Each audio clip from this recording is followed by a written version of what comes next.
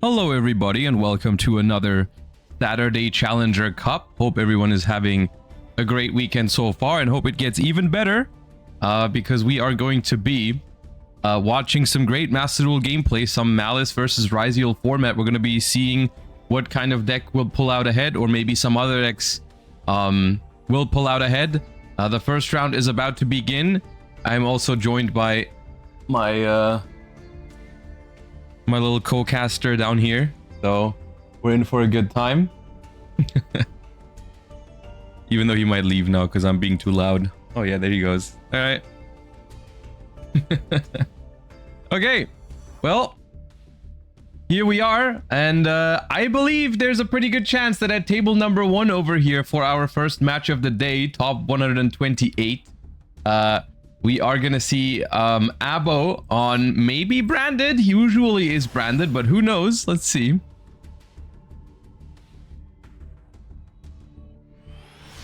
Let us see.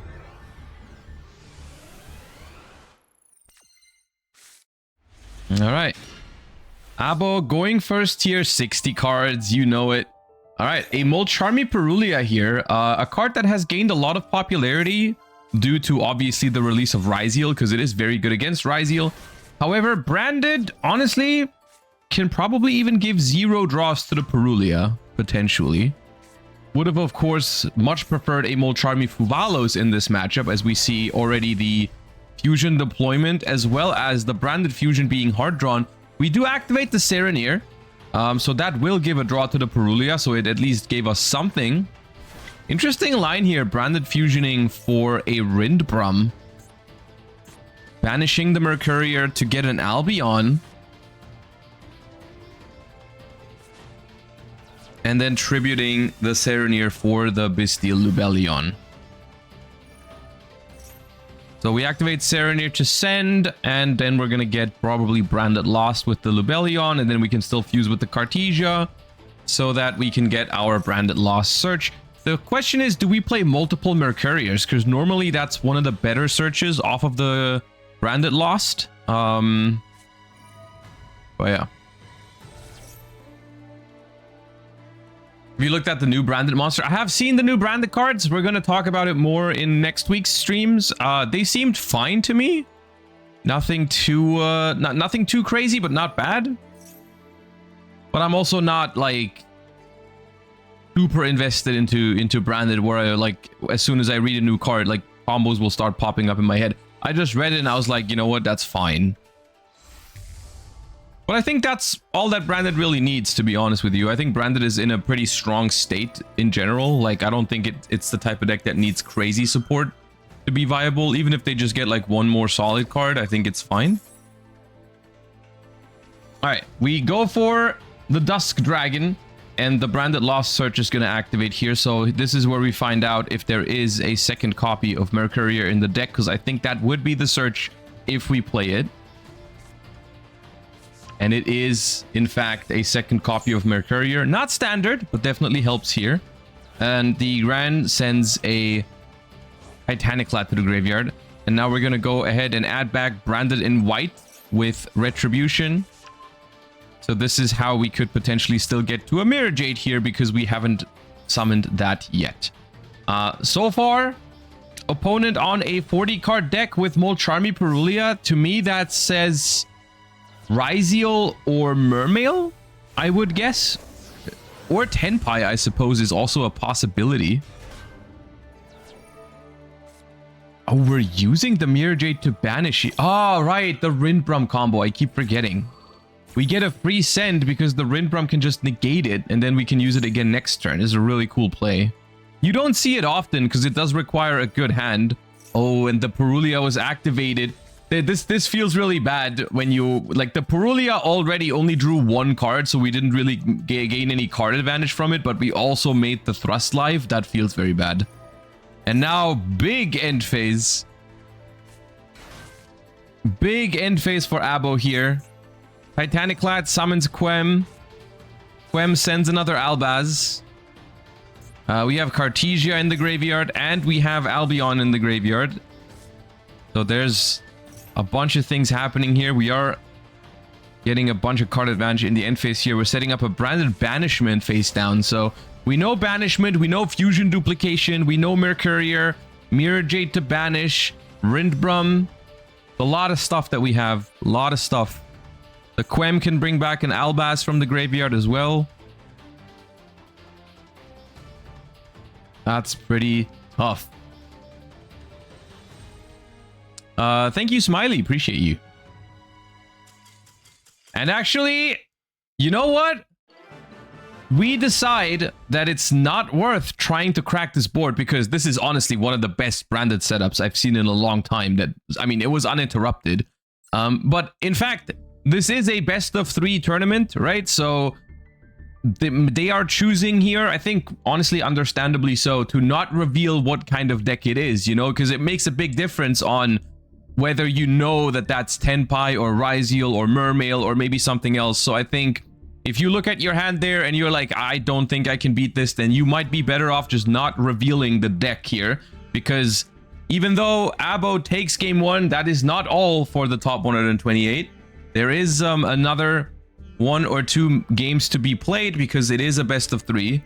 So for now, Abo just ahead for 1 game with very little information on what the opponent is playing. So that's something. And of course now, Totally is able to decide first or second. So we'll see about that.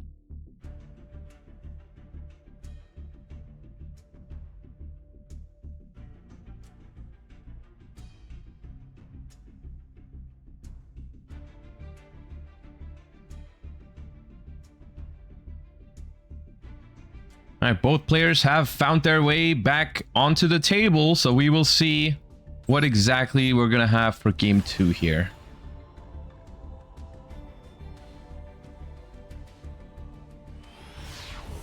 Is this Challenger Cup in Synchro Cup? No, this is just a regular Challenger Cup format. Which, why would you care about this format, Judeo, right? Why would you not be super into the Synchro Cup with Worlds coming up in like 2 weeks? Understandably, you're grinding the Synchro Cup. Okay, and it is Memento here from Totally.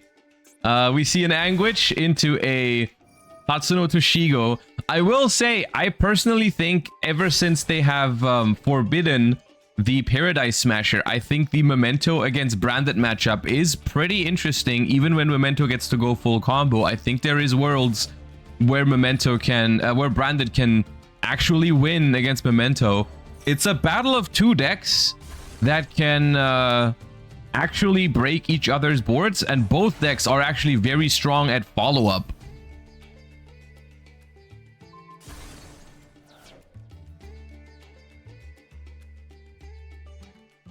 Top 10 of the Synchro Cup is 5 Worlds competitors. That is funny. I think that's funny.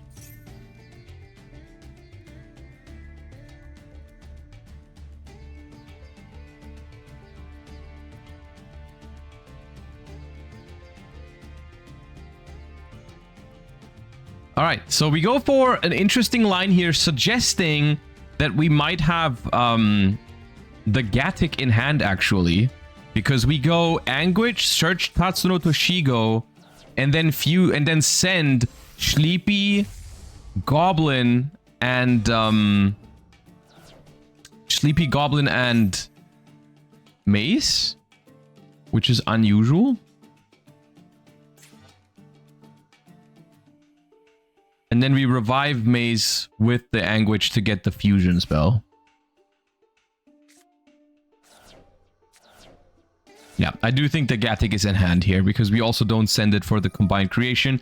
We're going to use the combined creation here to search for the field spell. And then presumably we're going to continue by activating the field spell and then banishing Memento and Fusion from the graveyard, which is going to trigger a bunch of effects.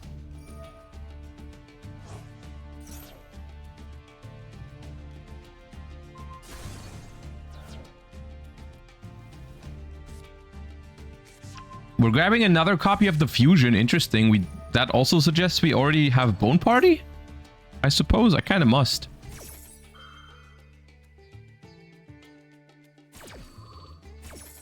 So Akihiron returns, as well as something off of the field spell. Probably Darkblade. Or Gathic from hand. There it is. Okay. Sure. Gathic from hand.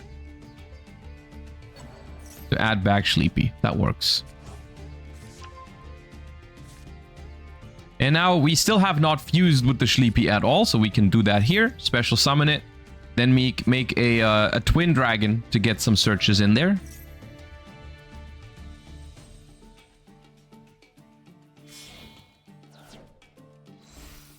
Now, interestingly enough, because this combo was done in a weird way, because we drew the Gathic can actually still come back here because we haven't summoned it with its own effect yet. So when Sleepy fuses it away, it is sent to the graveyard by a monster effect. So it is going to return here. Now, of course, all of this, Memento gets to basically do whatever it wants right now, which is pretty good. However, Branded has always been more of a board-breaking deck anyways, with like cards like Droplet, Super Poly, Triple Tactics Thrust, and so on and so forth. So Memento, like I said earlier, without the Paradise Smasher, there is a lot of ways how this could still go Branded's way if the hand is good. Because it's really tough. Like Memento's end board is going to be breakable for Branded no matter what if they just draw the right cards. Like it's looking like we're gonna go for something like SP Little Knight plus Combined Creation, which is something that they could play into potentially.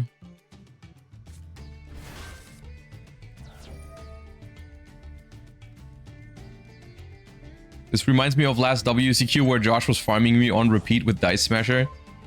I mean, that's what Dice Smasher was good for. Didn't you win one game after I Paradise Smashered you? I feel like I lost the game to someone. I definitely lost a game to Branded after I resolved Paradise Smasher, and I won the flip even. But like, I don't know if that was you. But it was, I think it was.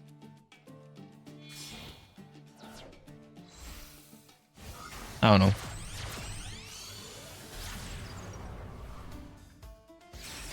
It was like there was definitely some super poly involved to like clear my board, and you somehow had like crazy plays on my next turn. I don't remember exactly what happened, but yeah, I remember losing one game after I even resolved the Smasher.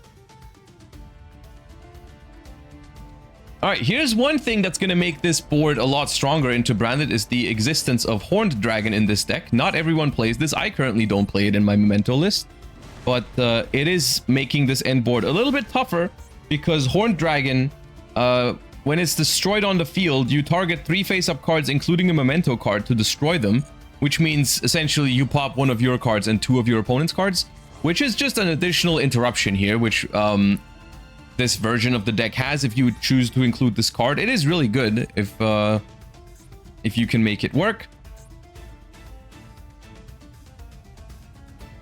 And now we're gonna see how good this hand is going second. And another big factor is also what other cards does Memento have here? Did we find an Ash Blossom, for example? That could help a lot.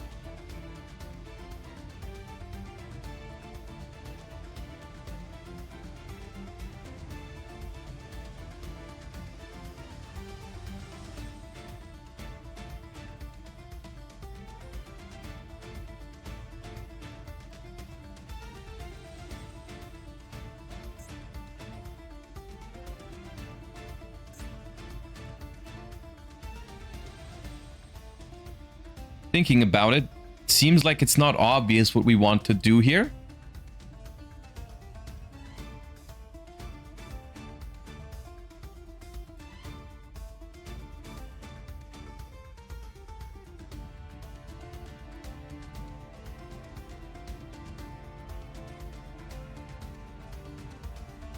Even if we have super poly, we might not want to use it yet because we can super poly the SP and the horned dragon, I guess, into a mud dragon. But maybe that's not what we care about the most, because then you would also activate the combined creation immediately with that super poly to bring something back. Taking their time to think, but that's fine. I mean, honestly, with Branded, this is a risky move because eventually you might need that time later if you actually get into a grind game, which I honestly don't see this going any other way. I feel like this has to end up in some sort of grindy game state because otherwise, I mean, I don't think it can be a blowout in either direction here. Normal summon Cartesia, not the most pressure, to be honest with you. We're chaining SP Little Knight here. I don't mind it. I think it's fine. To try and banish the Cartesia just to force the opponent to fuse into something that isn't Dusk Dragon, and that is successful. That is going to banish the Cartesia. The Cartesia is still going to resolve, of course. Fuse another Cartesia from hand. Okay, nice. We had another Cartesia and a Tragedy. So we're going to get both of these effects here. We're going to activate Tragedy. We're going to activate the Dusk... Oh, we're not going to activate Tragedy. We're not going to activate Tragedy. Okay, we want to save it for the reset effect, potentially. Interesting. Dusk Dragon is going to activate, though. And then the combined creation... I always mix up Creation King, Combined Creation. The Combined Creation brings back the Creation King. Now... I like this because this gives you Branded Fusion access, right? And the Tragedy search is not that valuable when you've already normal summoned, because Tragedy only searches normal summons in these builds nowadays, right? It only searches Aluber or Quem, which both are normal summons. So instead of using the Tragedy here to search, we are keeping the effect open, which means that after this Dusk Dragon sends, let's say, a Serenir or an Albion, we can send Branded Fusion to the graveyard and then get it back with Tragedy. However, Tragedy sets the card onto the field, meaning that we can pop it with the Creation King or the Horned Dragon. Oh no, this targets face-up cards. Never mind, but the Creation King can. Okay, we also activate the Granguignol's trigger effect because the Creation King was special summoned. We can tag out into a Despia. But we also have Called by the Grave for the Serenir. Okay. So Called by the Grave, a very strong card against Branded. It's definitely going to be annoying here because we certainly wanted a Branded spell trap in the graveyard to be able to set it with Tragedy.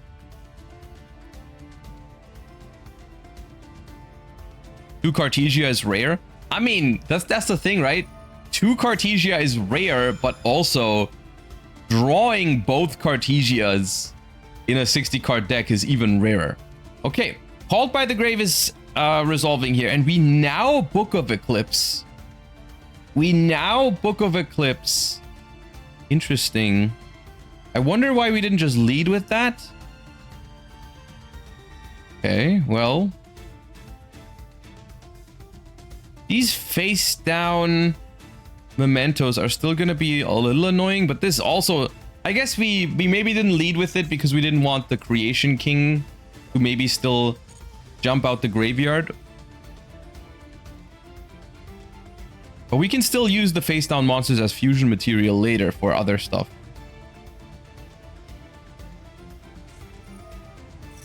Wait, we chain Memento Fusion to Book of Eclipse, but now whatever you summon is going to be set face down. As well as chaining, we're going all the way out. Okay. But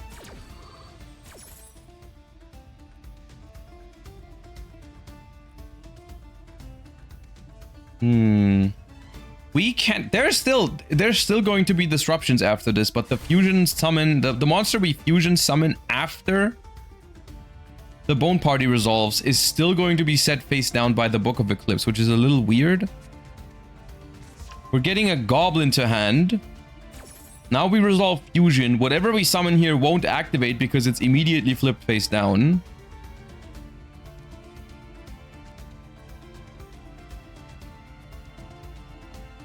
But that's tough. Using Horned Dragon, shuffling the Creation King back into the deck because usually you only play 2 copies. Summoning a Dragostapelia, but it's flipped face down. So, like, I think we should have just chained the Bone Party, maybe, if it was our only memento names for face up on the field. And then we can just use this on a new chain.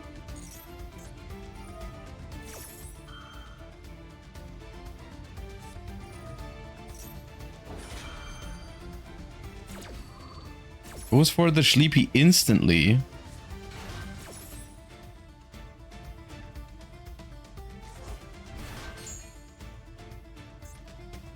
I feel like we're being a little too impatient with our responses here with Memento. I feel like we could have done a lot of this a little bit later. Because Sleepy is an on-summon effect, you have to use it now. Which is before you even want to destroy with the Creation King, right? Because the Tragedy hasn't even set the Branded Fusion yet. Like, if you summon, yes, we can summon Creation King here, but Creation King, you don't want to pop with it yet. So, like, if they have, let's say, a Talents now to take it, you can't interact with the Branded Fusion. We should have used the Sleepy after they set the Branded Fusion so we can immediately get rid of it. I think.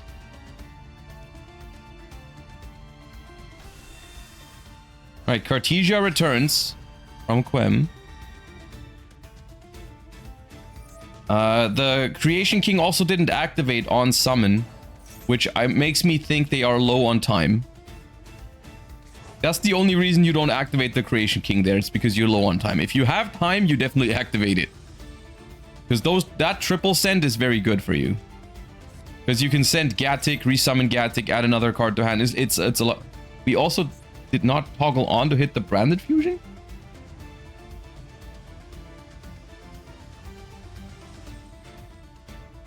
Okay. I think we might be looking at something that is one of the bigger problems with Memento is I think this is a timer issue.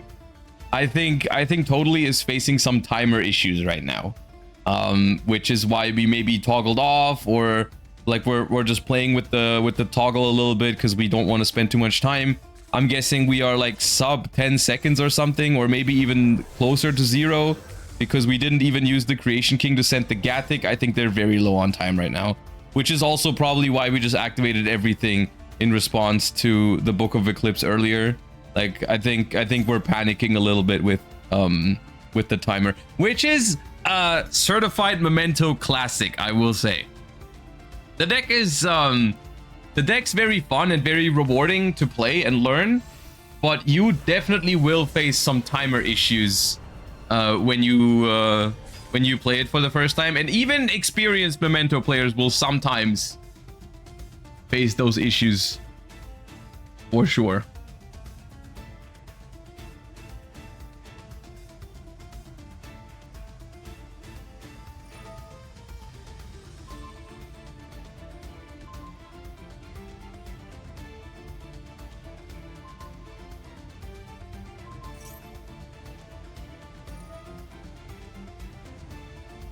This end phase is about to go crazy.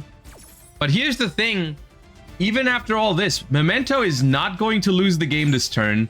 And Memento has good follow-up here. Unironically, good follow-up.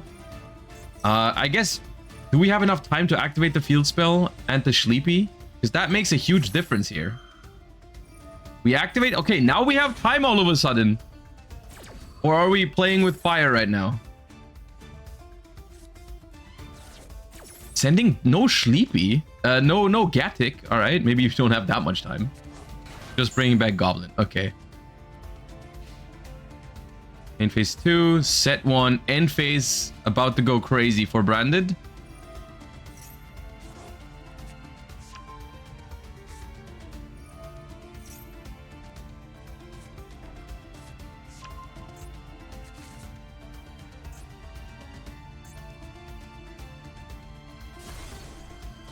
Mirror Jade destroys. Book of Eclipse doesn't flip anything up. SP returns, but so does Cartesia.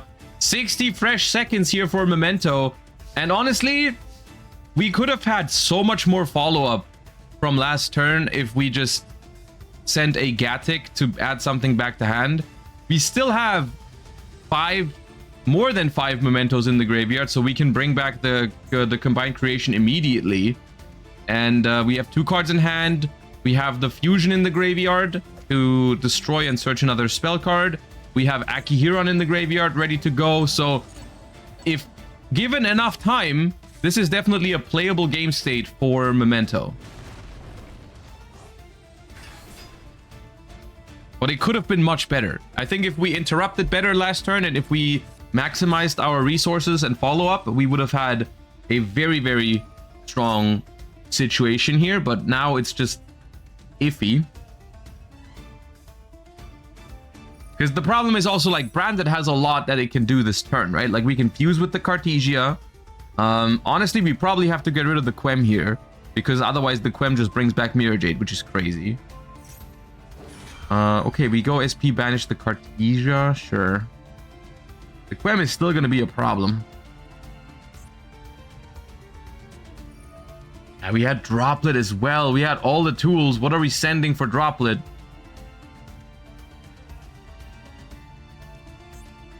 The card in hand is just another Cartesia as well. So, like, yeah. Oh, we sent Branded in red. Okay. Sending Branded in red and another Cartesia from the field to also get rid of the... Ah, okay. And now we just fuse these two. Yeah, this is going to be tough. This is going to be tough. These two fuse into a Gran. And then the Quem brings back Mirror Jade. I still think with enough time, Memento can do this. Memento can do this. The Mirror Jade comes back. This is negated. But with the Fusion spell in Graveyard, Fusion adding you another Fusion, like, this is 100% playable. And even if the Mirror Jade banishes the Combined Creation, we can still add it back with Akihiron from the banished pile. So this definitely can work, because now we add Bone Party and now the field spell activates, Akihiron activates. Like, I think this deck is fine right now. Most likely. There's no card in hand, so even Quem reviving a Albaz cannot threaten anything at the moment.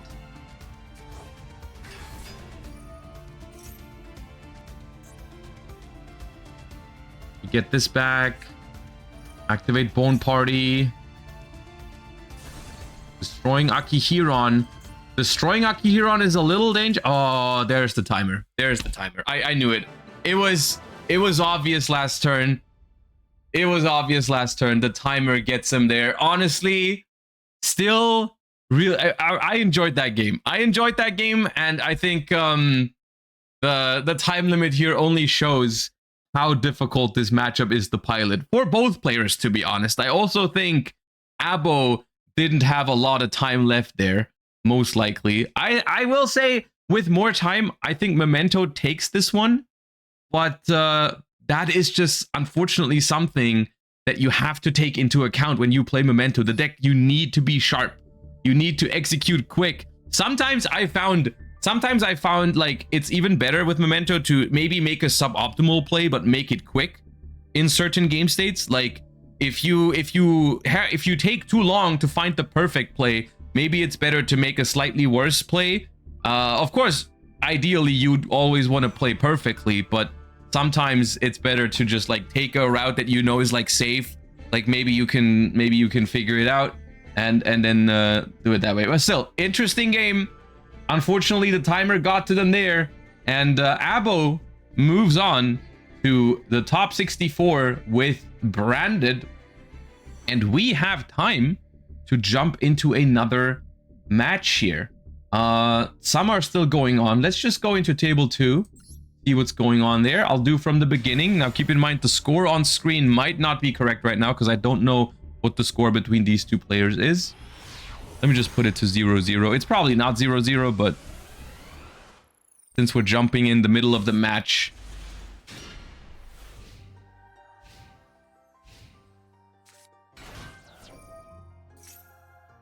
all right, we have our first Ryzeal of the day. Starting off with X Ryzeal sending duo drive, searching sword. Sword searches ice. And now there's a Molcharmi Fuvalos on resolve. Ash Blossom is being chained to that. So no Fuvalos for you.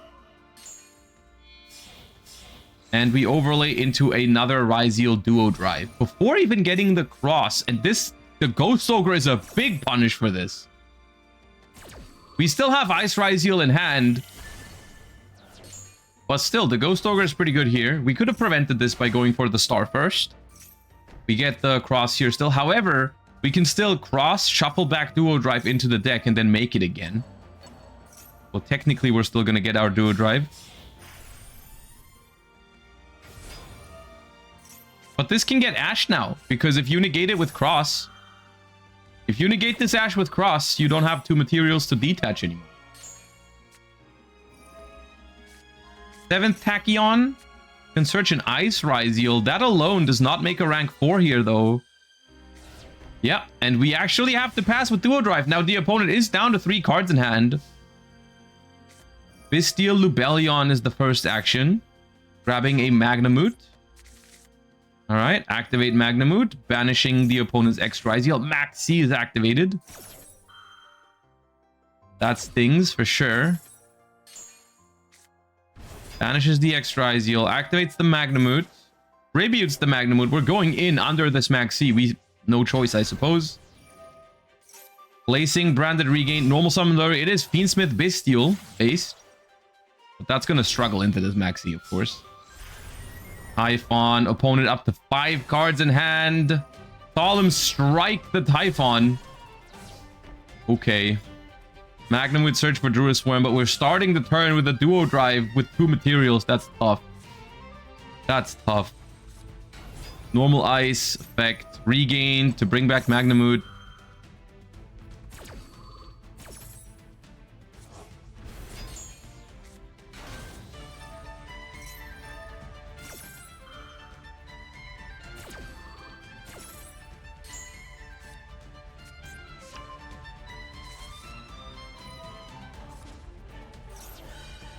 Cross negates the duo the Requiem.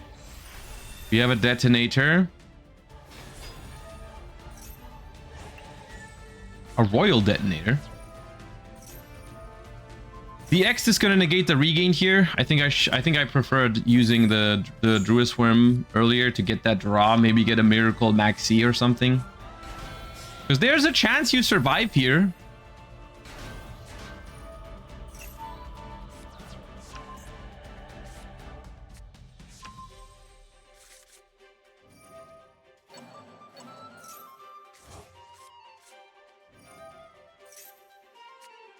Nemesis Flag. Uh-oh. Uh-oh. Uh-oh. What are you up to?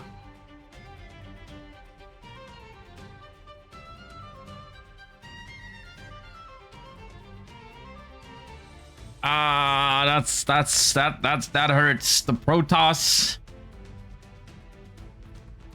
Based on the cards that we're seeing here, I do assume that this is not the first game of the match, because we see some very, like, the Bystial Fiendsmith deck is a deck that a lot of players have as their secondary deck to, after they win a game, they bring it because they assume the opponent is going to pick first and the deck is decent at going second. On the other hand, this Ryzeal list seems like a build that they specifically brought to this tournament for when they know they can go first, right? Like, we see the Solemn cards in there.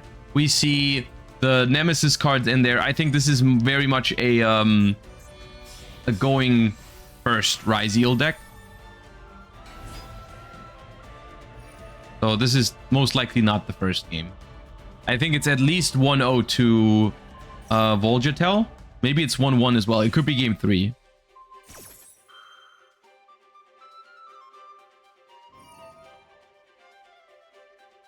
It could be game 3. In which case, if it is game 3, that's bad news for Volgetel, because I don't think... I know my Bestial Fiendsmith, and I don't think this game is one for you to win at this point. I mean, you're going to survive this turn, but look at that card advantage for Ryzeal over there.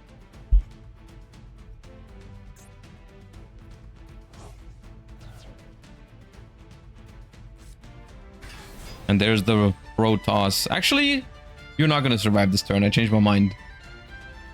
Alright, you have to chain Druisworm here. Yeah, you're going to survive, but like...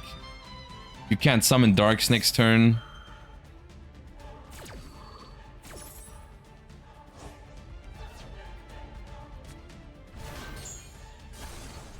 So these 2 Darks will be destroyed. Druisworm can send Detonator. But they have plugins still. Yeah, no, you don't survive this turn. No. You have to send the Protoss. Because if you send the Detonator, it just gets plug-ined back, right? Ah, but if they plug in... Yeah, no, they... It's tough.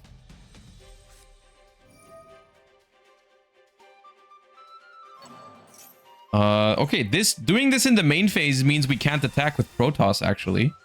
Because Ryzeal plugin... A lot of people tend to forget this, but Ryzeal plugin says also you cannot declare attacks for the rest of this turn except with rank 4 exceeds. So we could have gone battle phase, attacked with Protoss, and then used plugin, and then it was game, but now the Protoss can't attack. So we're gonna have to give another turn. Obviously, the extra turn is unlikely to matter here for the Bestial Fiendsmith, but we would have... I mean, it's always better to win the game immediately if you can. We're getting a Bestial in the end phase, but that's not gonna help much.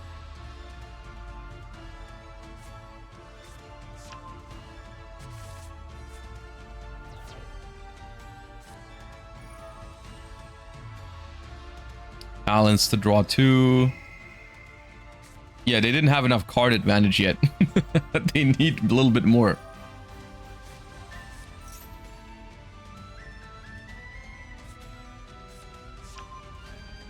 Star Ryzeal. Oh yeah, we can set the trap as well. Okay, at this point, it's getting a bit unreasonable. You're super winning. Well, I guess. Yep. Plasma hole. Set one more. Set one more. Set one more. Okay. Okay, dude. All right. Magnamut. What do you think wins? A Magnamut search or this? Like whatever's going on over here.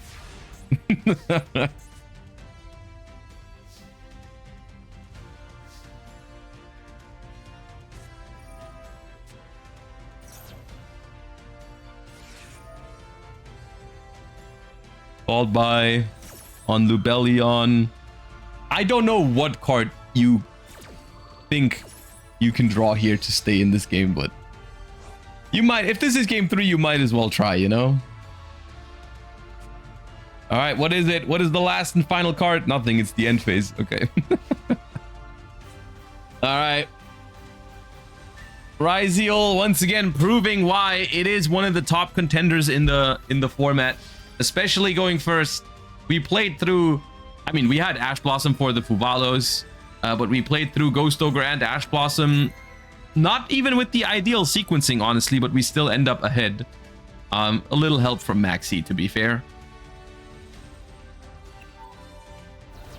A little help from Maxi. And the Detonator goes in for game here. Now, I don't know if this was game 2 or game 3. So it might be too early to congratulate Zulibo for making top 64, because there might be another game here. We'll see if they return to the table in a second, I suppose. Let me check how long we have left in the meantime. Timer. The timer is down to 5 minutes, so this may have been game 3, actually. Time flies sometimes when I'm just watching these games. I guess I can check, maybe. Zulibo versus Volgetel. There's a win for Volgetel. It was game 3. It was game 3. Zulibo is advancing into the top 64. Well played.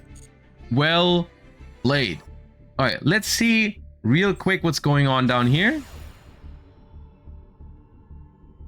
I'm just going to put the score to 1-1 because I assume this is game 3 by now.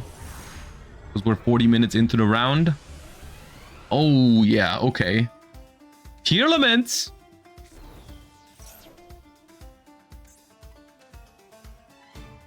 We get a small glimpse at Tearlaments.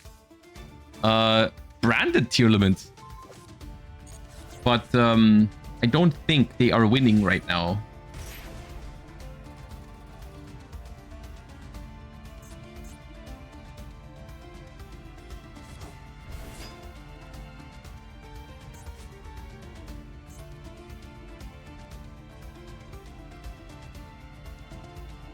Yeah.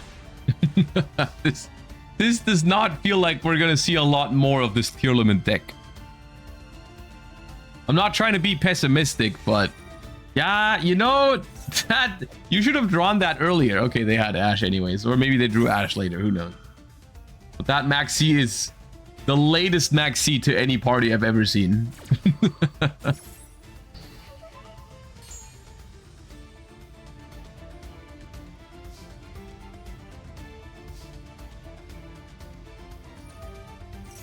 White Binder to set. They have a response. So like a Tearlament's Kashtira, a Bestial, something of that nature. But White Rabbit goes to attack mode. And I think if we end the main phase here, you're already forced to do the Tearlament's Kashtira. Otherwise, this is just game. And we are now in the battle phase. They still have the response window. But there's also like a Cryptor Banish that we can do.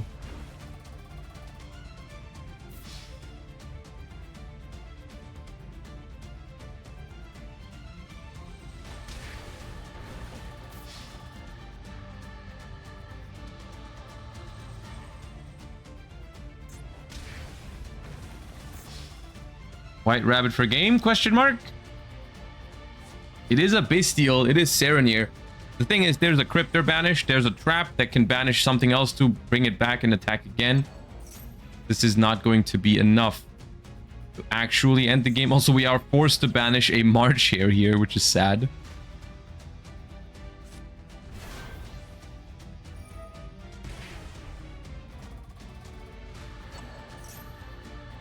And now we introduce Heart Scriptor to banish the Serenir and still attack for game. And Maliss once again proving that it is probably the strongest deck in Master Duel at the moment, especially when it goes first. Having a just eight cards in hand here when it's attacking for over 8,000 damage on turn 2. All right, and Maliss wins this one. All right, we are very low on time in our first round, the top 128. I hope everyone had fun in the first round. But we will be back with the top 64 for today's Challenger Cup very, very shortly. And hope everyone sticks around for that. Very small break. Shouldn't be very long because, once again, the round is almost in timeout already. So I'll see you guys in just a few minutes for the top 64. Don't go anywhere. And I'll see you soon.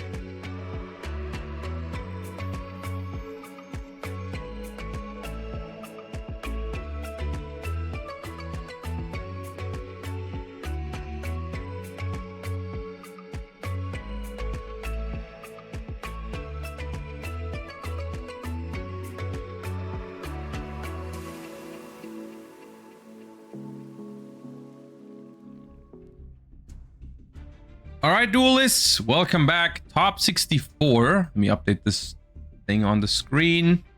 Top 64 is about to begin in the Saturday Challenger Cup, and our players are mostly ready to go. For the most part, they are. Let's jump into table 3, just because they're the ones that started first. We've got Niasco versus Earl GB.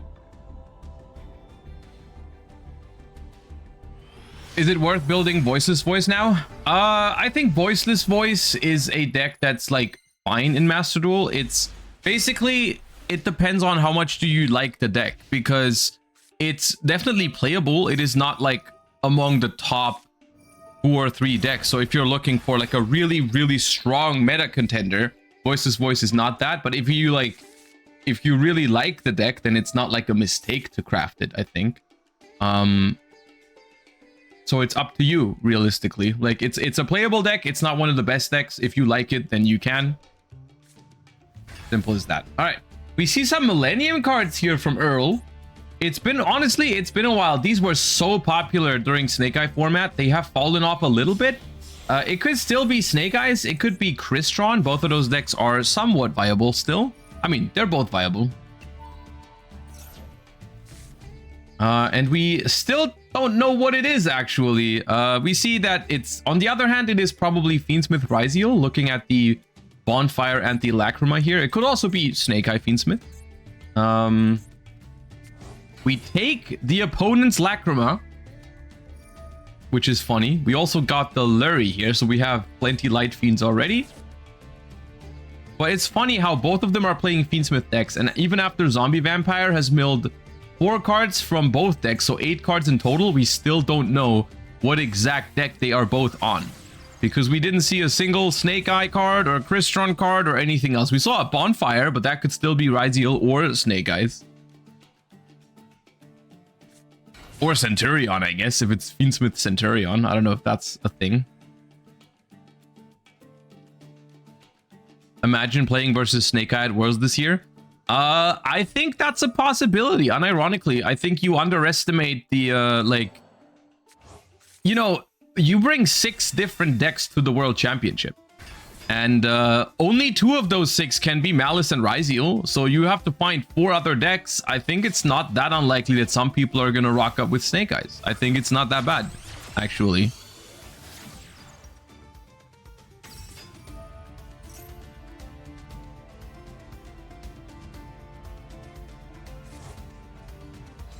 I guess the biggest problem with Snake Eyes in particular is that if you play Ryzeal and Snake Eyes, which deck do you give the Bonfire to? It is Snake Eyes, okay.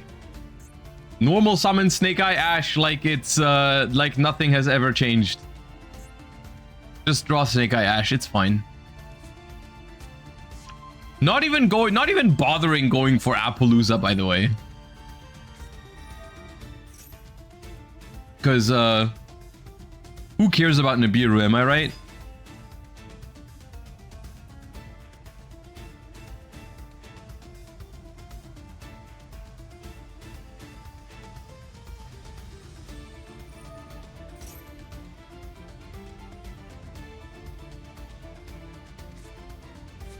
I mean, this end board is still about to go crazy, no? Like, you don't see a whole lot of Snake Eyes at the moment in ranked. But it's still, I mean, if it combos, it's still so strong.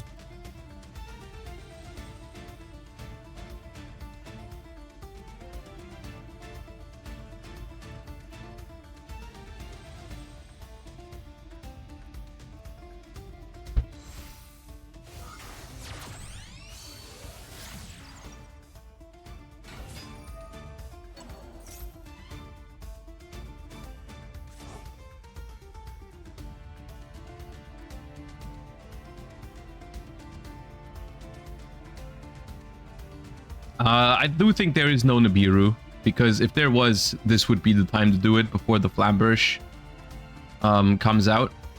So I don't think they have it.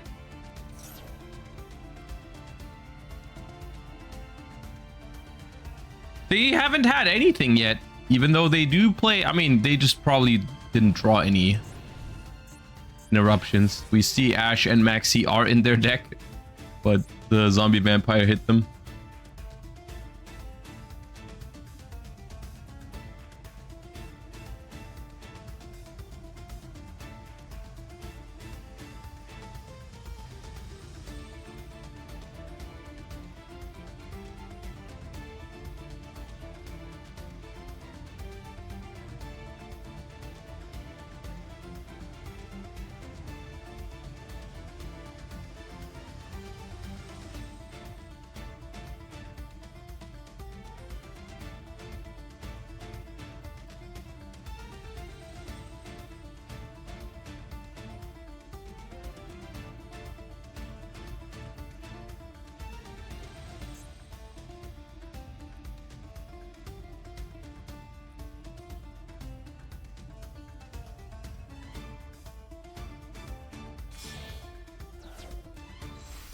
Big think. Huge think. Okay.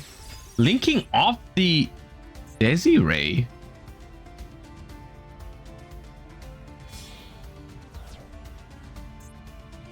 The Desiree? Into Agnum Day. Okay, hold up. Alright. Sure. Yes.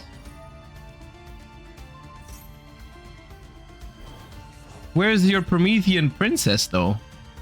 I guess you now link off these two into Promethean princess? Yeah, okay. Now we bring back 2 level 1s. Then the Promethean brings back Flamber's dragon. Then we can use Desiree to negate the princess. And then we can make Appaloosa. This is something we could have all done without linking off the Desiree, I suppose. But then we wouldn't have the Agnum Day equipped. Like, having the Agnum Day in rotation is kind of nice. Because... just because. We don't have Lacrima anyways to bring it back, so...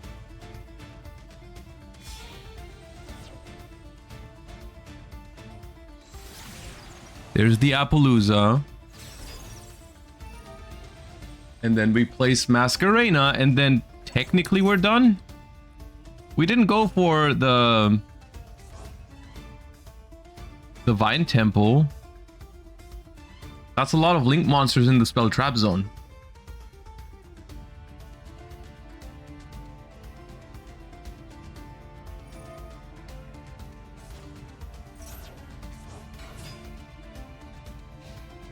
Okay, well, I mean, still as impressive as ever. Can we maybe do something about this? I mean, it is presumably a Ryzeal deck, so let's see. Maybe an X Ryzeal can help. We need a strong hand here for sure, but I honestly don't think it's impossible. We start with Fiendsmith Tract.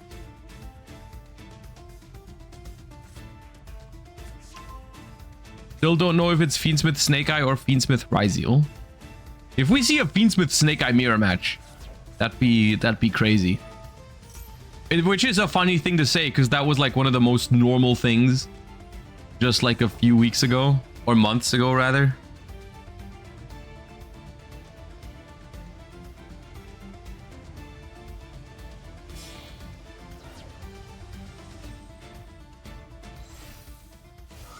Lurie goes into Requiem, trying to get that first Appaloosa negate out, I suppose.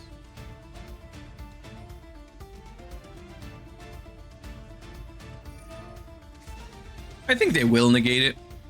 Yeah.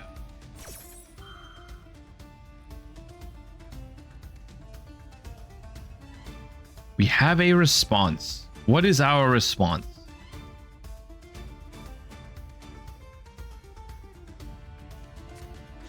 Called by the Grave. On Promethean Princess. What are we saying here? Are we representing a forbidden droplet? No. Just chaining the Called by. On the Promethean Princess, which is good. Having Called by here is good, but we still have to deal with one more Appaloosa, Desiree, as well as Flamber summoning out IP Masquerade. We do play some board breakers though. Triple Tactics Thrust gets ashed. We have Ash on top of all this. That's rough.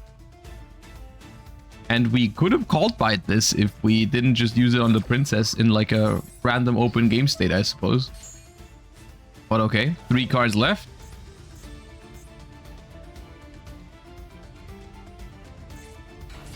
Node Ryzeal is not the normal summon you want to see. Out of all the Ryzeal names we could have summoned there, Node is by far the worst. Not the Node. Not the Node.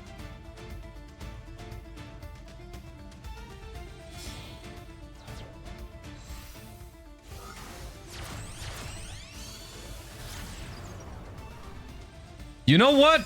With an X Ryzeal in hand, maybe this could have been possible. If we had like, I mean, we had Called by the Grave, we had Thrust, we had Fiendsmith Tract. If we had like X and Ice next to all of that, maybe, but not with Node Ryzeal. Node Ryzeal not known for its board-breaking capabilities, and Earl GB going first with Snake Eye Fiendsmith takes Ryzeal down in this first game, showing that the Snake Eye board is still nothing to scoff at. Still very powerful, of course, if it gets to combo. And just normal summon Snake Eye Ash, right? Not that difficult. It's a cool new Ryzeal deck you got there. It'd be a shame if I just normal summon Snake Eye Ash against it.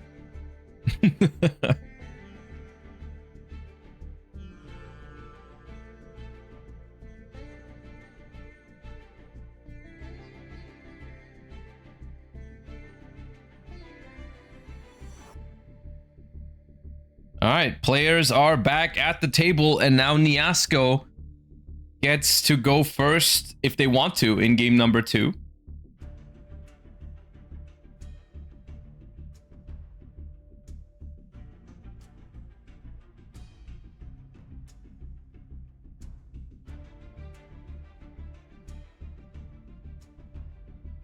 Any moment now.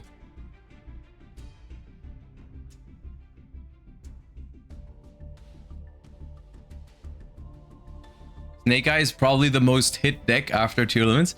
It'd be an interesting. Someone should make the math on that. Like, just check how many cards from individual archetypes are on the list. Maybe Snake Eyes is up there. I could imagine it. All right. Game 2, we start things off with a Molcharmy, which is a pretty good start, and it resolves as well. So Molcharmy Fuvalos is active. Do we have a deck that's good into that, or what? It's another Ryzeal.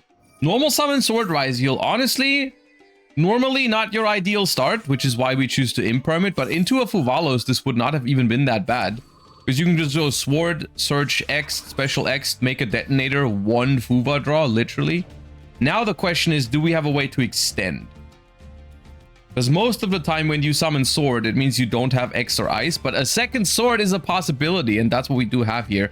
The question is, do we go for a detonator when we have nothing to attach? It would just be a 2-material detonator, or do we go for a Baguska?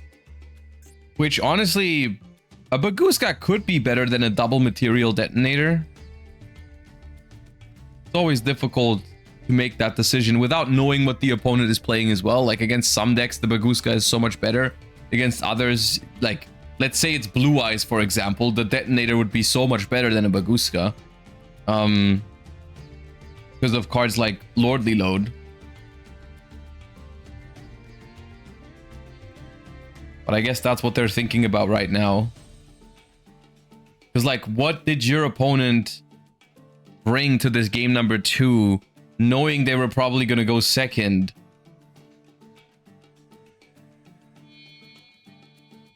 And the decision is...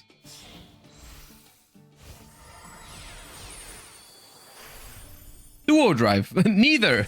It's Duo Drive and...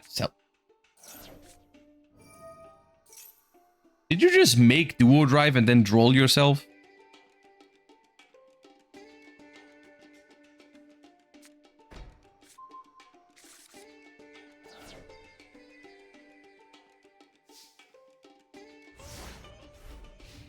I feel like we had a little bit of a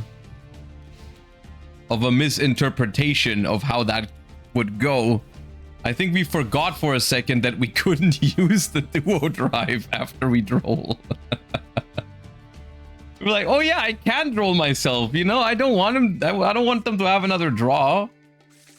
But we forgot that we just won't get the Duo Drive. And now they have a normal summon of Poplar, and it's actually Snake Eyes. You know, the Droll and Lockwood would have been, like, honestly, let's say we go for Detonator with Droll in hand and an Imperm face down. That's pretty good. But now, because we did what we did, we have the Duo Drive, which is no interruption, and we just discarded the Droll for fun. So we lost like 3 interruptions from that. But alas, Snake Eye Ash will send itself and the Linkaribo, summon out Flamberge.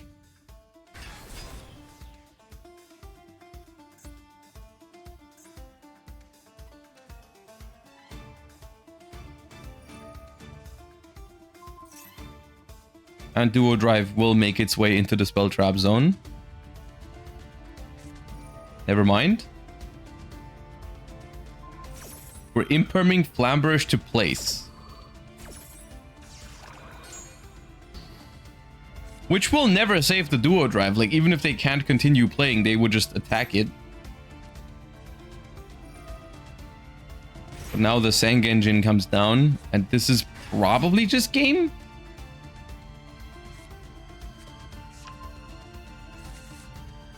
This Roland Lockbird would have been so good against this hand. It's a shame. That roll would have been so good.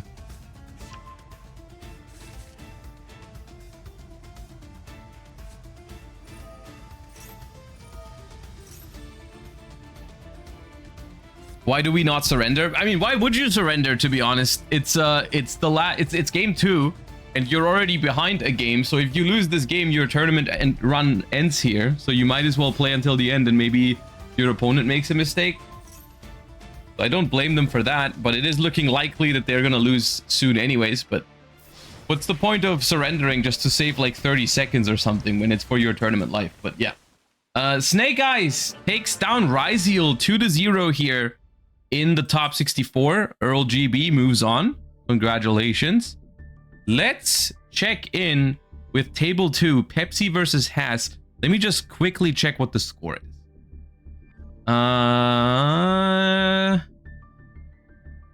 Pepsi has won a game already. Okay, so Pepsi's up 1-0.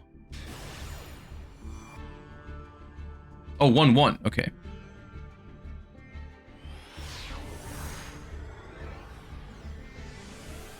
These games are quick. All right.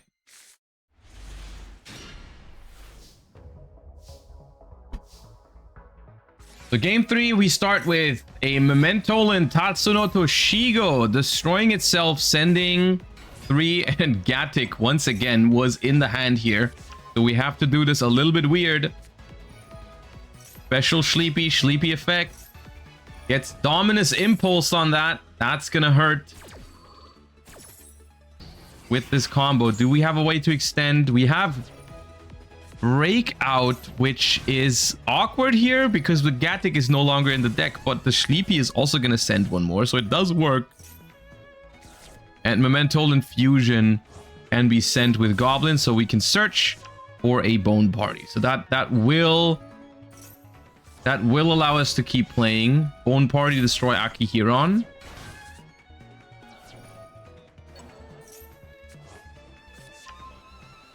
Adding back Fusion, activating Fusion. Gatic goes back into the deck is the most important thing here.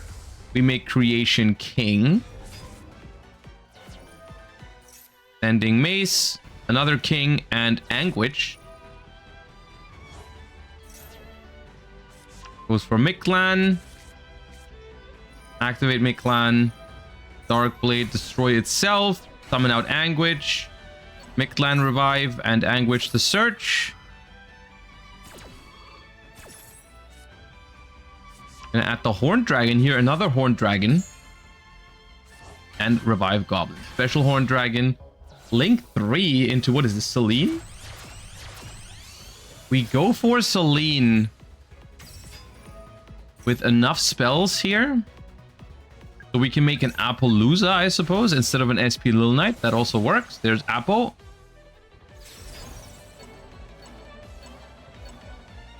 There's the Creation.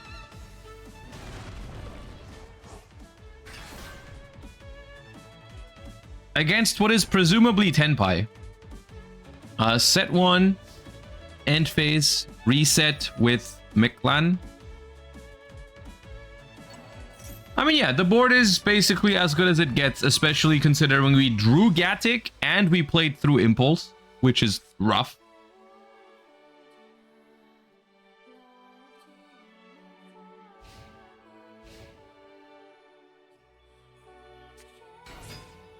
White Rabbit. It is not Tenpai. It was just Maliss.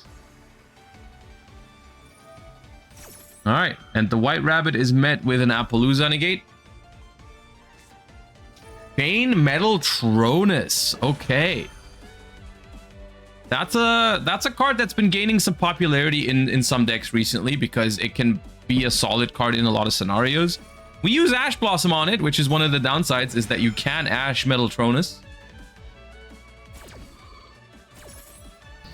So the Metal Tronus is negated, and so the Appaloosa will resolve and negate this White Rabbit. Now the Combined Creation activates to bring back Anguish from the graveyard and probably search for a Mace.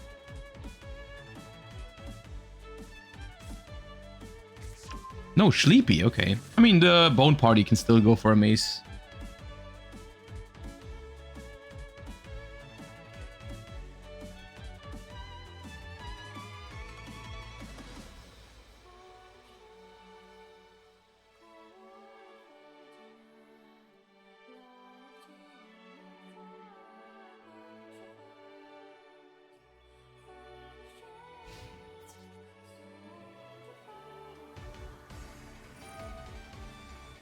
Choosing to protect the Appaloosa by destroying the Creation King. Yeah, and that's going to be enough. Sees the writing on the wall. The Memento board not breakable here for Maliss. Even though we drew that Metal Tronus, but they had the answer for it. So Has falls here in top 64. All right, let me check the timer. Yeah, we can get another game in. We can get another game in. Let's see what we have going on over here. Table number 9.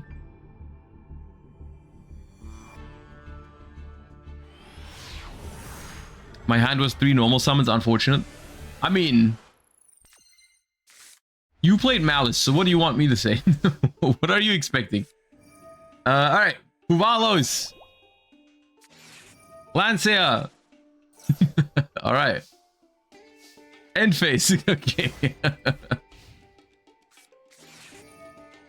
Maxi.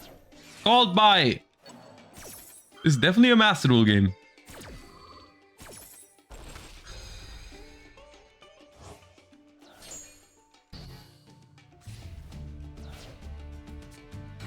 Ice. Imperm.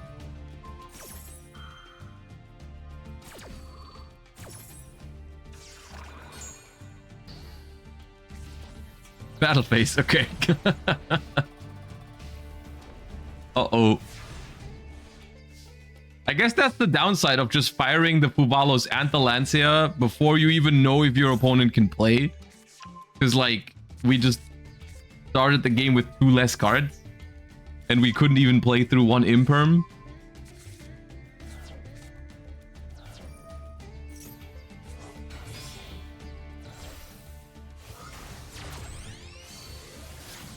And it is Fiendsmith, so the Lancea, funnily enough, the Lancea probably not even the reason why they didn't play on the first turn. It was more so the Puvalos.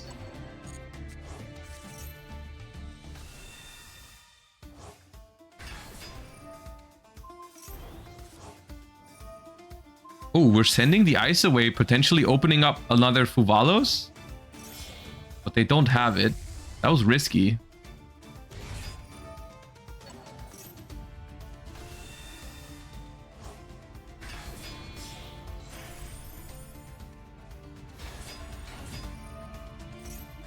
Fiendsmith, Ryzeal here, hitting the sword with a Veiler.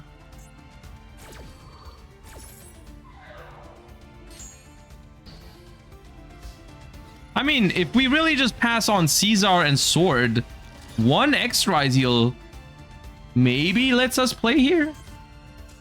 Nope, we don't have it. Okay. Okay.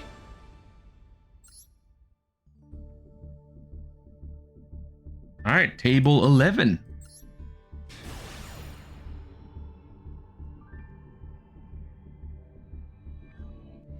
We haven't really seen many X Ryzeals going second today, or into boards.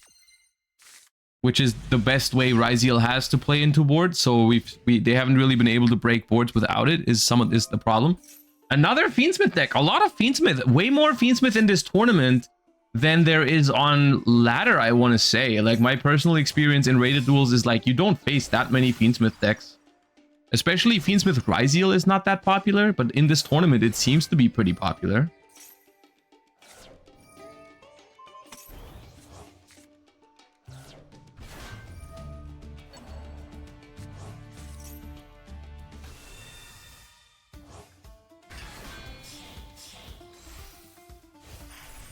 Go for Caesar here. Is it also Ryzeal? No, it's just... Okay, Caesar pass.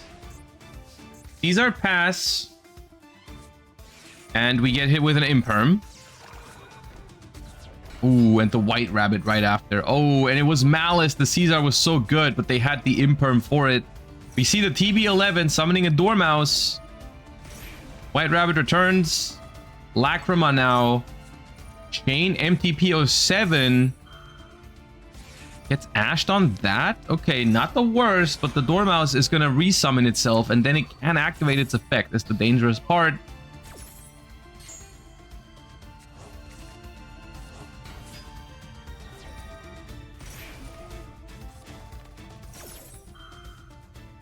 Honestly, if anything, I kind of like the Ash on the TB11, right?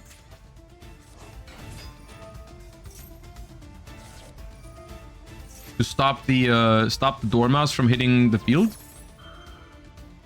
We have a Veiler here onto the Dormouse, though, potentially making things complicated for Maliss. But not if you just draw Underground. It's not that difficult. We're using Fiendsmith in Paradise here. Trying to hit the Chessy Cat. Yeah, but the Splash Mage or GWC could just bring it back. There it is. Hello, Chessy Cat.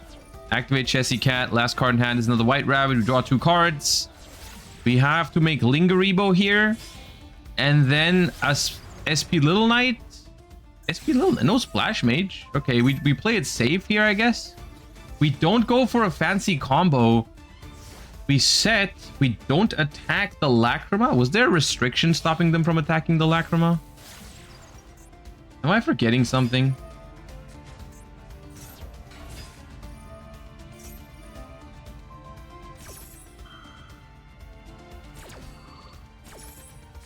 Alright. Fiendsmith control. Doing some controlling here. Fiendsmith crack.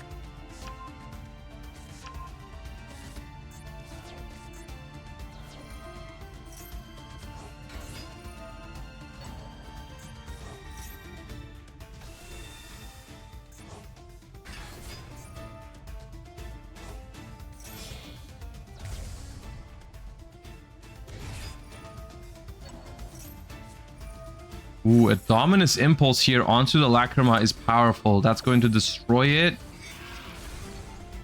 The big question here is, does Maliss have follow-up? Because as of now, we don't know at all, but one singular banish from the graveyard is going to basically let them do anything. We have 2 Bestials here, however, making Typhon to attack for as much damage as possible. This is going to put Maliss on, I think that's 500. We could have used Typhon to get the Bestial back into the hand. I think that could have been interesting. 500 is not a lot for Maliss. We can only activate one of the small Maliss names. And since GWC is in the graveyard, we might have trouble getting all the way. I mean, we have a Link 2 on the board already, though. So a way this could go is you could make Whitebinder. The problem is if you make Whitebinder and they banish it for Baldrake, you can't bring it back. You don't have enough life point.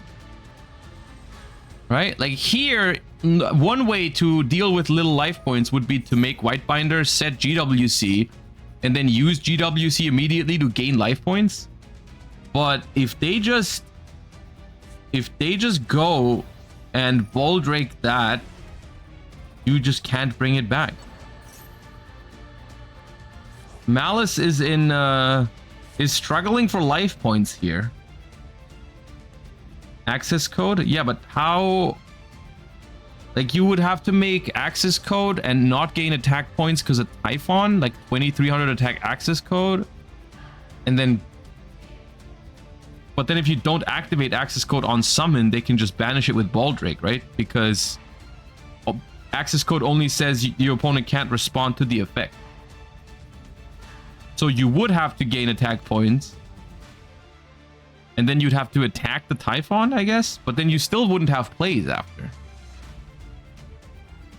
You'd have an access code though, but the Fiendsmith follow-up is there, so...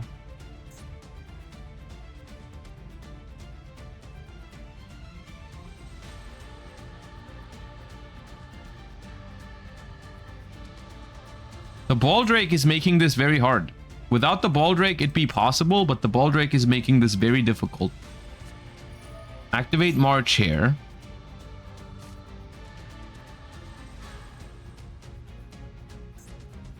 Whatever we banish here, we cannot bring back. We just banish MTP07.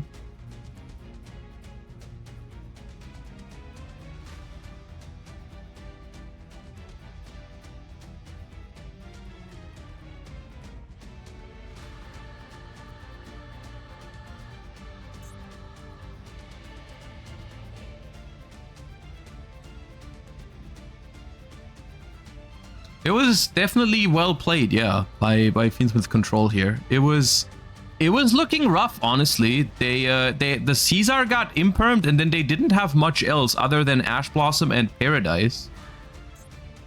So it was definitely, and Valor, I guess. Yeah, the Valor was there too. What was it? Valor, Ash, Paradise. A decent amount of interruptions, and it's still a decently close game. Does Cerberus work? I mean, Cerberus... If they play Cerberus... you could draw a card off of it because it can be co-linked to the SP Little Knight. So maybe you can draw something like a miracle way to go back into the game. But like, at the moment, even if you make Cerberus, that would get banished by the Baldrake. So you wouldn't have any link material left other than the SP.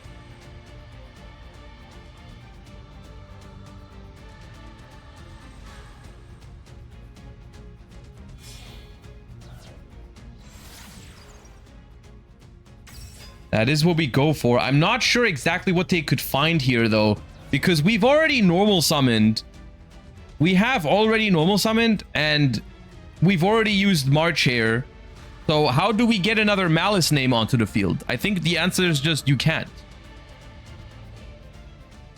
I think the answer is you just cannot get another Maliss name onto the field here. Field spell? We have no life points for the field spell. We have no life points to, like, convert the field spell into a Maliss name. Had Chessie in hand, summoned Mouse anyways. There was a Chessie in hand. Did we potentially add that back with March here? No. Yeah, I think that probably was just a normal summon Chessie cat moment.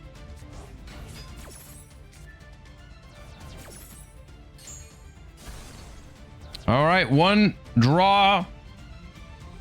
Maybe Talon's Take, but then we still can't make a Malice Link 3.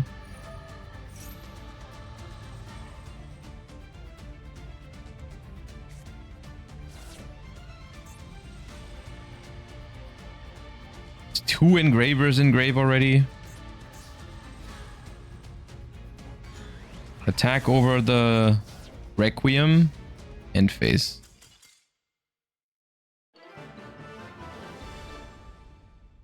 Okay, they lost a time limit right there, but I'm pretty sure they lose that regardless. I don't think this one mattered. I don't think this one mattered. I think they just took a little bit too much time to figure out how to win in that situation, and they just didn't really find a way. But okay, Malice goes down to Fiendsmith control. Big fan of the Fiendsmith deck, of course, so I enjoyed that one. All right. And with that, I think our top 64 comes to a close. Don't see any. Is there another? No. Okay. We should be starting with the top 32 soon-ish. And hope you guys are enjoying the Challenger Cup so far. thank you for spending your Saturday with me watching some Yu-Gi-Oh games. So I hope you'll stick around for the top 32. I'll see you in a few minutes. Just gonna go on a short break, get me some water, maybe get me some food, and then we will enjoy the top 32 together soon. See you guys in a bit.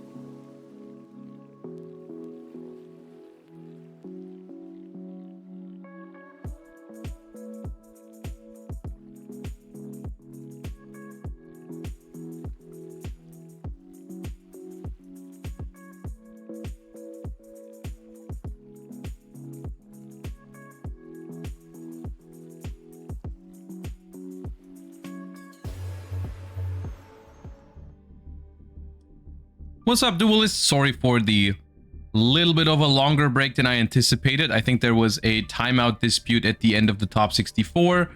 It's been handled now. The next round has been posted and will start in less than 2 minutes. So we're back now after the top 64 has been finished, and we are headed into the top 32. 32 players remain.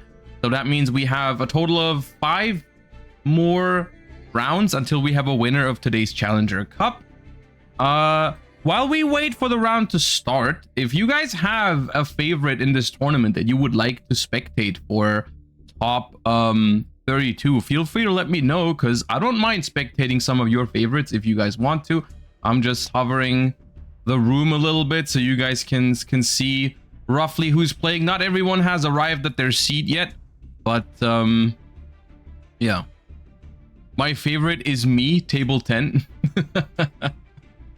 Yeah, we could do table 10. I don't mind. Gengi versus Chris. That's fine with me. Is the Josh guy still in? Nah, the Josh guy never does well in the Josh Challenger Cups. I've never seen Josh win a game in a Josh Challenger Cup. Actually, it's kind of cursed.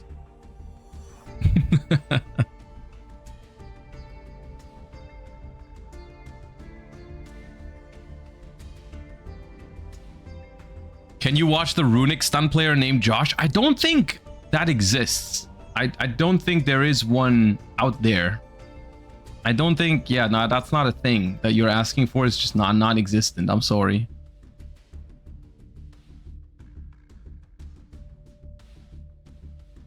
All right.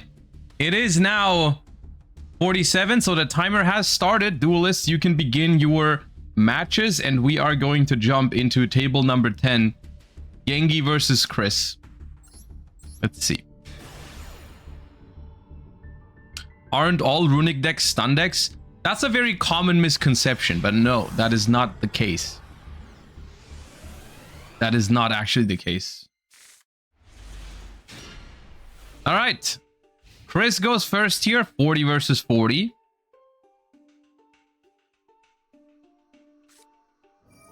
Activates the Memento Field spell, not an ideal draw. Can work though in some hands, you know. Usually you like to get it for free, but it works here. Ash Blossom on Bone Party is pretty strong here, I would say, because most of the time, if you have a good play already, you don't start with Bone Party. Usually, if you can play, you keep the Bone Party to dodge something like Effect Veiler. So starting with Bone Party is not a sign of strength, and we see it here. Set 2 and pass. We now know that the last card in hand is a Memento name because the Bone Party was able to be activated. However, because we do the field spell here, we actually get the Bone Party back, potentially allowing for some plays on the opponent's turn in some ways. There's a normal summon of Dormouse. Activate Bone Party again. Resolving it this time around. What's the one in hand? Oh, it was just Combined Creation. Okay, we drew Combined Creation. We special summon Anguish here.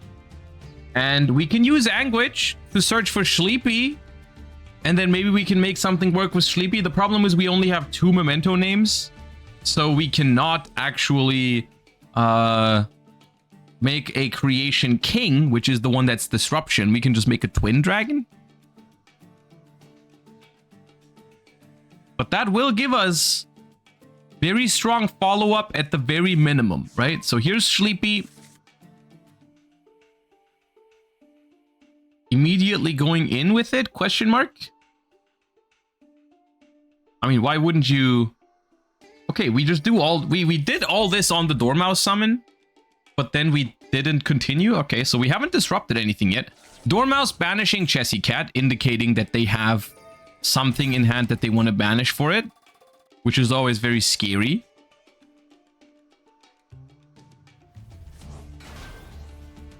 A Super Poly here could be pretty good,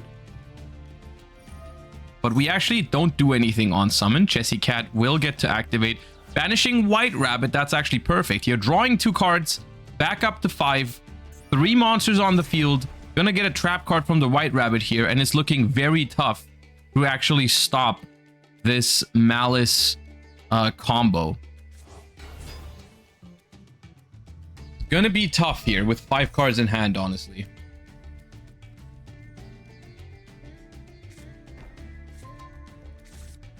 Setting GWC into a column where it could be an imperm, interestingly enough. Next step, probably a link decoder, and then we're gonna see a first link 3 of the game.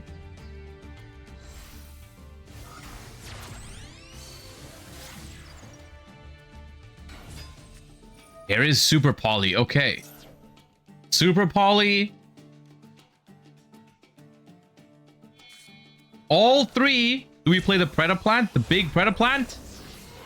We do Predaplant. Alright, I'll say the name. Trifioverutum.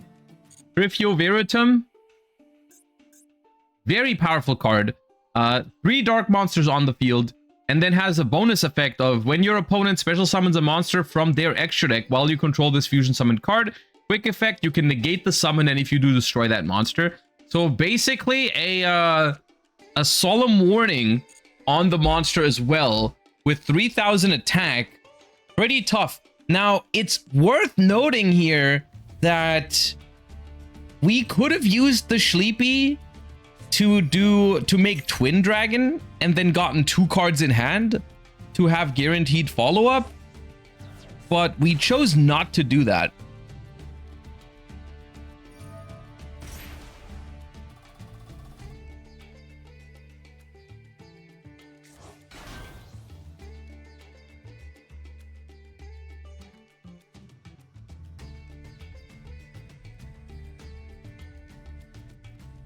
Here's Dormouse after the March here. The problem is, you go Splash Mage now.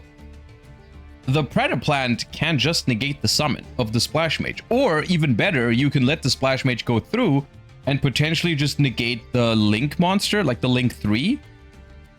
Which, honestly, negating the summon of a Maliss Link monster, and we can't play through this. But the thing is, Memento does not have guaranteed follow-up here because we didn't go for the Twin Dragon.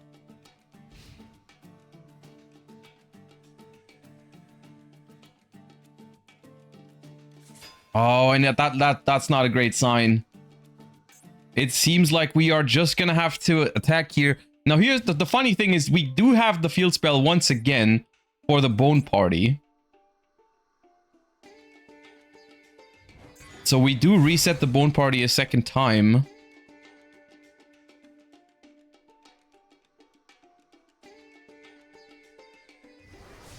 But we do no damage here. We do no damage. And in the end phase, we get the Bone Party back. The Predaplant is not easy to play around, however. But GWC is already set. We know that. We're not using it in the end phase. Interesting. We're not using GWC in the end phase. New turn. 5 cards in hand. GWC already set. And the Predaplant ready to negate a special summon. And 3 set cards, one of which we know is a Bone Party.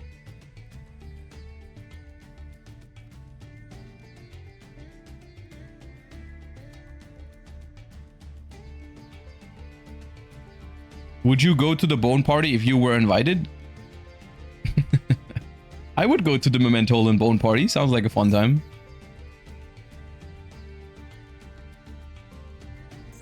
Alright. Maliss GWC is activated. Brings back Dormouse, which can then banish, let's say, a White Rabbit, or a March Hare, or a Chessy Cat, depending on what's in the hand as well, and whether this resolves or not. We chain Bone Party again. And this time, there's a Dominus Impulse chained on it. And this is crucial because... okay, Droplet. Okay, sure. Get some value out of Droplet here, negating the Dormouse. Sure. The thing is, Maliss just hasn't normal summoned yet. So there's potential more things to happen here. But, I guess... You don't resolve Bone Party. We don't resolve the Dormouse. Fair game. And now Maliss, 4 cards left in hand. Still has to play through that Predaplant though, which is pretty tough. Goes for a Link Disciple here. Interesting Link 1. Some people choose to play this over like a second copy of Lingaribo. In some builds you see 2 Lingaribos, but... Oh, okay. The Predaplant negates the Link Disciple. That seems kind of early. That seems very preemptive. Oh, Called By is nice. Called By is nice here onto the March here.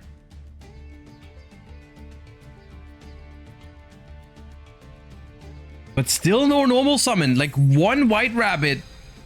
One White Rabbit could do it here.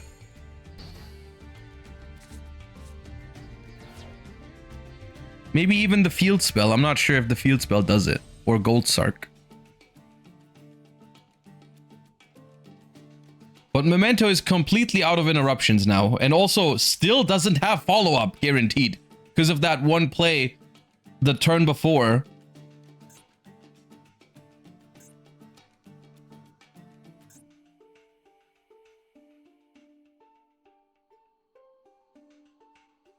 This is intense. Them thinking about it so long makes me think they don't have a guaranteed way to play. Or like if they had White Rabbit, we would have already done it, right? That would have been easy. If we had like White Rabbit or Chessy Cat or even Gold Sarcophagus or Field Spell, we probably would have done that by now.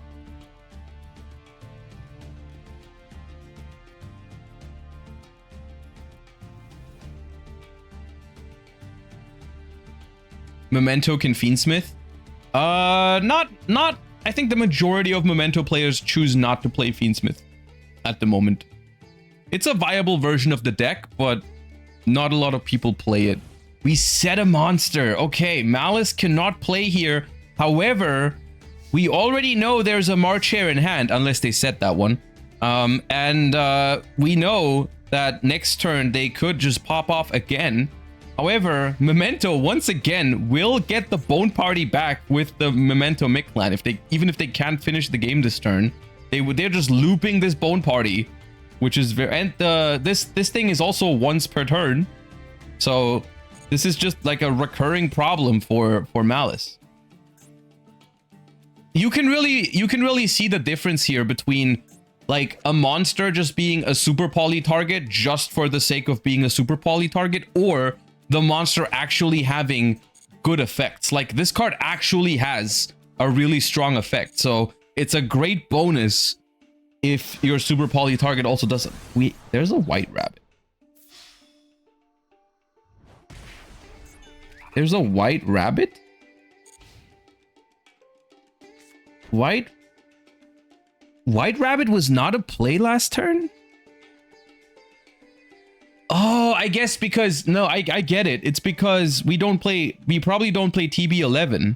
And GWC is already in the graveyard. Okay, yeah. Alright. I get that.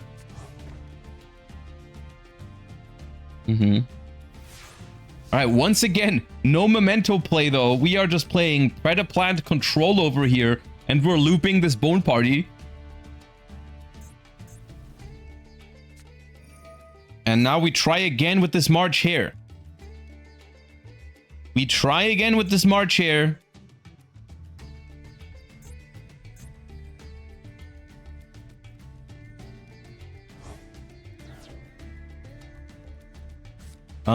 Banishing Chessy Cat, indicating that we have more Maliss in hand.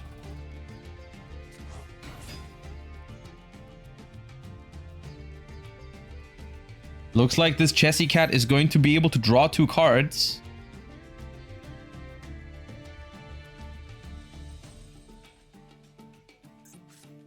Banishes a Dormouse, draws 2. The problem still is... Oh, another Called by the Grave. That is another problem. But like... The problem still is, how do you make a Link Summon happen? How do you Link Summon into this Predaplant? Like, which link do you... Like, basically, you have to make a link that they want to negate. but it's not that important that you can't play afterwards. Or you just have Imperm face down. Okay, that's good. The Imperm is definitely good here. Last set is Bone Party, which is not a disruption for Memento. So I think Maliss still has it. I think Maliss just has it now. This was a rough game because I think it was Memento's game to win, and they just like they didn't focus enough on creating follow-up is the problem. Like they just didn't they could have guaranteed a lot of follow-up with the Sleepy, but they didn't go for that. And here's the thing, right? Here's the thing. If they didn't want to use the Sleepy effect to fuse, then why did they search Sleepy with the Anguish? Because one thing they could have done is they could have searched, let's say, Mementolan Goblin or Mementolan Mace, because if those were in the graveyard instead of the Sleepy, we could have gone Anguish, revived those, and then actually combo on multiple occasions. So searching the Sleepy there, if you're not going to use it, was basically just throwing away your follow-up for, and they just didn't draw a play for the next 3 or 4 turns.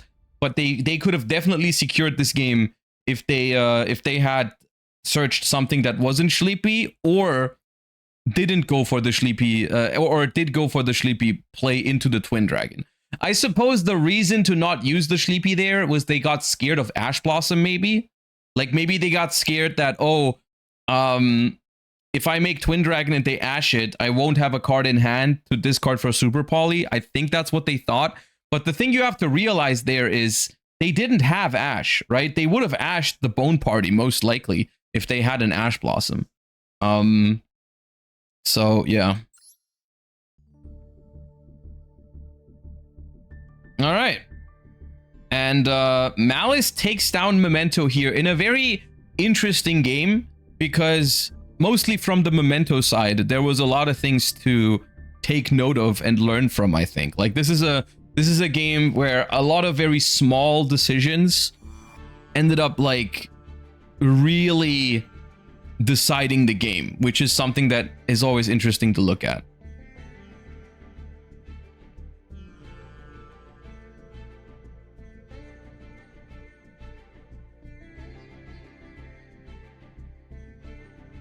If I go for follow-up, I lose? No, you don't. If you just search, instead of the Sleepy, if you just search a level 1 Mace or Goblin, you have guaranteed follow-up and you can still Super Poly. Like, there's no reason to search the Gatic if you, yeah. I had Impulse for Sleepy. Yeah, but you don't have to summon the Sleepy. You can just search a level 1. You can just search Mace, discard Mace for the Super Poly, and then, they have follow-up because of the Anguish on the field and the field spell being active.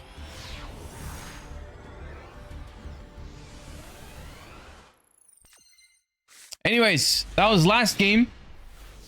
It is 1-0 for Maliss. And now we go into game 2. Max C, you need an answer for this or the tournament run could end here. All right, Called by the Grave is ready to go. Thankfully, we can stop this Max C. And the Mementolan Tatsuno Toshigo is allowed to hit the board without drawing cards for it.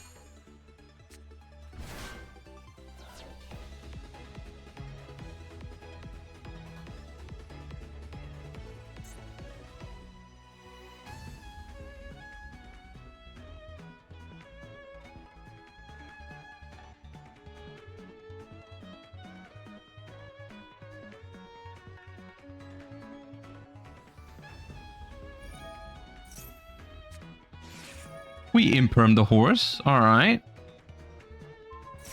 We haven't normal summoned yet, so any normal summon hopefully lets us push through this. We have an extender here as well. Is that Bone Party? No. If it was Bone Party, I think you do chain it. You can still combo with Bone Party after, but I do think it's a little... Okay, well... Oh, there's Impulse too? Are you kidding? No. Okay. Chaining Impulse, I think. Chaining Bone Party into that Imperm is better into like a second Imperm.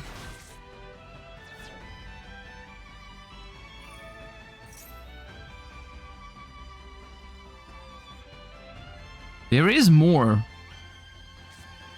There is more, but what could it be? At this point, it's not Impulse. You definitely Impulse that Bone Party, I feel like.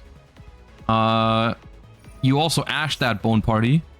So maybe it's just March here?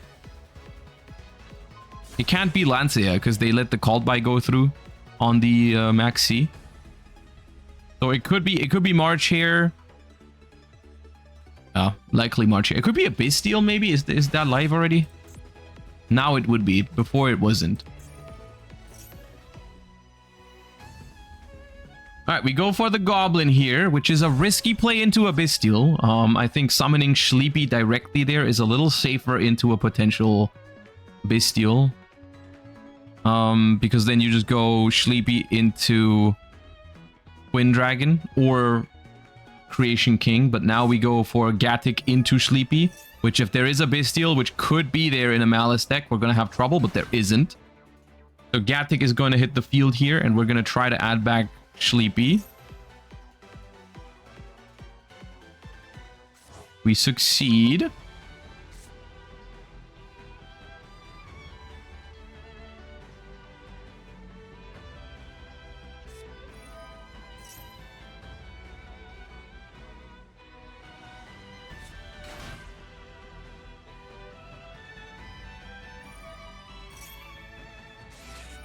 This did play into Nibiru. This did play into Nibiru pretty heavily, also compared to summoning the Sleepy directly. This is pretty tough. This is a tough Nibiru.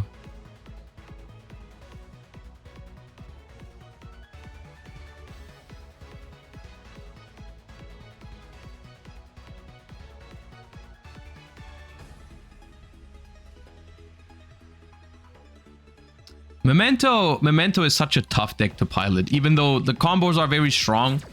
But like Memento really, like there's so much nuance to it, and like with every hand you have so many decisions to make on what card you play around, what card you ignore. Like you can sometimes you can play around Bastille, sometimes you can play around Nibiru, you can play around this, you can play around that, but ultimately you have a lot of decisions to make.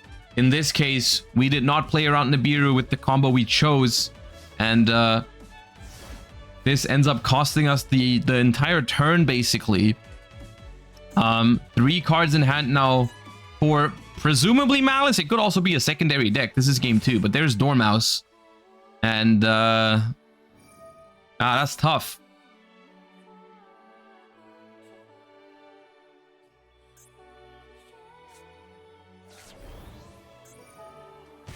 Chessy Cat coming back, indicating that we have a Malice in hand. The set is super poly. The problem is if the card in hand really is March here, this will not stop the turn.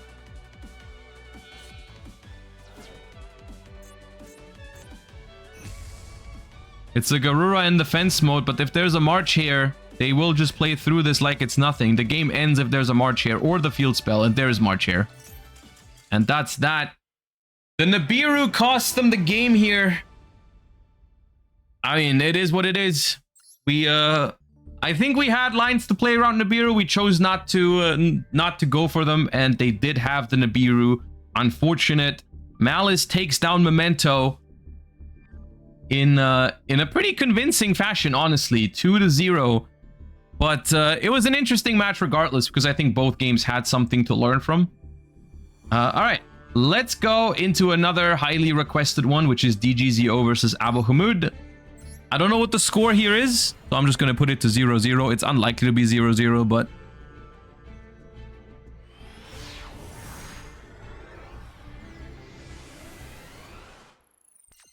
we'll see. We see Abu over there with the signature 60 cards. And DGZO with 7th Tachyon. So it's a Ryzeal. We haven't seen a whole lot of Ryzeal today. This is like the 2nd one or 3rd one or something. X Ryzeal sending a duo drive, grabbing a node, indicating we already have sword. Sword goes for ice, and ice probably goes for star. There's star, and that will give us Ryzeal cross. We flip up Ryzeal cross, and so on summon number 5, we put a Ryzeal Exceed onto the field to be safe from the Biru because of cross. Duo drive has 3 materials now. Searches for plugin and Ice Ryzeal by detaching 2 of those. I would be very shocked if we didn't see a Baguska line here from Ryzeal against what's probably branded. Baguska is a very strong card against branded. Node sends duo, revives star. Now we draw for cross, draw a card, and this is going to be the Baguska. End phase, no sets. Interesting that we searched Ice Ryzeal and not the trap card. Also, we did not set the plugin. All right, we're just holding for follow-up, I guess.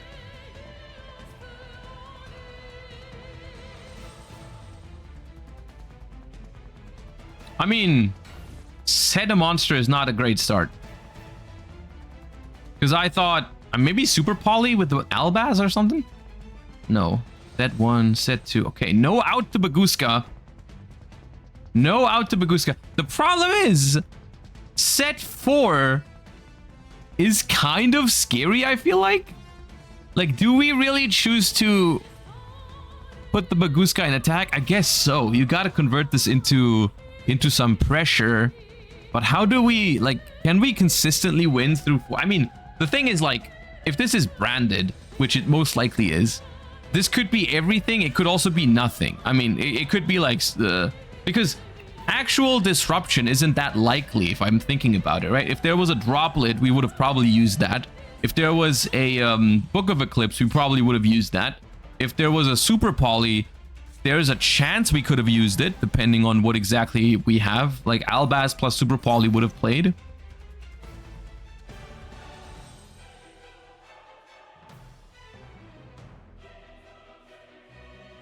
Is that the lab trap list that counters Ryzeal going around on ladder? It's 60 cards, so I don't think so. But what deck are you talking about even? Like, I haven't played against that a single time. What is the labyrinth list that counters Ryzeal? Because I don't even know that exists.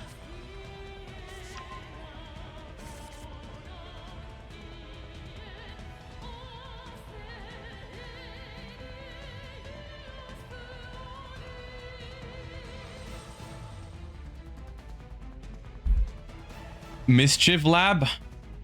I mean, yeah, Mischief of the Gnomes is good against Ryzeal, but like only when you go first, right? I think a deck that would play like Dimensional Barrier and Mischief of the Gnomes and stuff like that could hardly be considered a counter to Ryzeal, because if you still have to go first to win the matchup, then you still only have like about a 50%, which is not a counter.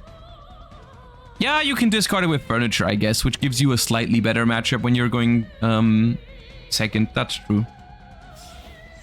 But the thing is, in Master Duel, you don't have that much furniture, right? You only have 4. Oh. Tough.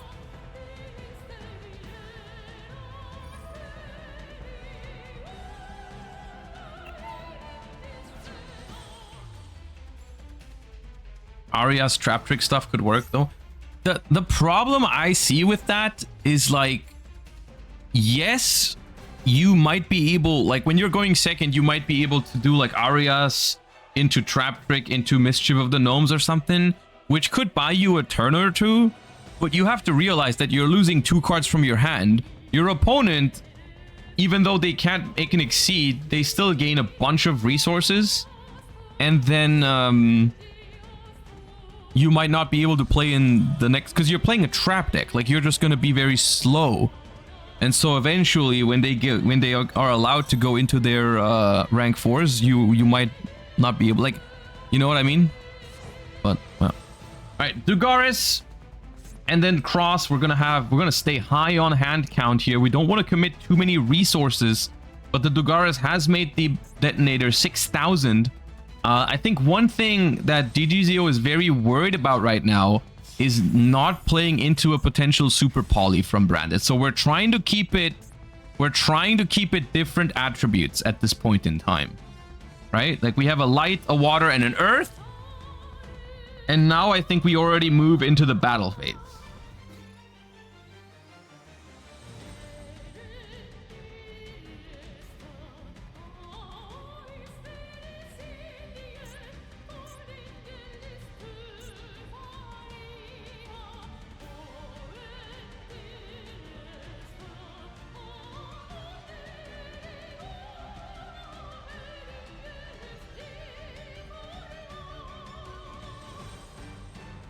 All right, Abo currently thinking at the start of the battle phase, thinking about what we can do here.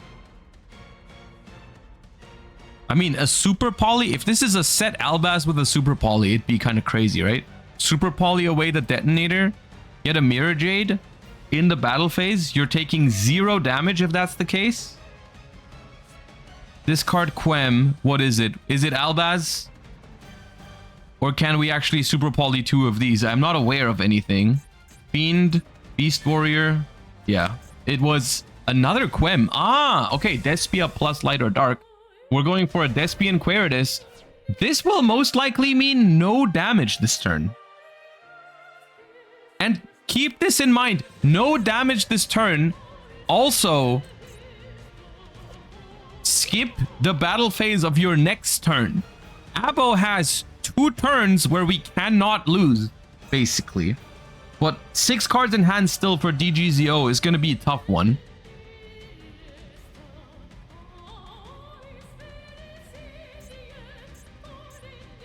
Also, we have Ryzeal plug-in technically, so we could actually plug in back the detonator to attack the Queritus.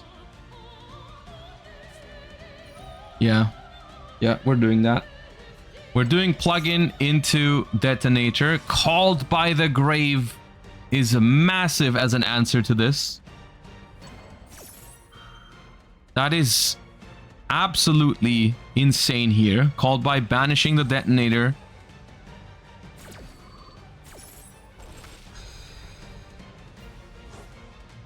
Now still, we don't know the set cards here for Abu Hamud, so it's uncertain how much we can play next turn, because I mean the set cards are most likely just bluffs, I think, to protect the super poly from something like an early tornado dragon, I would interpret. So like, because if it's like stuff like, if there's a branded fusion face down there and we just chose not to use it last turn because we didn't want to play into the Baguska in defense mode, then maybe, like, if there's a set branded fusion, this game is a totally different game than if there isn't. Oh, there is a Book of Eclipse. Why do we have to eclipse this board? Why did we have to eclipse? Also, wait. Zeus? Sure. I honestly, the problem is the Baguska goes back into defense mode in the end phase. The Baguska goes back into face-up defense mode, so we're gonna struggle with that again. And they draw 2 cards for this. And honestly, not every Ryzeal deck plays Zeus.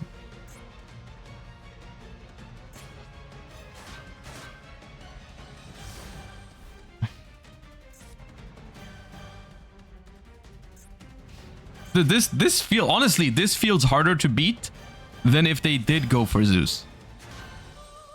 I feel like Zeus getting rid of their own cross and them not drawing like 2 cards off of a... I think this is harder to win than a Zeus situation, to be honest with you. And honestly, not everyone plays Zeus in Ryzeal, especially if they find room for it. This thing is also not a staple. Right? Okay, well.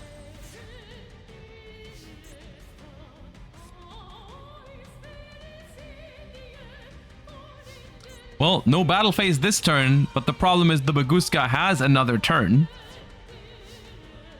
So it's just like cross draw, go up to now 8 cards in hand. We activated Branded Lost, which is interesting. Putting it out there. Why did we not keep that in hand? I guess in future turns, if we activate it, Detonator can just pop it.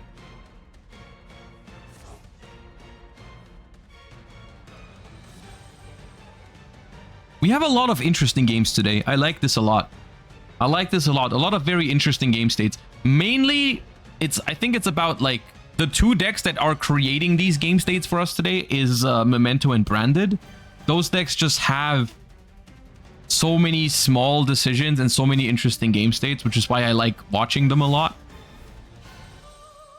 All right, this is the last turn under Bagooska. Bagooska has 0 materials, so it is gonna destroy itself next standby phase. We're setting another card.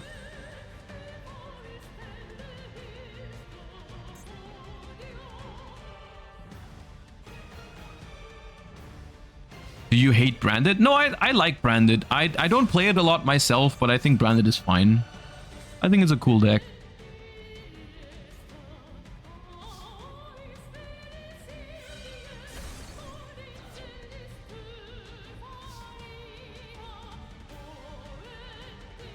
I sometimes don't like playing against Branded because some of the decks that I play the most are like slower control-ish decks, and Branded is very good against those. So that's why sometimes I don't want to queue into Branded, because like my decks are bad into it sometimes. But other than that, I think Branded's cool.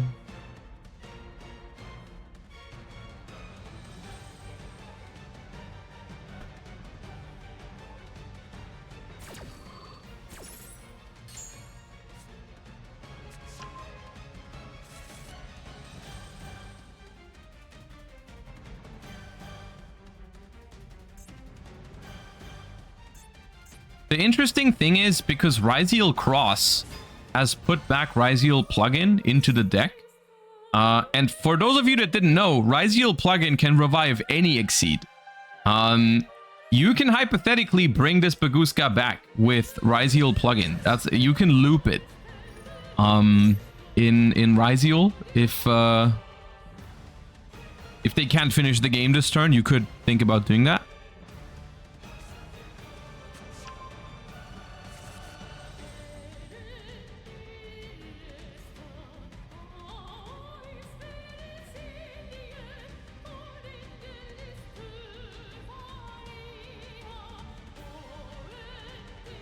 In your opinion, what number should be next to Branded Fusion in Master Duel? I think the 1 was perfect. Honestly, I personally think the 1 was perfect. I think it's a highly searchable card in the deck, so I think putting it to 1 was fair. Yeah.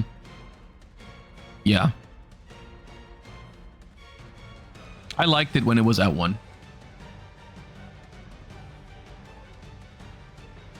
I don't dislike Branded, so I don't want it to be at 0. Fusion Duplication, Copy Super Poly. I think this is the first time I've seen this ever. Also, this feels highly illegal because we're chaining to a Super Poly, but it's not actually Super Poly, so you can respond to it.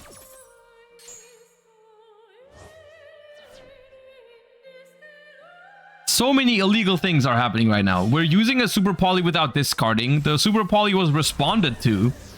It feels so wrong. Alright, but it does resolve here. Garura is summoned. We take 2 Ryzeals off the board. Branded Lost activates to search something for follow-up. And here is one thing about Ryzeal. Even if Ryzeal has, like in this case, infinite cards in hand, it still is limited in the amount of things it can do in a turn. Ryzeal has a normal summon, a special summon of Sword, a special summon of X, a node play, a plug-in play, and then also a special summon of Ice, like we see here. Which is still a decent amount of things, but like, that's all you can really do. More than that you can't do. And no amount of card advantage will give you more plays. Right? No amount of card advantage will allow you to do more pushes, and honestly, that limits Ryzeal in terms of its like offensive capabilities. That's why very often you will see Ryzeal players, instead of going for game, you have to do like other compromises. You have to like do some detonator control, which is probably what we're seeing here. There's detonator.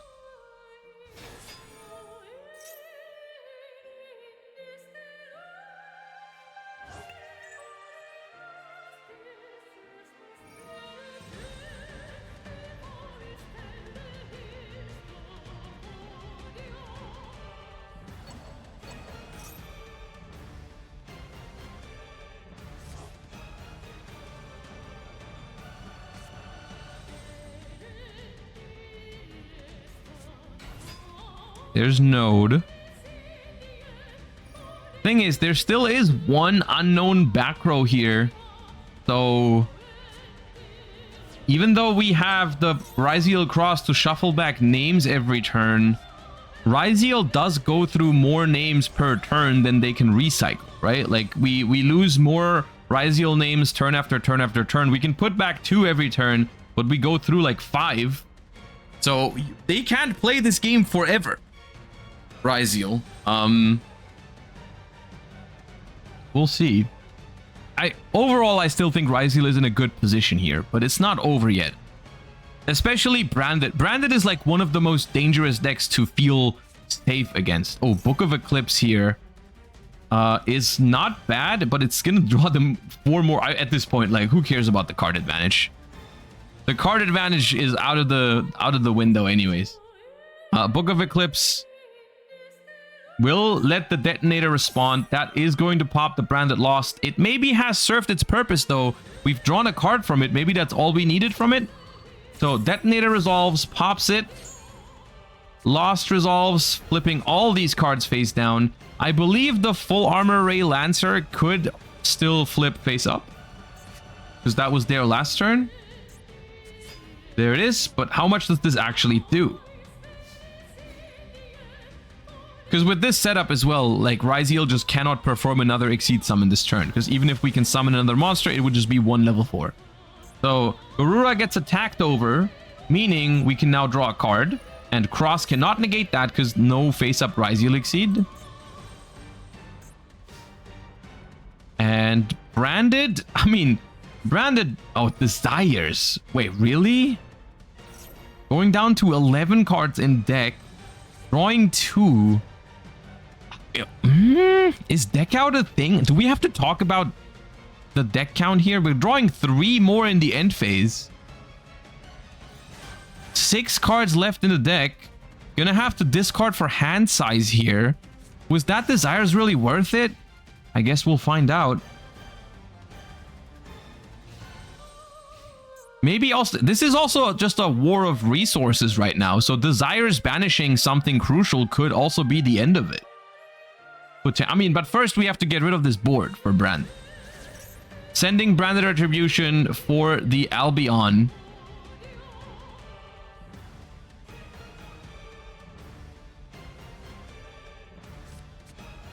At this point, I feel like Ryzeal has to have found an Ash Blossom, right? Like, we've just drawn 2 cards with Desires and 3 cards with Eclipse. Surely we found an Ash Blossom by now. There has to be.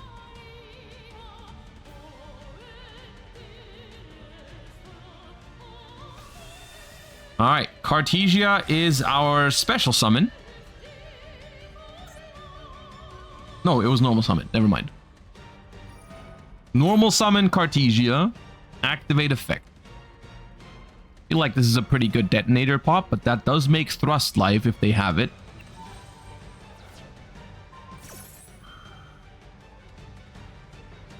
Gonna pop that Cartesia.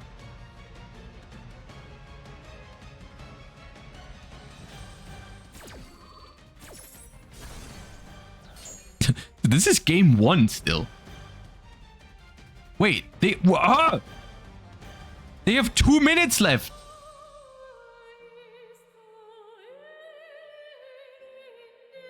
This has been 40 minutes?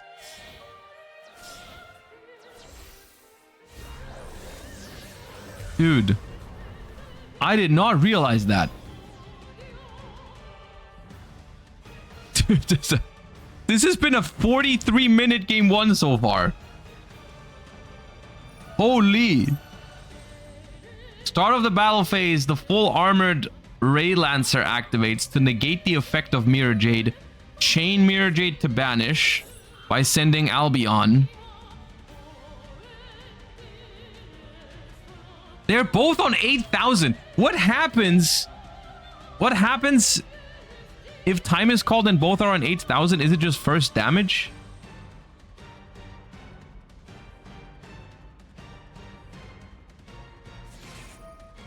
Oh, this Imperm is massive.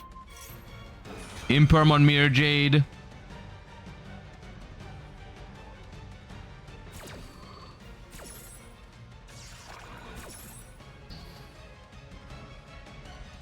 Good thing the Lancer makes it 2,500. Otherwise, the Lancer attacking...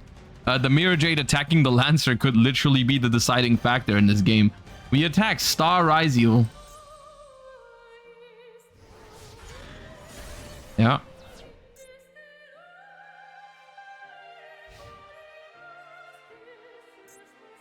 It's not looking good for Abo here. End phase. Artesia tries to add back the hand. Called by the Grave. Ready to go as well. Onto this Albion. So we won't even get a set. And at this point...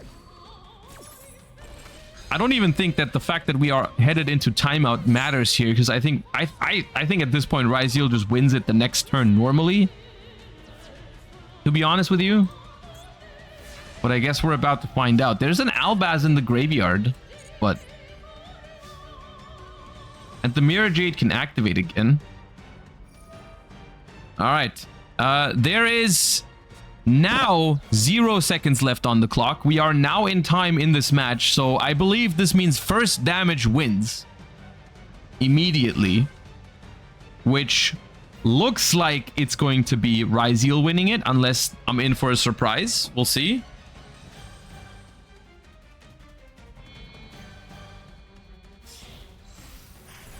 There's Ryzeal Duo Drive. That messes with the numbers even more. 2,300 attack on the Mirror Jade now.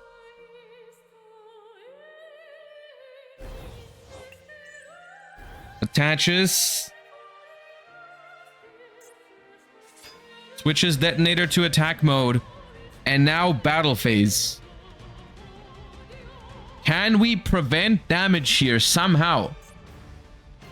Is there a way?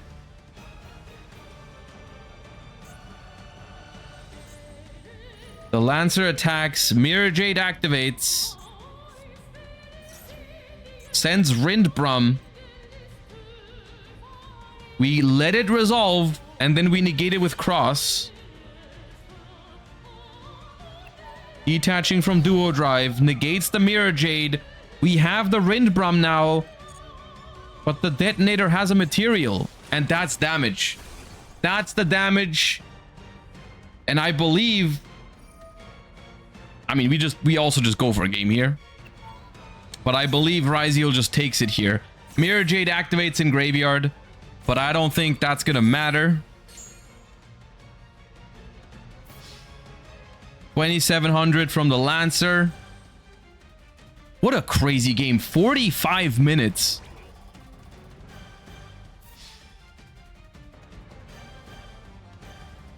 Just for game one. Very well played, I will say. Super entertaining game. Had a great time watching this one.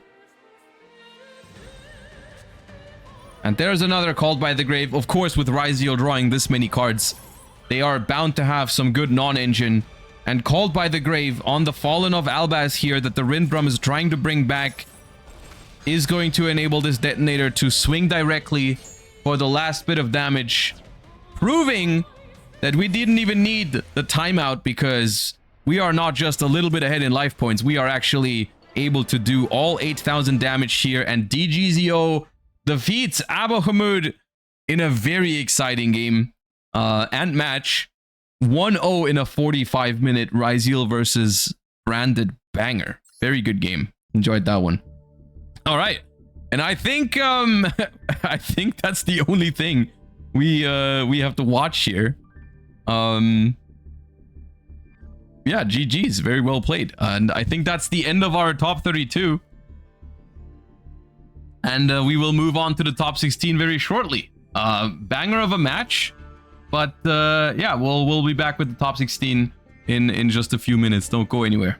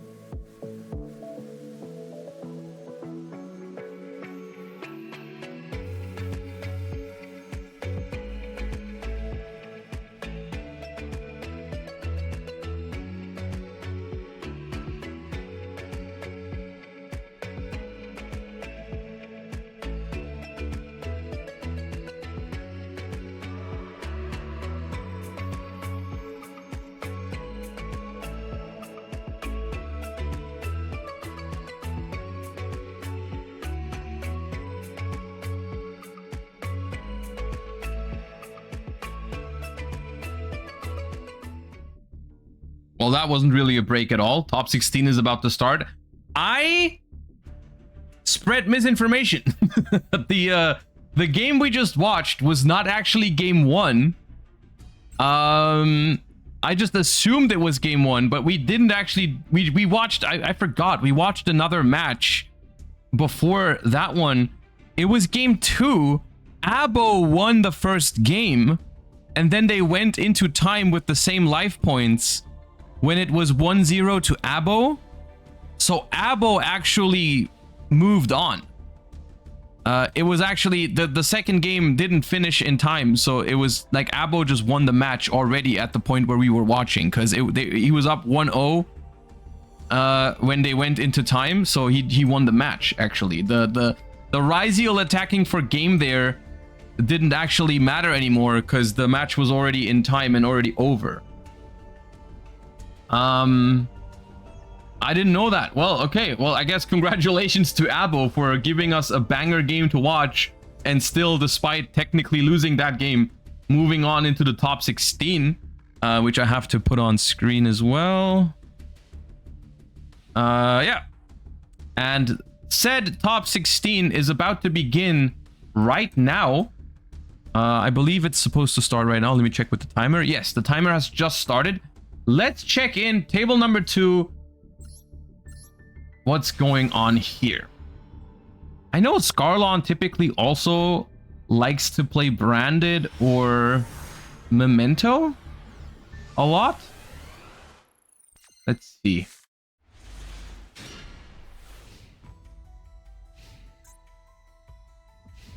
They're going first here. Ryzeal this time around. Normal summon of Sword Ryzeal. Not the strongest one, but it works. Typically, this one is like a magnet for cards like Infinite Impermanence and Ash Blossom and stuff like that, because you just assume that if your opponent starts with Sword Ryzeal, they don't have X. They don't have Sword. So the only thing that extends this is actually another sword that they can realistically have, unless you want to throw off your opponent a little bit. But we have a cross out here onto this Ash Blossom, indicating that we in fact very much care about resolving this Sword Ryzeal. Still, normal summon Sword Ryzeal is by far the weakest starter, because now you can't use your normal summon for ice, which also means you won't get access to Star Ryzeal as easily. We can still do some stuff, of course. We can go into a duo drive and try to search with that and stuff like that, but we won't have the protection from a Ryzeal cross that we can just get for free with a Star Ryzeal.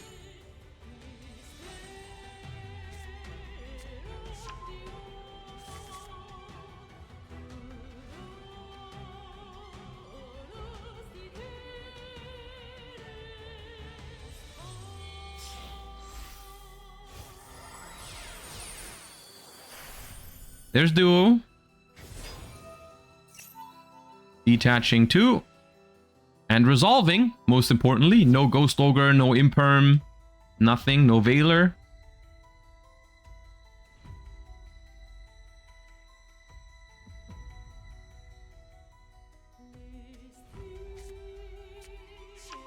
Searching for Node and presumably Cross or Plugin.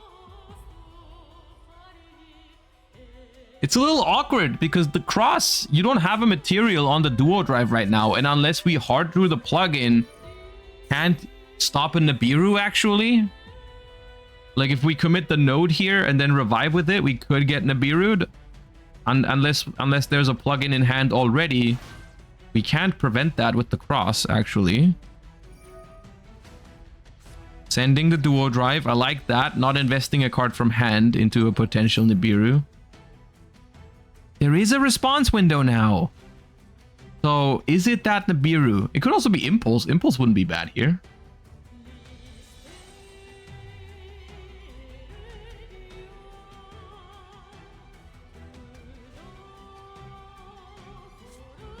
It is Impulse. And now... there's still a card left to be drawn with the Ryzeal Cross. But we do kind of need another copy of Sword Ryzeal or another copy of Ice Ryzeal to be special summoned. What did the... don't we have another sword? What did the X Ryzeal search?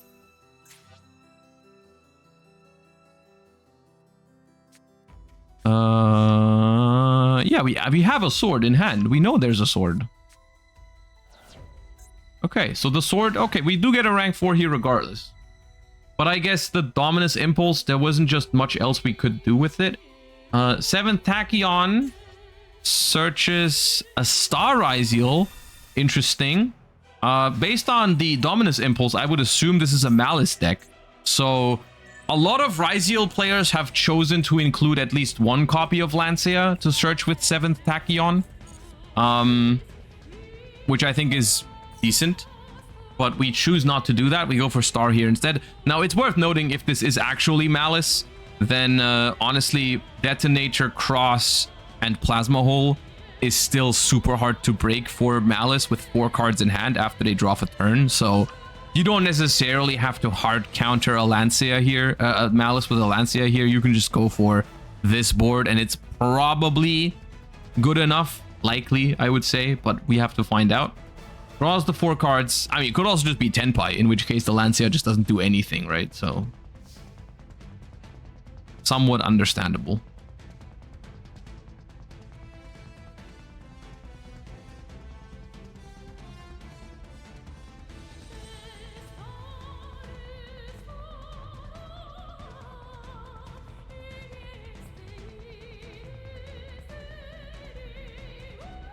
Thinking about how we approach this.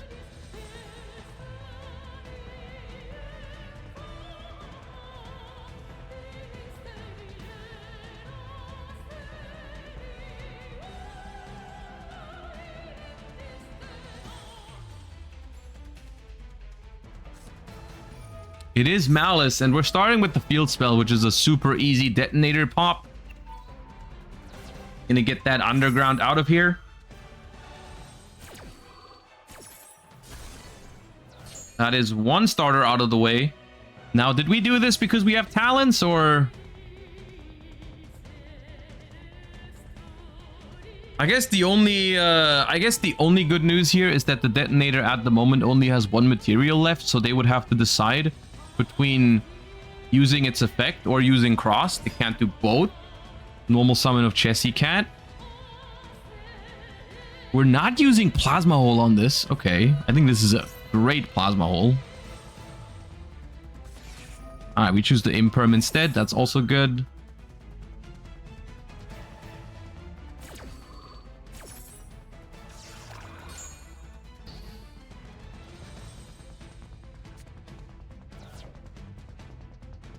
Two cards left in hand. Battle phase, just run over the star. That's tough.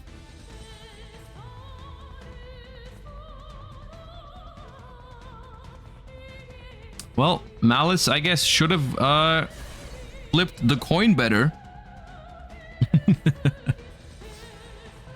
Impressive first turn, to be fair, through Ash and Impulse. I mean, we had Cross out to help with the Ash Blossom, for sure.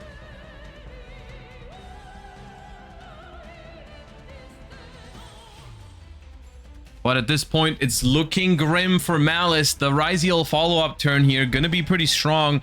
I wonder why we committed the field spell into the detonator if we didn't have a real way to push through it completely. But I guess maybe we have 2 copies of the field spell, and taking a material off now, potentially, if we do get another turn, could matter. Because if Ryzeal... Okay, we just go battle phase. We don't have follow-up. So, actually, now we're down to a 1 material detonator.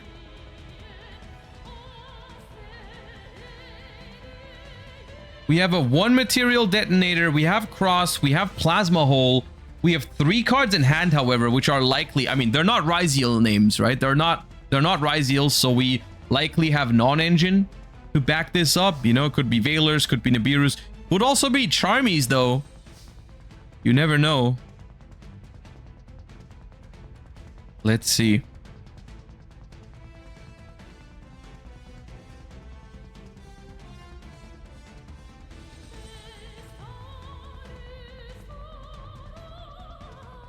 Yeah, if she's got 2 Charmies in hand and like there's the second copy of the field spell. That is the reason why we activated the first one last turn. And we choose to use the trap on it instead of the detonator. I like this because that way we don't make Talons live in case they top decked it, as well as we get another material onto this detonator to make sure it can still pop and we can still use Cross. Now 2 cards left in hand for Maliss. I would say very unlikely. End phase. All right. Still, if we don't have follow-up here, we're still not winning the game this turn. But we can draw again with Cross now, right? We have 2 Ryzeal cards engraved. Yeah. Plasma Hole and Sword Ryzeal are engraved. So we can draw another card with this Cross. So a total of 2 new cards added to the hand, including the draw phase. So unlikely that there's no play here. And once again, if there is no play, then the hand is probably filled with other forms of disruption.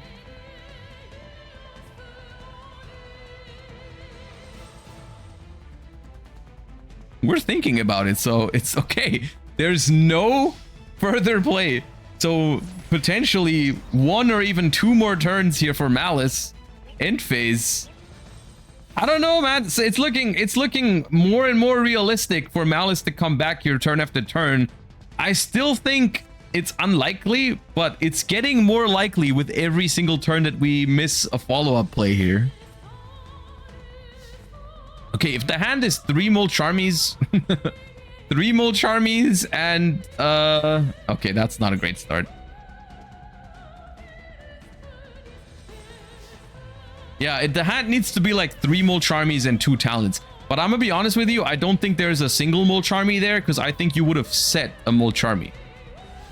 I think you would set 1 Mole Charmy so that you can make a rank 4 with it the next turn, so I don't think that's there, actually. Battle phase again. What is happening?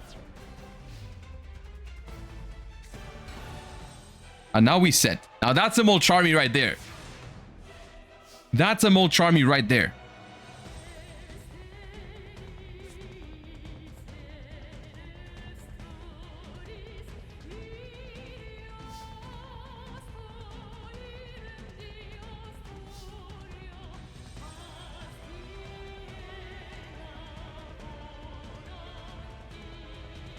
Three cards. You know what? Like they're literally 1 Metal Tronus away from the game just being winnable, for example, or Ultimate Slayer or something like that, right? Like 1 Metal Tronus gets rid of the detonator, gets rid of the Ryzeal Cross, basically, and then you can play. Like this was pretty scary for Ryzeal.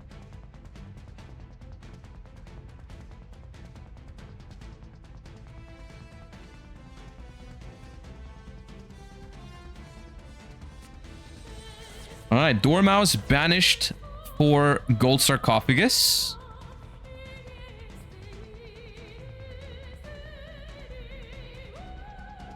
Imperm can also out the detonator, but then the cross still remains live because it stays on the field. That's a lot weaker.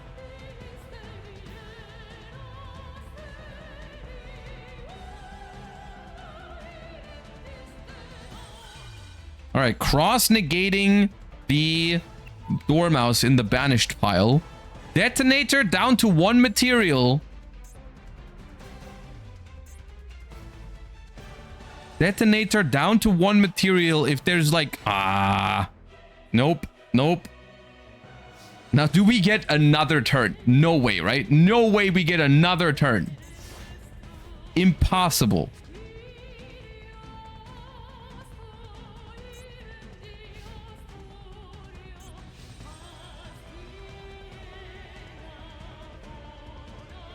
Flip the Charmy. Show me the Charmy. 2 Fuvalos into a duo drive right now. What? Ah? Wait, what did we set now? It can't... There's no way it's 2 Charmies.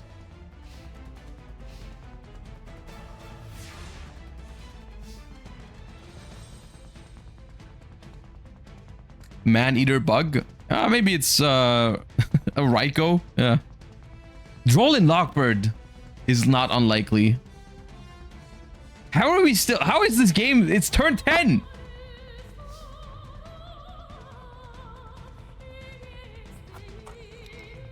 Gold Sarcophagus. Taking down.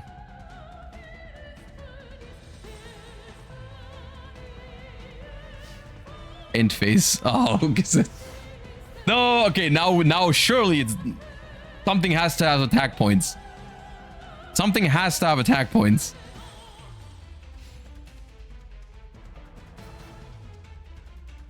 Show me those set monsters, please. It was a Charmy and a Droll. Tribute summon Nibiru! There's no way we had to do this. Yeah, the Charmy is only 100. The Charmy alone was not good enough. The Charmy and the Detonator would have left Maliss at 100 life points. So we had to tribute summon the Nibiru. that was the play we found. But it's enough. It's enough for Maliss in this case. Wonderful. Okay. That was just game 1. Game 1 goes to Scarlon. She takes it with Ryzeal over Maliss, the classic matchup of the format. And it was the classic matchup, but it did not go in a very classic way, I would say. It was a very unusual turnout.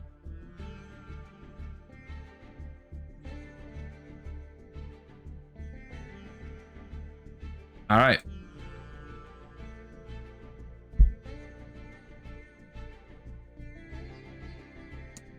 Now, what adjustments do our players make for game number 2? Do we just play the same decks again? I think like Maliss likely just wants to play Maliss again when they get to go first.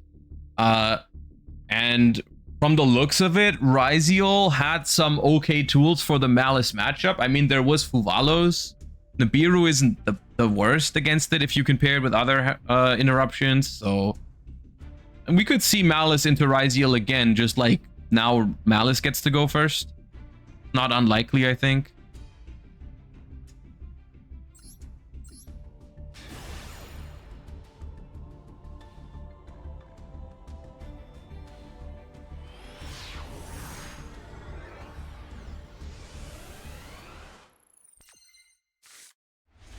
All right. And Maliss, in fact, gets to go first. If it is Maliss again.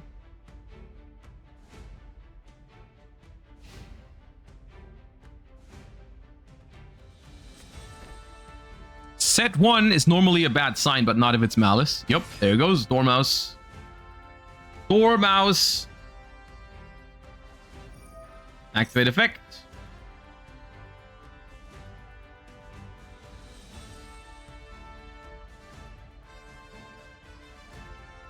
Thinking about a response here.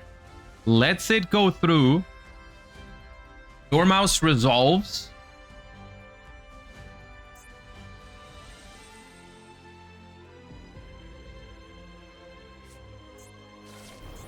And we're choosing March here.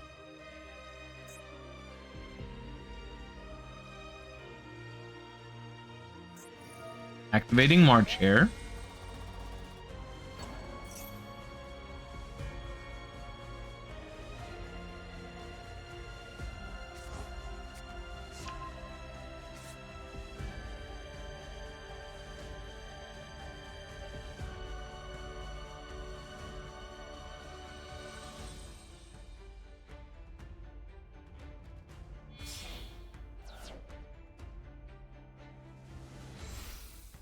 This, I believe, is the standard one-card combo for March here at the moment, for Dormouse and Master Duel at the moment, where you make the Link Decoder, and then you March here away the Dormouse. This is like the standard that you see, because if people don't play TB11, banishing White Rabbit with Dormouse is actually not that effective.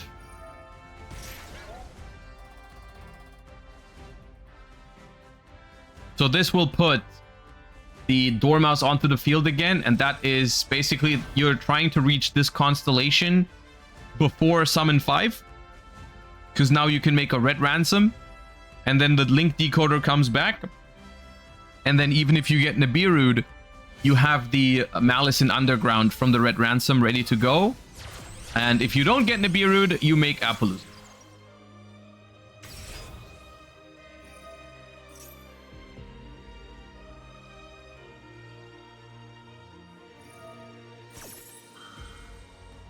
Which is pretty tough. It's pretty tough to maneuver around this.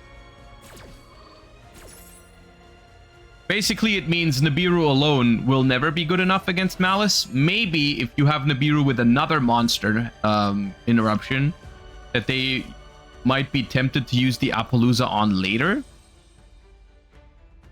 There is a response window here, so either we have the Nibiru and we chose not to use it now, or we have something else and we are just bluffing the Nibiru on 5.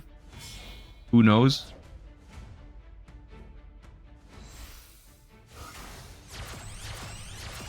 And there's Appaloosa.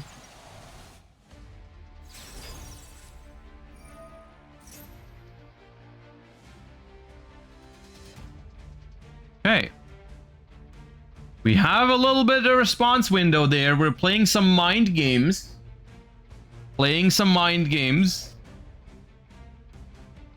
So the field spell banishes Malice in the Mirror now. That is targeting the red ransom in the graveyard.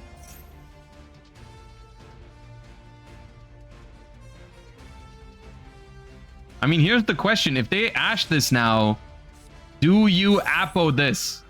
Do you Appo this Ash Blossom? Because what if they didn't bluff? What if it is Nibiru? And we do Appo it. Is there a Nibiru to pair with the Ash? There's an Imperm. Not a Nibiru, but there's an Imp. That's good.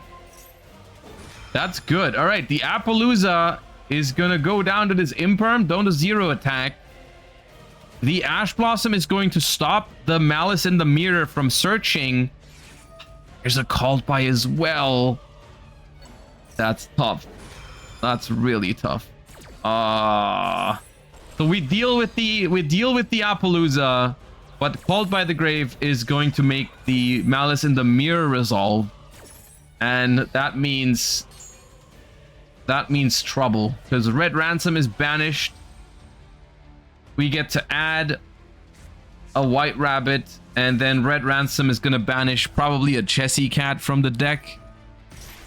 And that's going to banish the White Rabbit. It's going to draw 2 cards. The White Rabbit is going to set a trap card. We're going to have 5 monsters here in like a second or 4. Yep. So there's the Chessy Cat. Maybe if we have a Nibiru as well now? I'm asking for a lot. Yeah, there's no Nibiru. Chessy Cat.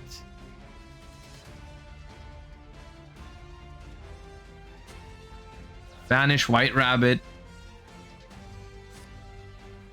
Draw 2. Casually. White Rabbit effect.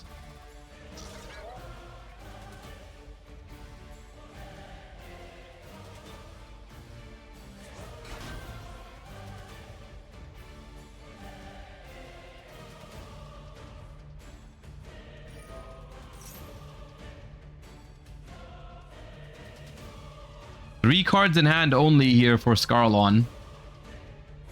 Gonna be tough, even when we're drawing to 4. I mean, this would be tough if we're drawing to 8 cards in hand, honestly. I don't know how many cards on average we would need to actually win against this board. Maybe 9? Something around that, probably. What we have is 3. If we could somehow triple the amount of cards in hand, we might have a chance.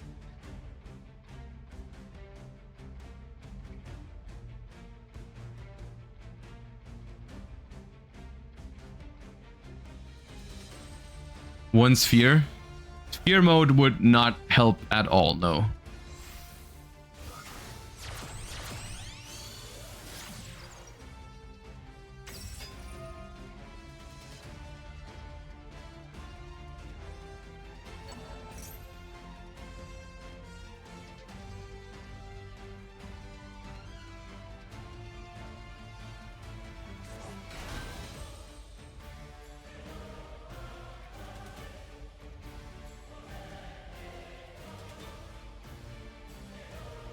Alright, so Splash Mage brings back Chessy Cat. I guess we have to take some note of the timer here. This has been going on for a bit. I suppose that is a win con at this point. Depending, I don't know exactly how much they have left. It doesn't feel like they're like super close to timing out. But they also, I don't think, are like super comfortable with time right now. GWC, banish Whitebinder, resummon something else. Whitebinder comes back. We draw another card, up to 5 cards in hand. That's good. I was worried about the amount of cards they had in hand. I was worried Maliss might have a problem with cards in hand. So I'm happy we're drawing more. GWC is going to resummon one of the main deck names, like Chessy Cat, to gain 1500. Then we're going to pay 900 for the Whitebinder.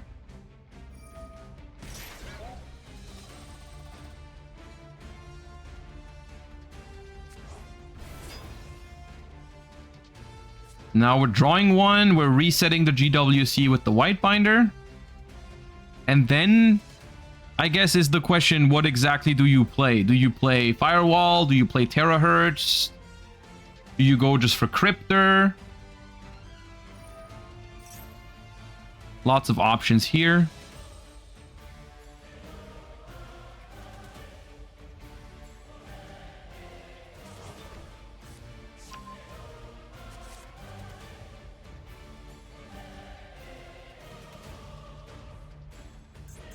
All right, sound. So the opponent has used 2 cards from their hand, so they're down to 3. Maliss is back up to 5, what they started with comfortably, but also have 2 sets, negated Appaloosa, and whatever they turn these Maliss monsters into.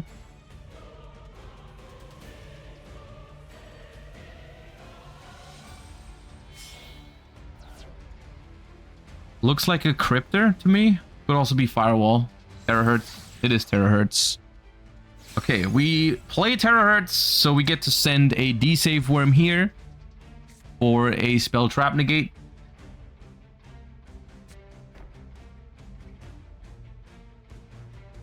Alright, Terahertz, 4 set, 3 cards at 5 sets, 2 cards in hand.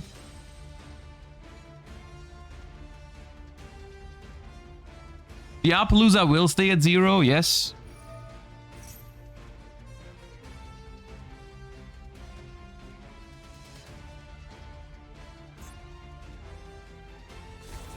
There's D-Safe Worm, and I think we're done. I think we're done. End phase. Okay.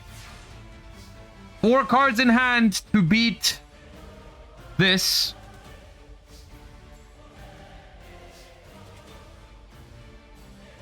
Is it Ryzeal again? It is Ryzeal. Once again, we're starting with Sword Ryzeal. Someone should tell Scarlon that Sword Ryzeal is not the best Ryzeal to start with.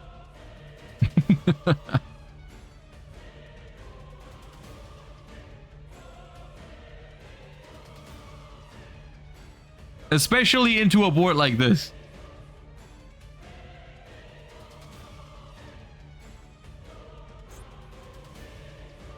We're taking a while to think about responses here. Like, I'm a little worried about the timer on this Maliss player. Like, the turn 1 was not short. We also didn't play it super quickly. And now we're thinking on these... Yeah. I would like to know how much time is left on their clock. So X Ryzeal is the special summon here. Chainlink 1X, Chainlink 2 Aggregator, going to target the terahertz. They can just chain it here to send whatever they play for it. Hackbit or whatever it is. Some people have been playing Code of Soul. I'm not a huge fan of that. Are Challenger Cups daily? Not every day, but there's like a decent amount. You can type !Challenger Cup into the chat right now. There's a Discord server where they announce all the Challenger Cups. There's like multiple each week usually. It's super easy. You just like join the Discord, they post the Challenger Cups, and then you see which one you want to play and you can just join them. It's pretty self-explanatory. So if you want to play in future Challenger Cups, you can just join that Discord. Yeah, but they happen relatively frequently. Not every day, but pretty often. And of course, they're completely free to play. There's some prizing. They're hosted by they're organized by Konami directly, so it's pretty cool. All right, a second Sword Ryzeal has hit the field, and now we go for GWC, Reviving Whitebinder. This is going to unleash a bunch of summons here. The Whitebinder on summon is going to banish a bunch of things out of their own graveyard, and then I assume we want to prevent... I think we're doing this to prevent an Exiton Knight, I would think.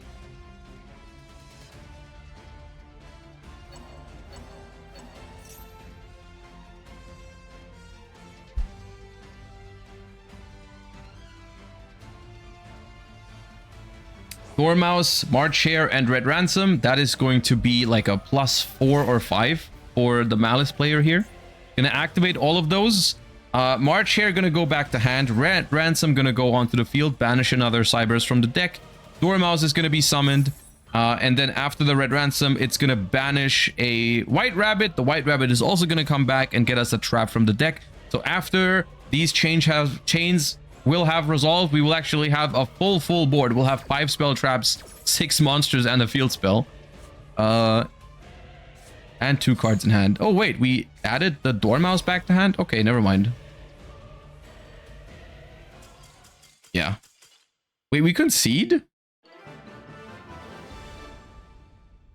I will say, I would have probably let the Maliss player do all those things, because I don't know how much time they had left. I really don't know how much time they had left. I think waiting just like another couple seconds just to see if they have enough time to do all of the things, like the White Rabbit, set the TB, the MTP07 and stuff like that. I think it was worth waiting a little bit. But okay, I mean, for all intents and purposes, the game was lost for Ryzeal outside of any timers, so it's fair enough, you know? Fair enough.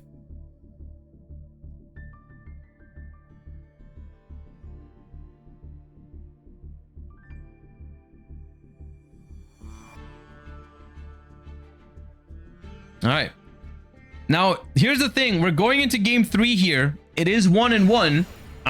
The timer situation at the moment, 12 minutes 40 as of now. So a decent amount of time. A decent amount of time left in this match. But honestly, could go to time if we end up in a grind game. We'll see. Scarlon goes first. Let's see what deck we bring into this game number 3. Is it Ryzeal again? No, it's Memento this time around. She's been playing a decent amount of Memento. We start with Tatsuno Toshigo. This is a deck that could go into time after its combo. It takes a while. We have a response here. Infinite Impermanence hits the horse.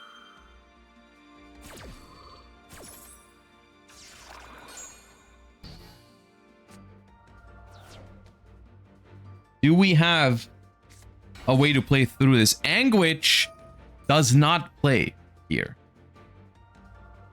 Anguish does not play here, which is why when I draw this combination, I like leading with Anguish to maybe force an Imperm out first.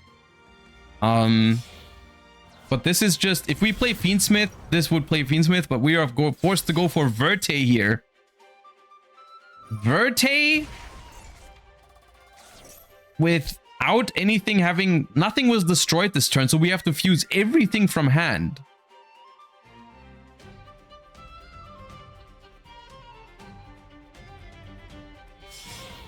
Okay, we have 3 mementos. Oh, we had Gatic in hand. That's so annoying. All right.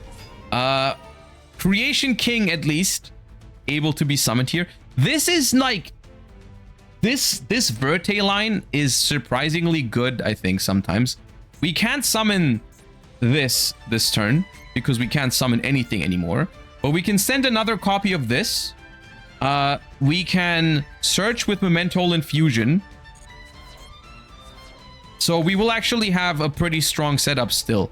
So what we're going to do here is we're going to use the Creation King to get the field spell. We're going to use the Fusion in the Graveyard to banish itself, destroy the Verte, get Bone Party.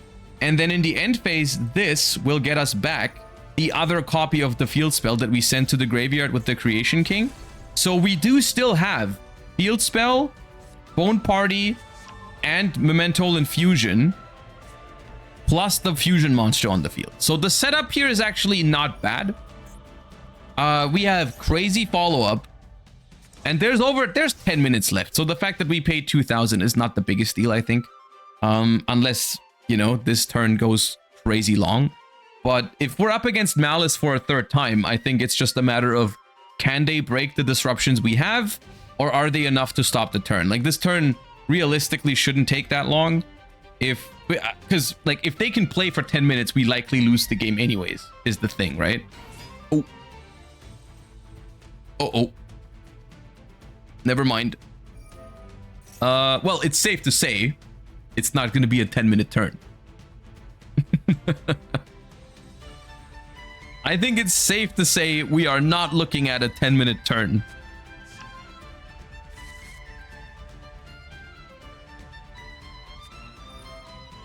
Genroku. Okay. Roll and lock bird. Roll and lock bird. Okay. A droll is good here, but it does, like, it does also stop some of the memento things. But it is good because, for example, we can't Guardian Chimera anymore after this roll, which you might think like, oh, they don't have enough monsters to make Guardian Chimera anyways. But Memento could easily get to enough monsters to Guardian Chimera here. If they use the Creation King or the Bone Party, they get a bunch of monsters. Because the field spell can revive, the Akihiron revives itself. You can bring back like Gatic or Anguish, and then search more. But oh! Black Rose Dragon. Okay. Because we're under roll, we cannot use Bone Party to add anything to the hand here.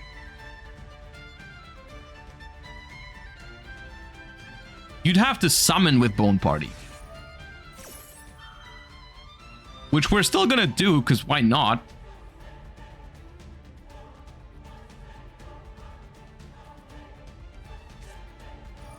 Chain Impulse. Okay. Honestly, I don't know if you need to impulse that. I don't think you need to impulse that, because I don't think this, like, this was just to get one more name engraved, but all right.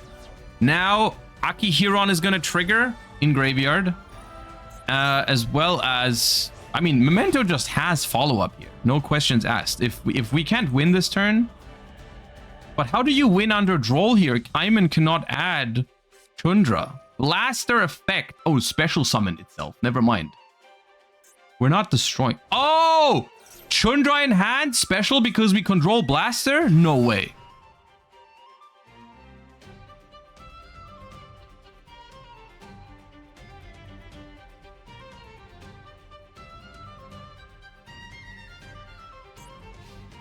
No, okay. Just Blaster attack. Oh, God.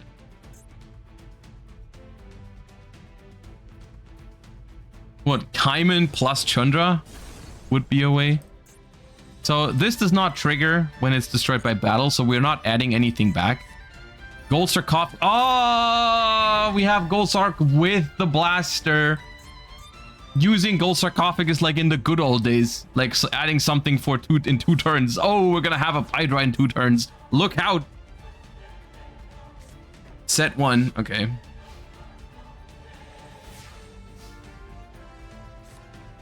Draw for turn.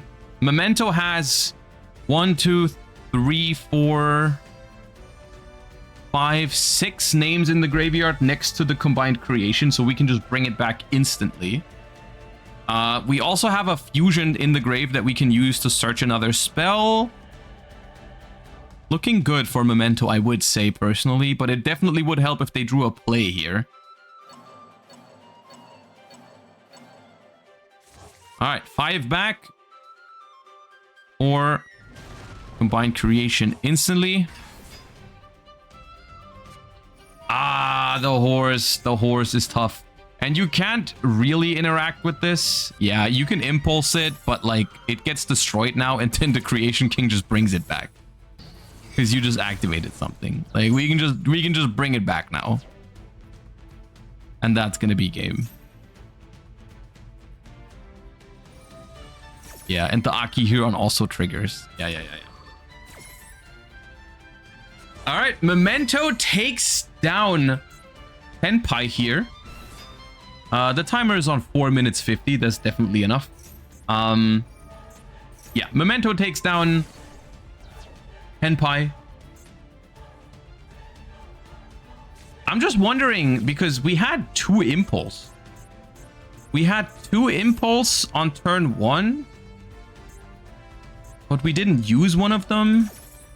I guess you can't impulse Verte, can you? Because Verte is one of those weird cards that doesn't like, it copies an effect, but it doesn't actually, like, even though it copies an effect that special summons, it doesn't actually special summon itself, so you can't actually impulse it. It's like a very weird interaction. But yeah.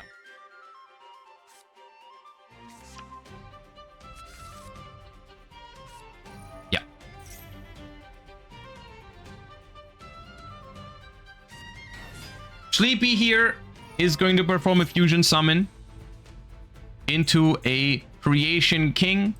And because Akihiron was summoned previously this turn, all level 9 or higher Memento monsters can attack directly, meaning Creation King and Combined Creation together will attack directly for 8,000 damage here.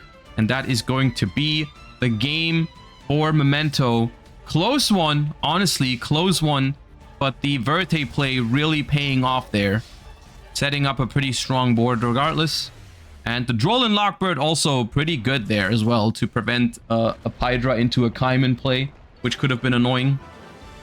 Well done. All right. And Scarlon moves on to the top 8 in a nail biter of a match. Congratulations. We do not have much time left on the round, so we're gonna jump to a quick break right away.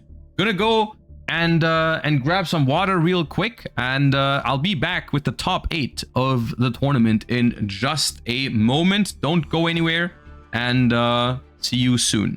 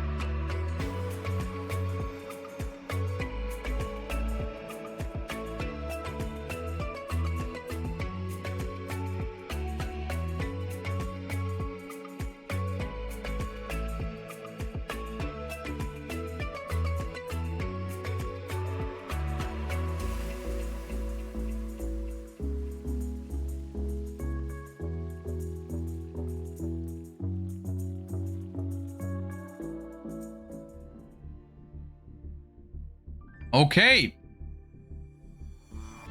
Down to only 8 players in today's Challenger Cup. And the top 8 has just begun. And we have a choice here. For some reason the tables are split a little bit. Table 3 and 4, maybe they were occupied. But table 1, let me see. Why don't we go into table number 6 here? Arctic 7 versus Nicky Boy. Because I don't think we've seen these players today before. So let's go and see what they're rocking. But yes, of course, we have some familiar names in top 8 today as well, like Abu Hamoud, Nicky Boy as well, familiar face from previous Challenger Cups. Arctic 7 here, gonna go first in this first game of the top 8. Allure of Darkness met with an Ash Blossom. The thing with Ashing Allure is it is good against Maliss to prevent them from getting 2 extra cards. However, it also indicates they already have a Dark Monster in hand, as well as a Tactics here, able to look at hand. Takes the Max C away, activates Maliss in Underground. Now the interesting thing here is that in the opponent's hand there was an X Ryzeal as well as a Talents. So the reason why we didn't chain the Max C is because if they look at their hand, the Max C is already active. If you take away the X Ryzeal, they might just not have a play next turn. Is the dangerous thing.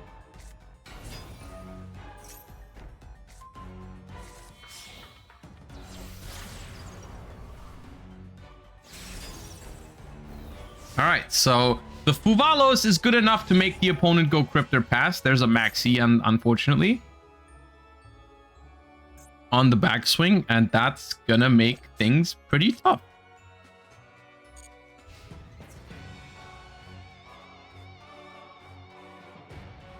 Battle phase evenly in Ryzeal.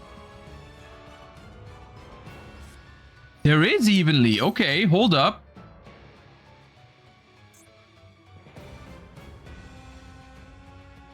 Okay.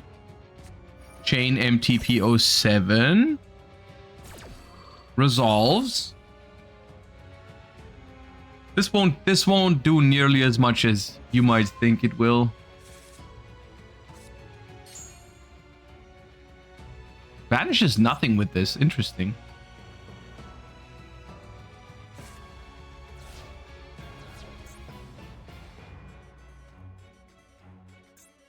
Now here's the thing. It's main phase 2. We're under Maxi.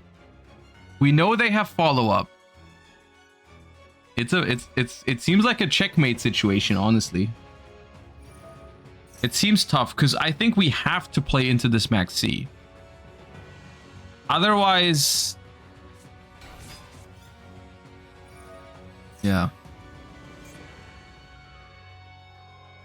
Star Ryzeal is activated.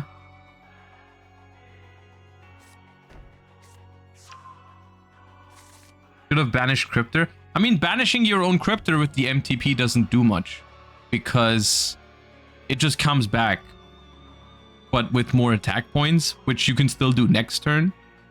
I was more thinking about like using MTP07 to banish the field spell, so you have a Maliss card banished to banish with the Hearts Cryptor, or like banish the can the trap card banish itself? Yeah, you could have banished itself with MTP07.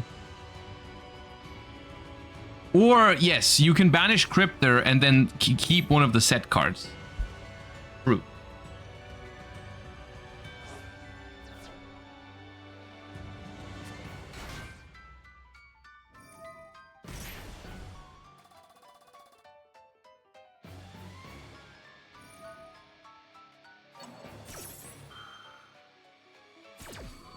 There was a talent in the Ryzeal hand, I think.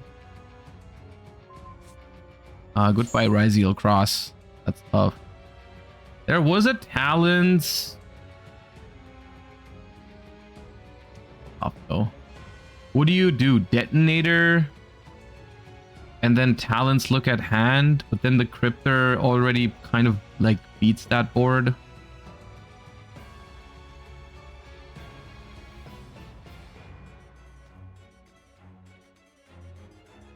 Like, the talents just doesn't do much here for Nicky Boy, I feel like.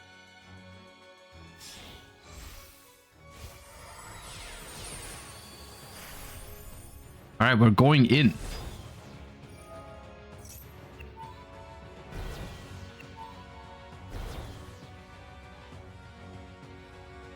This is why Evenly is so outdated. Evenly is like not per se completely outdated, but it is not great against Maliss. Because Maliss just has great ways to maneuver around it.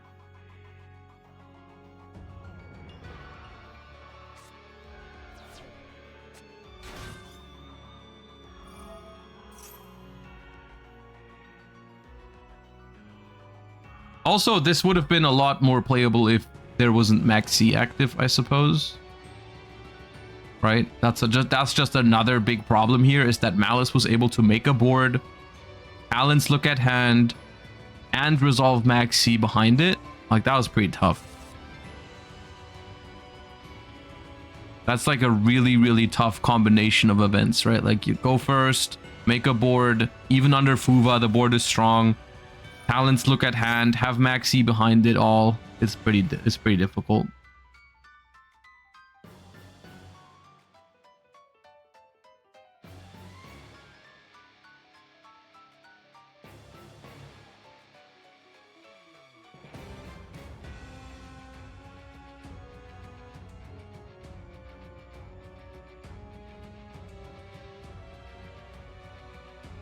I think I agree with the decision to just go in here with the Ryzeals. At the same time, I still don't really see how this wins.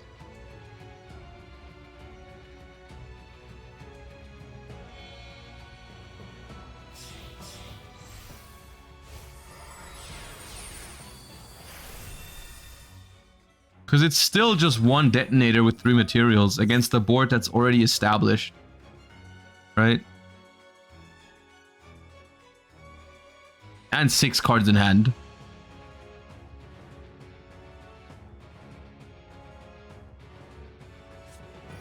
Ooh, Magnamood as well. Magnamood on the aggregator. That's tough. And Detonator can chain here, but then you're losing your materials on your own turn already. And you have to target the March here. You can't even target the Heart Scripter right now.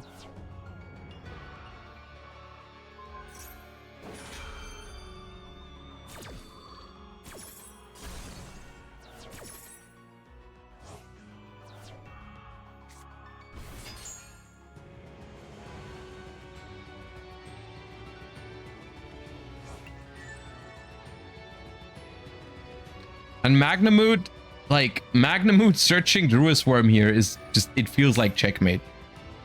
It feels like checkmate, because there's no Ryzeal Cross anymore, it's banished. So, like, we're using our Detonator pops here already. We're forced to do it all in this turn. There's no way we're stopping 6 cards in hand and a Druid Worm with a filled graveyard already. There's no way we're stopping that next turn. We have talents. We can look at their hand. Maybe it's all non-engine. That is not all non. That is definitely a problem. No. This is a go next. This is a go next. We got Max C diffed in this one.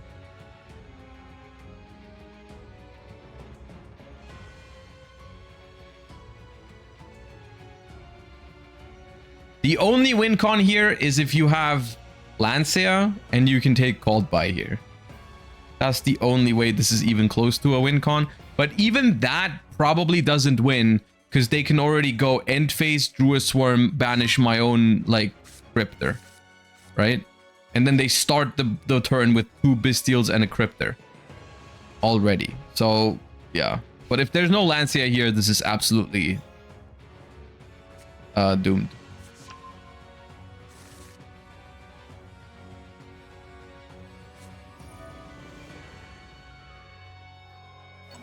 Yeah, there goes the Cryptor into the banished pile.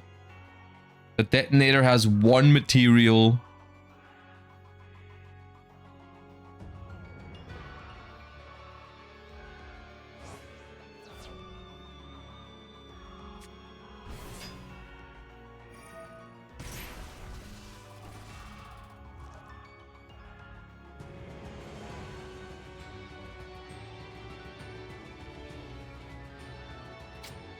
This is tough.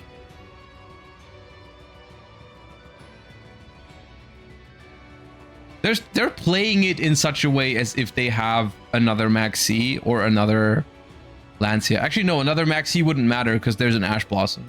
But Lancea is like the only card that even gives you a remote chance here. But even then, look at the board that they're starting the turn with.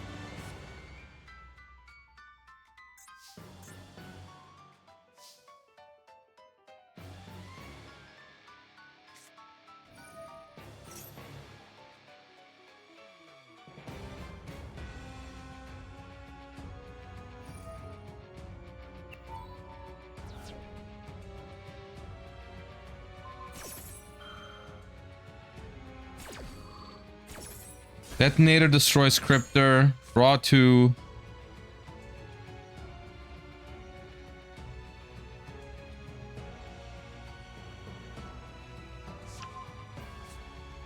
Banish Dormouse.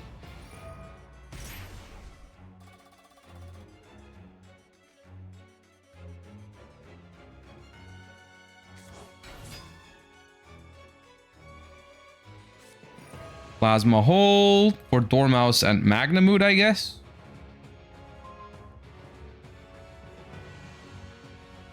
Gonna get another material on this Detonator.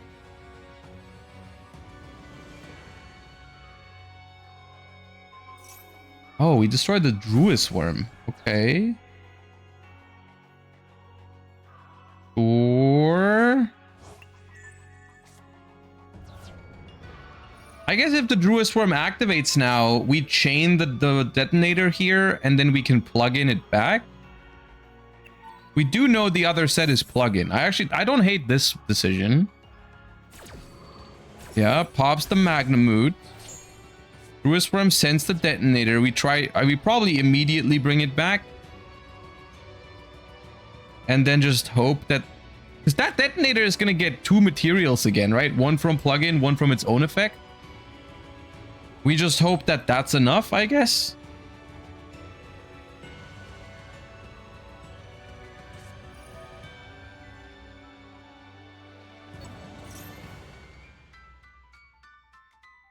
Okay, they didn't draw Impulse, and they didn't draw Called by the Grave again. That's good.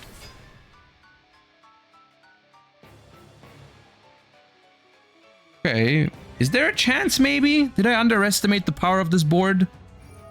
Because the Plasma Hole plugin combination was pretty good here, actually. I honestly, maybe using the Druid Worm to send the detonator was a mistake. I think maybe it was sending the Duo Drive that was better. Ah, okay, never mind. Never mind.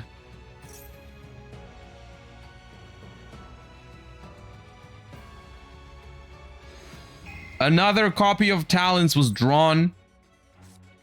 Taking the detonator, and now that's gonna be that. But honestly, still a good attempt from Nicky Boy. I like the way we played this into the Maxi. There's a March here as well. I like the play. I like the plays. It was a good attempt. It was the best option we had. The chances for success were very small, but we went for it. We didn't succeed, but that doesn't mean we didn't play well. Yeah. But game 1 goes to Maliss here.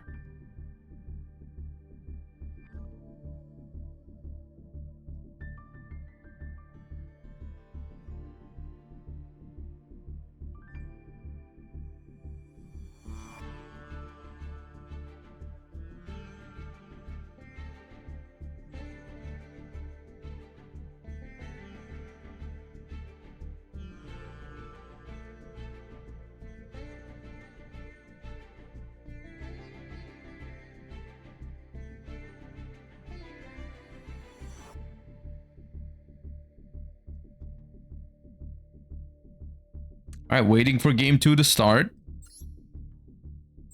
Here we go. Arctic 7 up a game. Nicky Boy back against the wall. Needs to win the next 2 to make it to the top 4.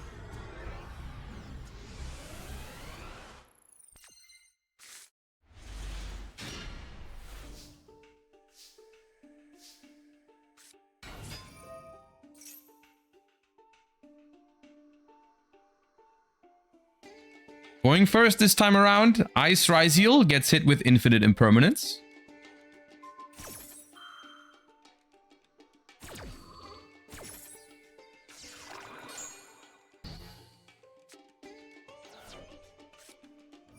We have 7th Tachyon to extend, however, which is pretty good here. Unless there's a Droll and Lockbird by Maliss. That's like one of the worst cards to get hit with a Droll with. 7th Tachyon activates. Now, I guess the good news here for Maliss, if it is Maliss again, is that if the 7th Tachyon has to search an extender here, then it cannot add Lancea. Trish, thank you. Appreciate that. Welcome, everybody. We are doing a Challenger Cup right now. We're in the top 8. How is the Synchro Cup?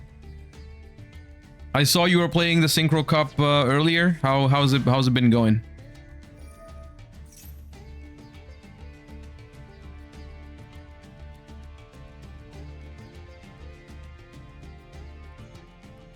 All right, we have X Ryzeal, and there is a response here. Is that another Imperm? Are we considering Imperming this X Ryzeal?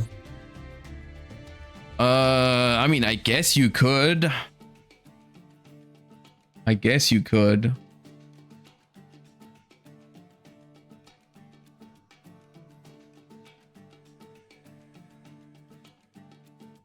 At the same time, the sword doesn't actually do that much here.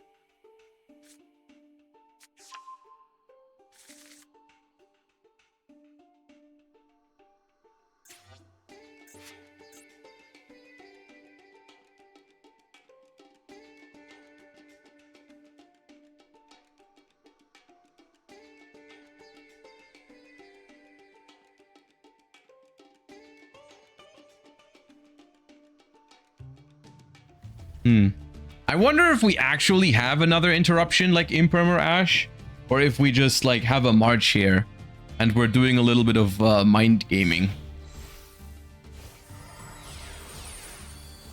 But ultimately, I think it's always duo drive here.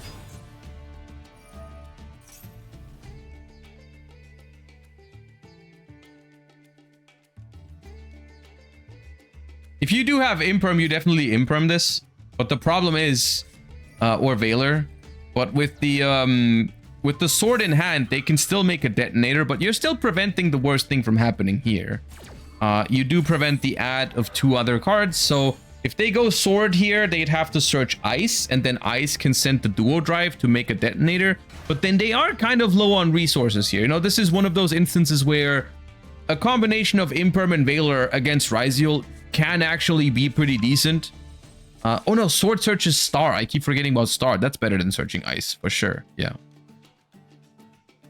Detaching off duo. Yeah, that's a lot better. Yeah. I'm still like, I played so much pure Ryzeal before star came out that sometimes I just forget it exists. Nibiru here would still be good before the cross resolves. No nib. Okay.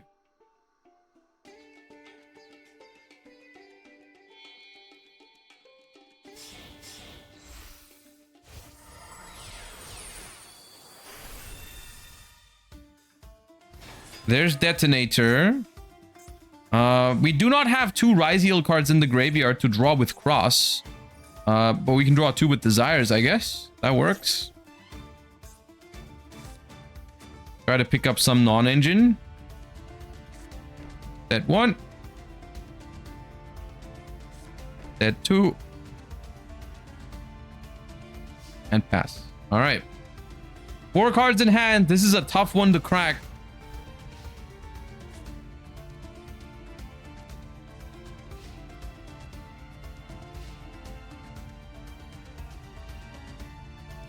Let's see. Kashtira Unicorn. Okay. I mean, it's not the greatest start, but also not the worst, I guess. Like, it potentially forces out multiple detonator pops. Because if you want to pop it here with detonator, and then they search birth, they can just bring it right back. So they just let it happen. They just say, I don't care about Unicorn. I'm going to focus my Ryzeal interruptions on the other cards. Like whatever other engine you play next to this Kashtira Unicorn.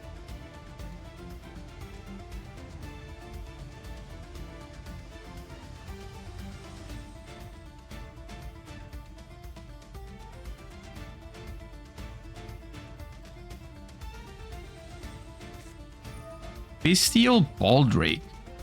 Interesting. Banishing their own effect Valor. Playing around plug-in here, I suppose. Don't want to target the opponents. Alright, there's Baldrake hitting the field. Letting this all happen, because the duo drive having material kind of makes it so they just don't have enough attack points to threaten anything. Is this a Moon of the Closed Heaven? Okay, it is a Moon of the Closed Heaven. So this is a Fiend Smith Kashtira Bestial deck. Fenrir next up. Okay, after the Solemn Warning takes care of the Moon. Fenrir effect, that is worth detonating. Now the problem is this is going to clear the board again.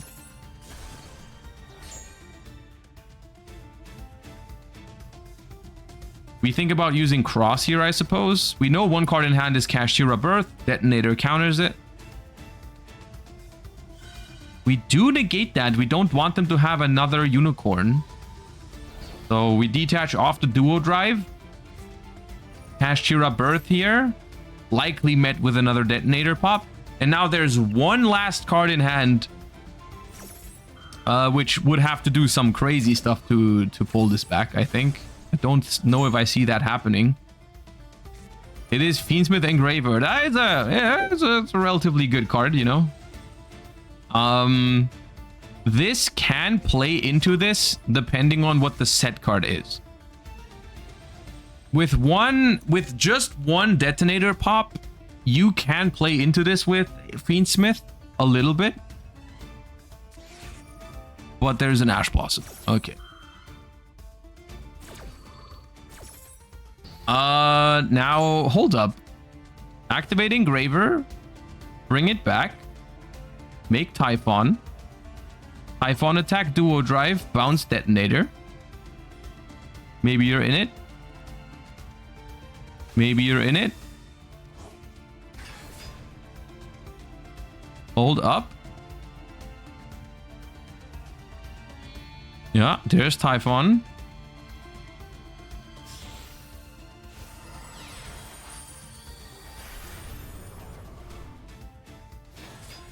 Didn't go Requiem, yeah.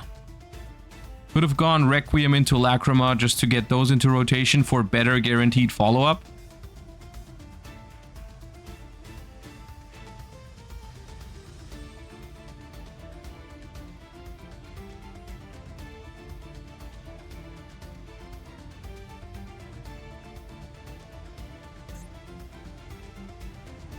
Ryzeal will get 2 draws for turn, though. Basically, they draw 1 card, then they draw 1 for cross. If they find no follow-up, this is winnable.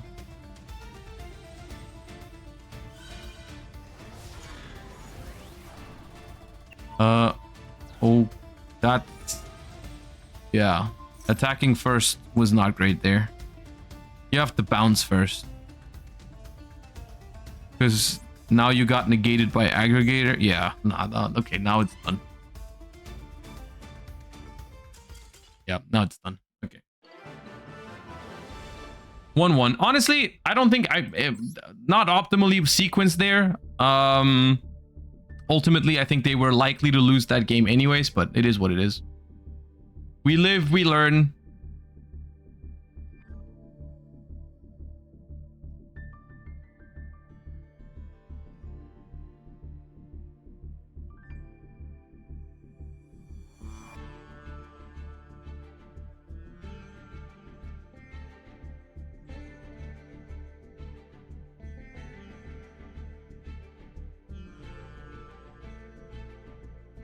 Even if the material was not the aggregator, you still should have bounced first, because then the duo drive survives for no reason, right?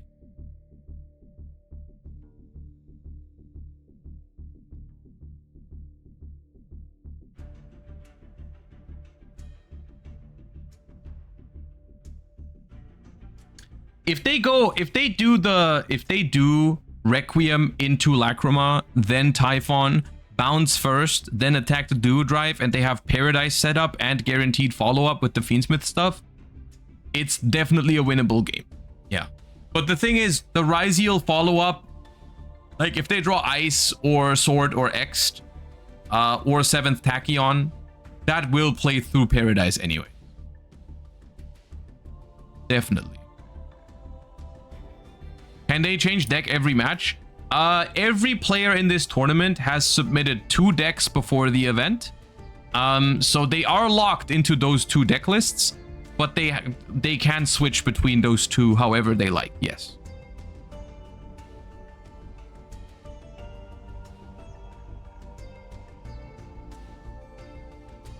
All right, score 1-1, timer. Okay, why can't I spectate? Hold up. What happens if I click spectate here? For science.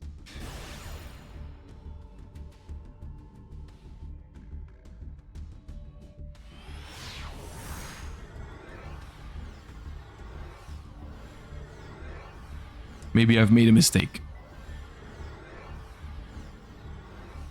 Oh.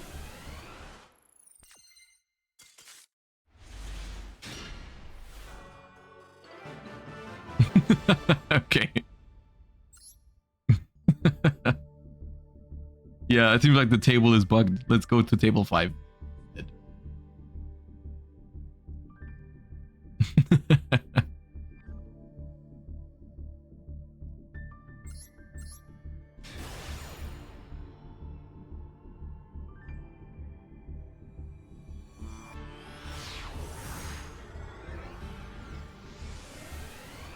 All right. Now, in the last and final game of this match in top 8, Arctic 7 will get to go first. 40 versus 40. This is most likely going to be Maliss versus Ryzeal. We see a draw face Fubalos here, which I think makes a ton of sense after we've seen multiple talents in the deck for Arctic 7 in game number 1. Set 1. End phase. Oh! The one time setting 1 actually means end phase in Maliss. I mean, I think it's Maliss.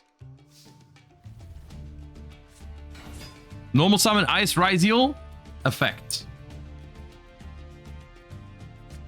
It is Dominus Impulse face down, which is going to hit the ice. Most likely, this is like the only thing you can realistically hit with Impulse in Ryzeal. I mean, you can save it for node or plug-in. Battle phase. Uh-oh. Not looking good for Nicky Boy here. No way to extend through this set 2 pass. And we get another card here for Arctic 7. Do we find a play now? Maybe we had plays last turn, but we didn't want to play into the Fuva. But I think that's unlikely with Maliss, if it is Maliss again. Like, Maliss just plays into Fuva, to be honest, if they can. So I would assume last turn they couldn't play. Normal summon March here is not what you want.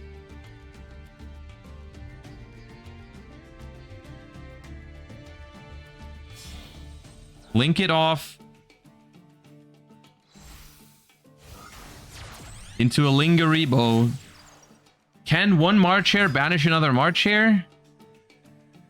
You could, but okay. Magnamut, sure. Okay.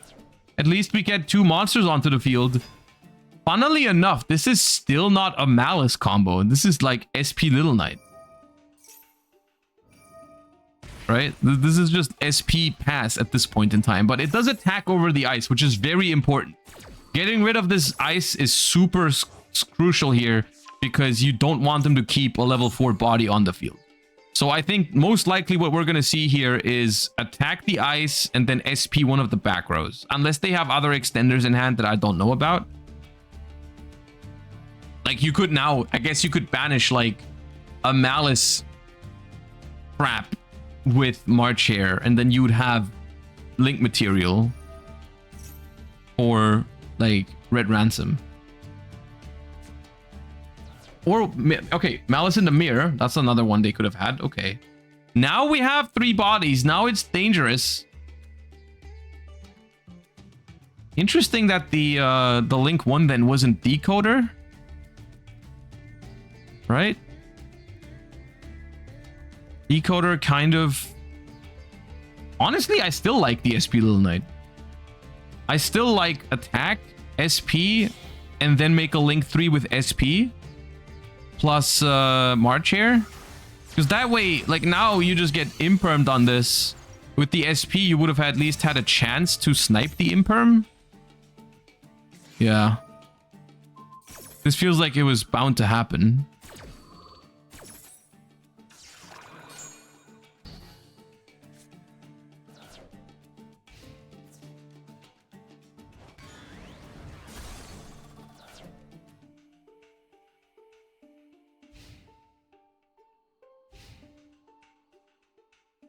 Control player mindset. You don't think like Maliss players. I mean, that play was objectively better there, because even if you miss the imperm, then this card would be gone now. Oh, Bon, danger. X Ryzeal.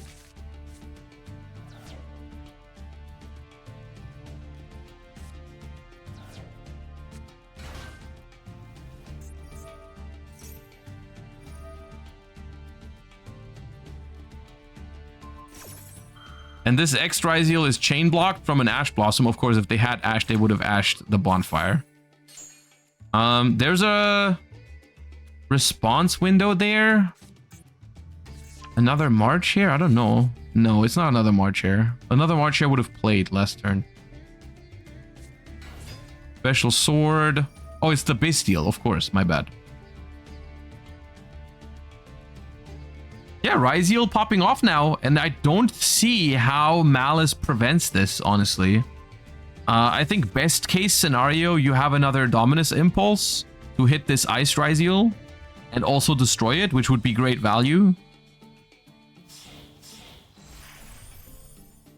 But first, there's a Duo Drive to worry about.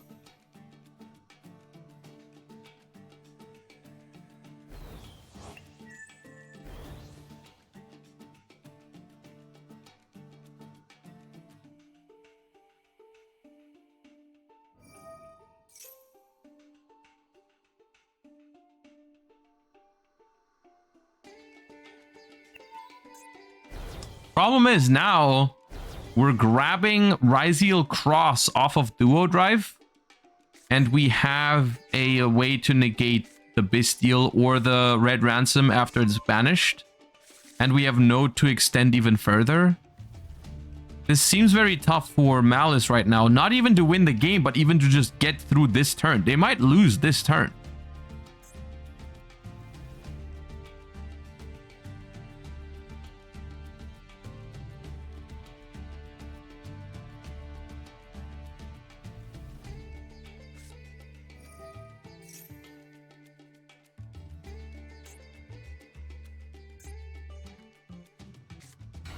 Normal ice.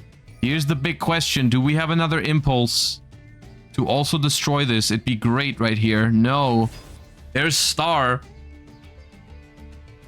And Star can now set plug-in or the trap, which is going to solidify the board. Even if we don't win this turn, Plasma Hole is going to be tough to break through next turn. But I don't know if there is a next turn, to be honest with you.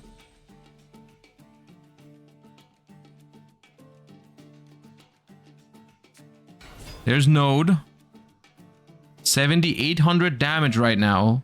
Node brings back in defense mode. Sending an evenly matched. Okay, we had evenly. But they didn't play, of course. See, so the other set was nothing. If we attack first and we make SP Little Knight, we have a 50% chance to hit the Infinite Impermanence. And if we do hit the Infinite Impermanence, we can make this Red Ransom. It doesn't get impermed and we might... well, we probably win the game. I'm just saying. I'm just saying.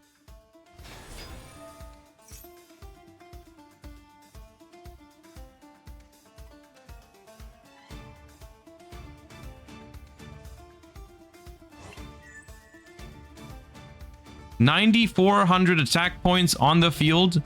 Battle phase at the moment is game. And we can stop the Druid Swarm in the battle phase with Ryzeal Cross.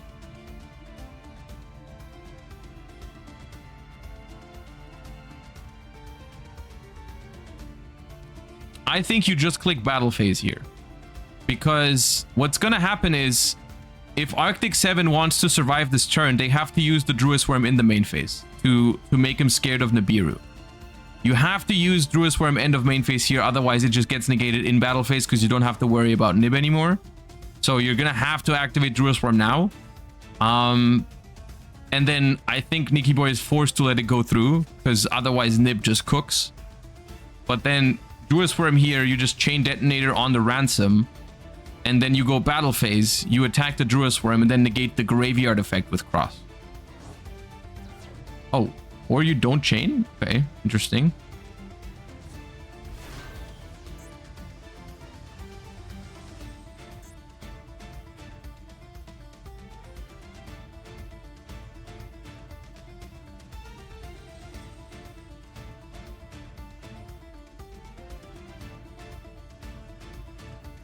The impulse? Yeah, but the impulse was set. The impulse was set. Can cross negate access code trying to pop? Yes. Because you're not responding to access code, you're just negating it when it resolves. Ah, we have talents. Okay, that makes things easier. Talents take... Yeah. This is kind of poetic because they lost game 1. There is the Nibiru. Well played. Played around that nib. Played around that nib. Well done. All right. And Nicky Boy will defeat Arctic 7 in top 8 and move on to top 4. A well played game 3 there by Nicky Boy gives them the win in this match. And honestly, I think this is an interesting game to look back on because Maliss was not supposed to win that, but I think there were some lines that we could have taken to give us a higher chance, which still could have ended up losing the game. But you're always trying to look for those small optimizations to give yourself the best chances possible, I think. So yeah. Anyways, our top 8 is all done. So we are gonna be back with the top 4 in just a moment. I hope you all are having a good time on this Saturday watching these Challenger Cup duels with me. I'm certainly enjoying today's matches so far. Some good stuff. So I'm excited to see what's gonna happen in our top 4. Just gonna go on a very short break. Don't go anywhere. Top 4 should start any moment now. I believe all the top 8 matches are finished. And so we'll be back very shortly. See you in a minute.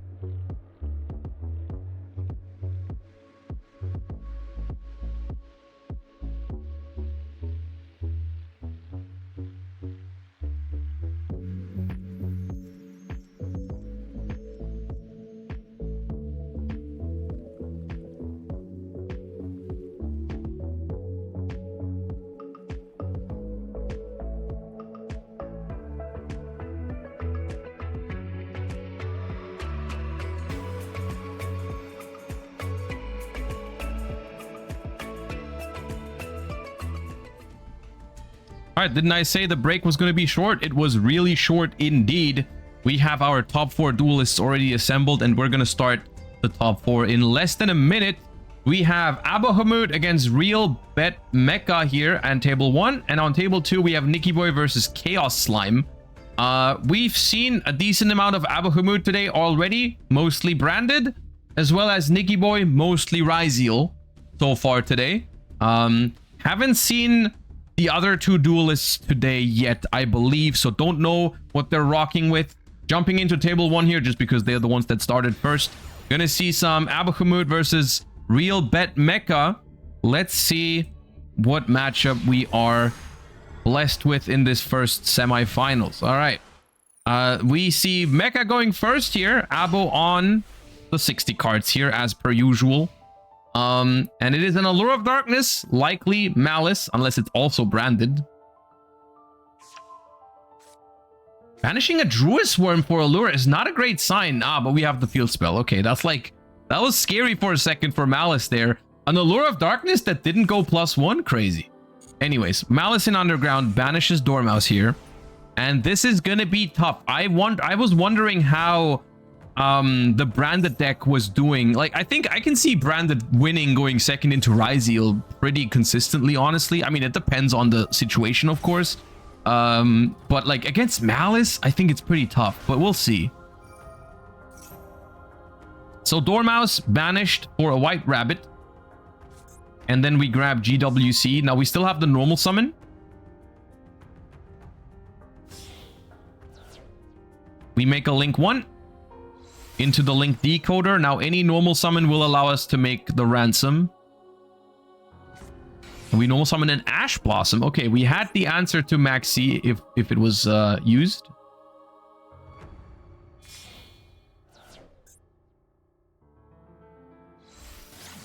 So here's the red ransom. Now this is a little bit less of a powerful play when you start with the field spell, because now you just can't use the field spell again this turn. So this ransom is a little like, if you want to go for Appaloosa here, which is normally what they do, you would need another way to extend. So instead, we're choosing to use this GWC a little bit early because we've already used the field spell this turn, which makes sense. Because we're gonna get now extra, like it still works because in this branded deck there's not likely to be a Nibiru. If it was a different deck with Nibiru in it, this would be very risky because we're gonna banish Chessy Cat now and probably make the Appaloosa next. But if we got Nibiru right here, it'd be pretty crazy. So we're banishing Malice in the Mirror right here. At this point also, you can be certain your opponent doesn't have Nibiru. So honestly, you don't have to make the Appaloosa here, because if your opponent has Nibiru, they Nibiru you here every single time. So at this point, you just know they don't have it. So technically, we can make this Appaloosa later. Chessy Cat banishing the Malice in the Mirror, of course, is really powerful here. Drawing 2 cards, and then also using the mirror effect to search a March here. And now we can make Splash Mage. We're even choosing to not go for Appaloosa at all. We're locking into Cybers now because we just don't think Appaloosa is necessary against Branded. I don't know. I think Appaloosa is still a pretty good card against Branded, even if it's just a 1600 Appaloosa. But okay.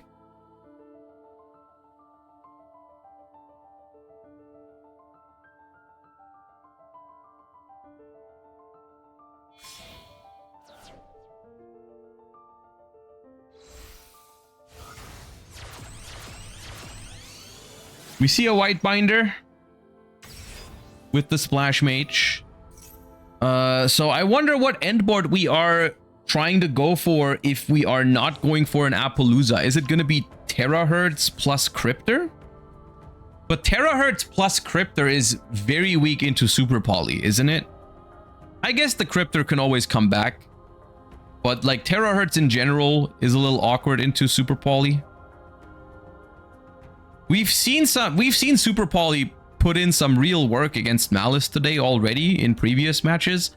I think the problem with Super Poly right now is that it's like super 50-50 on whether it's going to be good or not. It's like really strong into Malice in certain situations. I mean, going second, it's not always good enough into Malice, but when you're going first, it's a really strong disruption. But against Ryzeal, you just can't really Super Poly super efficiently because like Duo Drive and Detonator have different attributes. Bakuska has a different attribute, so it's kind of difficult to Super Poly. Okay, there's Cryptor. There's March here. I'm assuming what we're gonna do is just Terahertz with nothing else. The Cryptor is in the graveyard, so we can summon it out at any point during the branded turn, right? I like this. We're drawing a card here. We have 6 cards in hand. We're gonna have back row. We're gonna make Terahertz to send D-Save Worm. And the cool thing about that setup is that the terahertz is the only monster on the field, so we cannot get super polyed in the beginning before we get value from the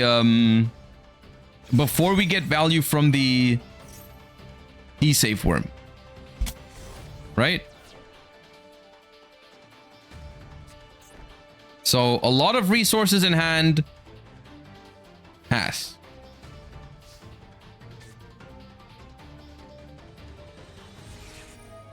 Maxi behind it all. Wonderful. I felt like they were kind of low on cards, to be honest. I felt like 5 in hand for Maliss. Not the greatest situation to be in. So I'm glad to see the Maxi here behind that board. Because, yeah, they deserve more cards after this. So, the safe worm destroys the brand that lost here.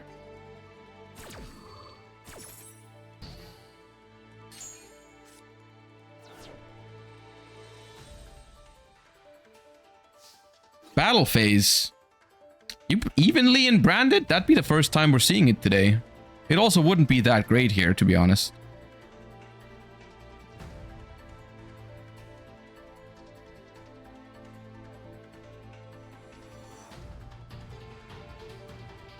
We're thinking in the battle phase. No evenly. Main phase 2. Alright. Yep. Didn't fall for the evenly bait. The Maxi is active. We don't even bother playing into it. And we go next. Mecha takes game 1 with Maliss off of Abo. It's not the first time that Abo is behind a game in a Challenger Cup, though. So we'll see how this goes. It's not over until it's over. Abo now has to win 2 games in a row to move on to the finals. Otherwise, Mecha might be our first finalist of the day.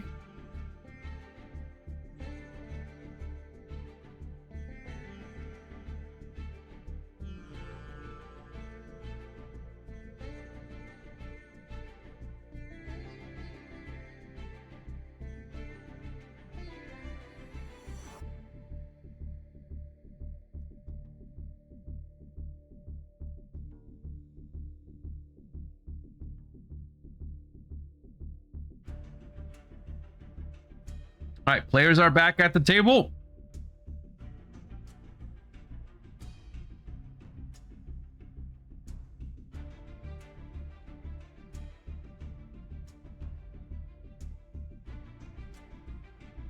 And game 2 is going to start any moment.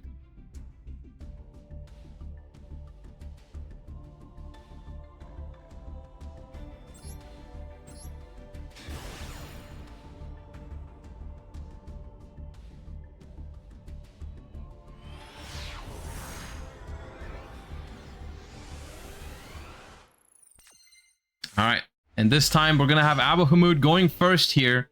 60 cards against 40 cards. Once again, activate Fusion Deployment. Chain Molcharmi Puvalos. That's certainly annoying when you go for deployment, because that, like... that's tough, because you're going to summon once from the deck now, and then you were probably planning to do more later on. It's actually, like... Against some branded hands, I think the Molcharmi, like Puvalos, is not that big of a deal. But when you specifically start with Fusion Deployment, I think it's pretty annoying, because you were probably planning on using that Cartesia, which would be another draw. You were probably planning on resolving Branded Fusion in your branded deck, which would be another draw at least, because, you know, you might also want to do other things. Branded lost here. I mean, it's looking like a good hand for Abo here. Activate Cartesia. That's going to be another draw.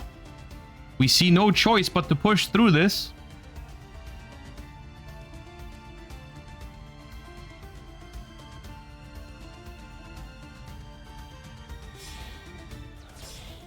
We fuse Albaz from hand. Wonder if we're going to go for Gran. Okay, we are going to go for Gran. That's going to be Ascend and then Branded Lost. Maybe we can set it up in such a way that we don't have to Branded Fuse this turn, but we can set up like some stuff for next turn already, so we can prevent giving more Puva draws. We'll see.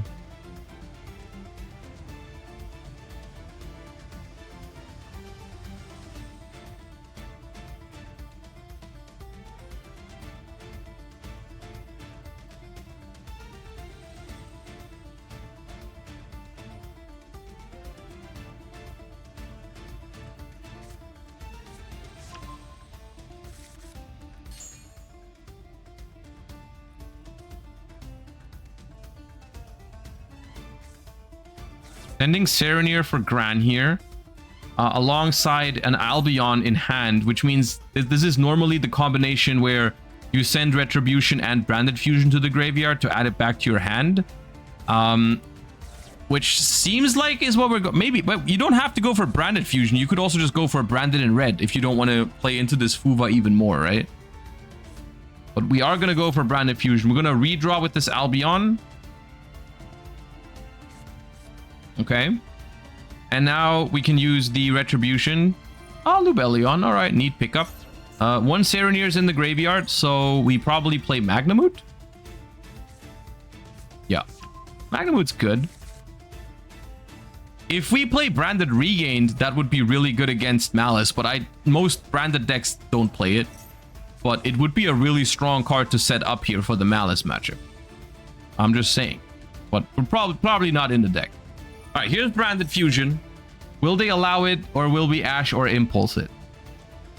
We chain Maxi. Okay, so instead of negating it, we're just going to draw infinite cards. So Branded Fusion, if we go for Lubellion or Albion here, and then perform another summon with it, that would be 4 more cards. So honestly, I don't think we're going to go for that. We just make Mirror Jade. Yeah, Mirror Jade in 1. Draw. 7 cards in hand here. Set 1.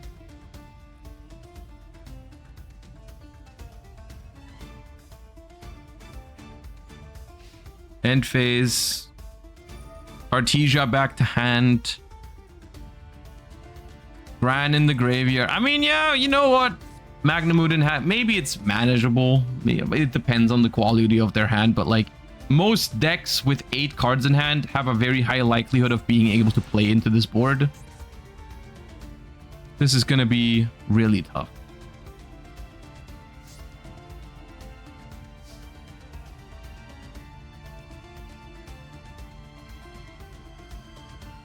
Yeah, Mirror Jade is also not that great against Maliss. That's true. I mean, it still is removal, which is the best form of interaction against Maliss is removal, because you just want to get their bodies off the board before they can make the Link 3s. Of course, Mirror Jade like can't really interact well with a normal summon, but like let's say they go Dormouse, banish Chessy Cat, bring back Chessy Cat, then you can banish the Chessy Cat, like, you know, or if they banish Dormouse here with Underground, you could banish it to stop it from coming back again. Like the thing is just like with the Mirror Jade, with banishing removal against Maliss, you just want to hit the stuff that has already used its banish effect, right? So it's fine. You can banish Link Decoder or Splash Mage or something like that. But I will say if the Mirror Jade banish is the only interaction that we really have here, then we're gonna be in trouble for sure. I mean, we also have the Grand though, right? Which can summon Quem.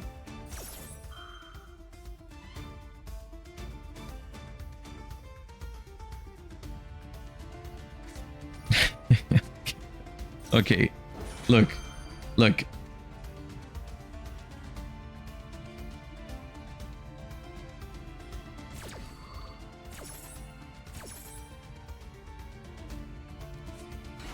This is just not. I feel bad for Avo.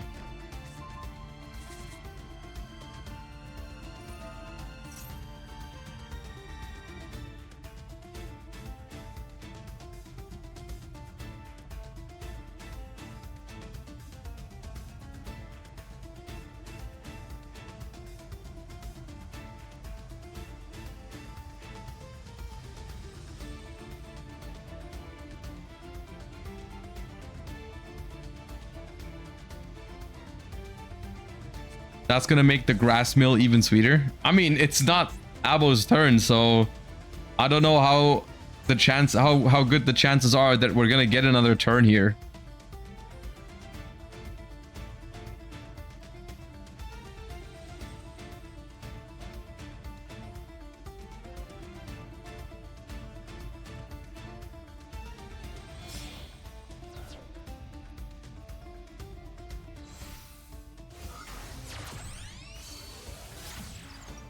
Lingaribo.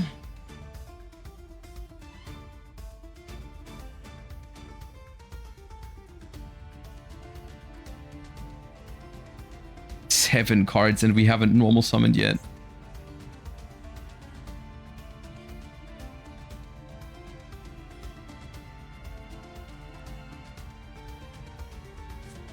Here's March here. I would be surprised if we banish from graveyard with this, honestly, because we do. Okay, is this hand just really bad? Because, like, if we had, like, a Dormouse or Chessy Cat in hand, we surely would have normal summoned that first. We're actually doing MTP07 to search a normal summon, I think. This is a little crazy.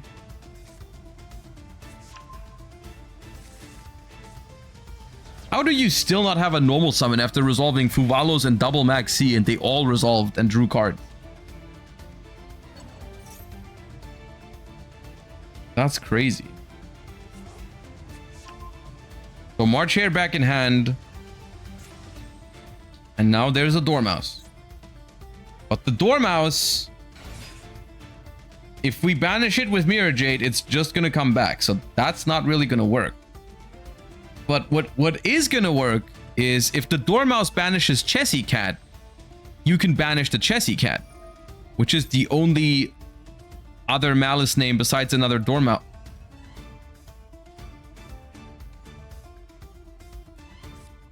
Okay.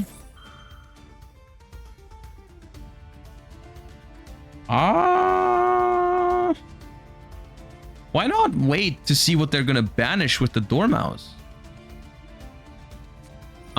That's why. They're not gonna banish with the Dormouse, is why.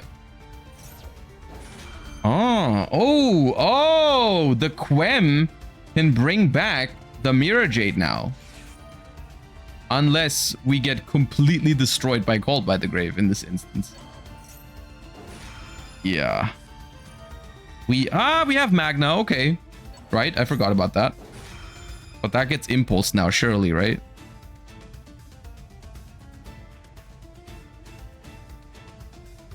Because they didn't have a normal summon. What do they have?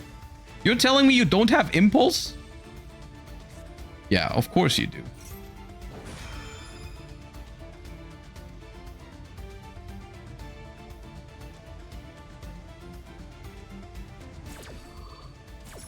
Okay, Impulse negates Magna, destroys it.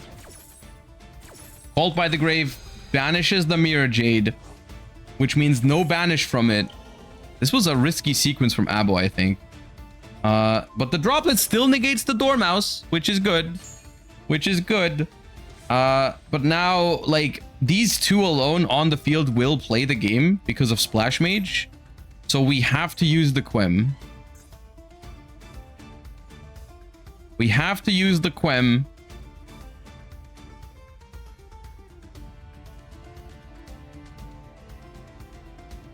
And if we Quem into Albaz, oh, we Quem into Cartesia. Okay.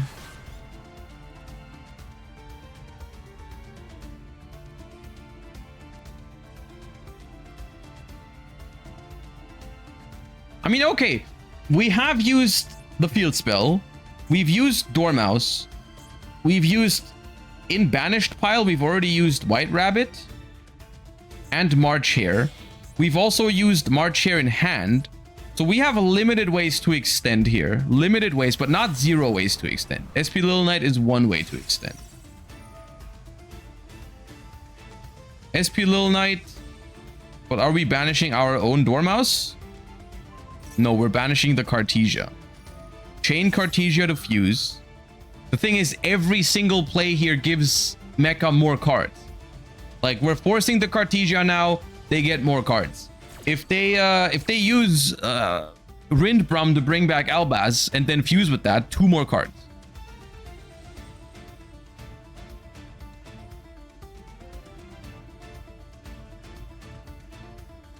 Can't attack directly though? Yes. Yes, they can't. However, I think that's hardly the win condition here. I think if Maliss is able to establish a board here, I think they just win off raw card advantage. Masquerade, okay. Masquerade is a little desperate, but I guess it works. time win con. There's 25 minutes left. I don't know if that's the win con.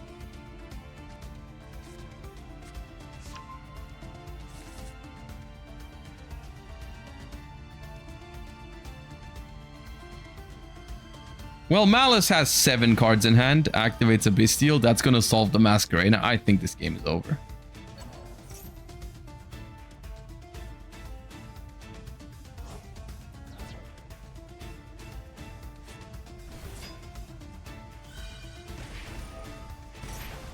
We're just paying a little extra here for the Maliss effect and the Druid Worm, but it's nowhere even close to... Like, we're not even close to, like, dangerous territory in terms of life points. Masquerade can revive again? Yes, but if Masquerade revives itself from the graveyard, you don't have to pay life points anymore. Because it only says, while you control this fusion summoned card, your opponent has to pay 600 to activate cards. If it leaves the field and then comes back from the graveyard, it is no longer fusion summoned. So like you only have to pay the 600 while it's like while the first one is on the field. The Dark Charmer. Okay. Druid Swarm activates, targets the Masquerade. Sure. Are we going to Rindbrum now? I think so. I think Rindbrum, try to get the Dark off the field, has to be the play here. Otherwise, you just get Appaloozad.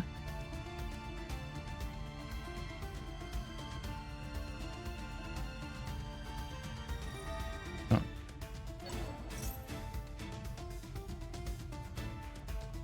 Okay, no second called by. Here's Albaz. The problem is, if Albaz summons another Mirror Jade here, it's still under Called by the Grave.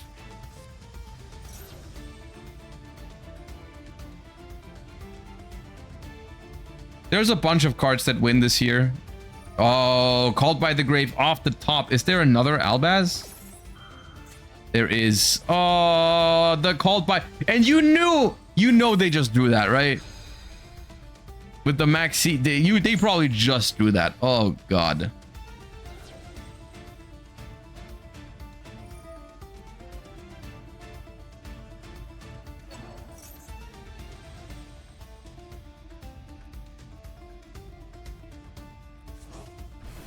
Magnemute. Stolen.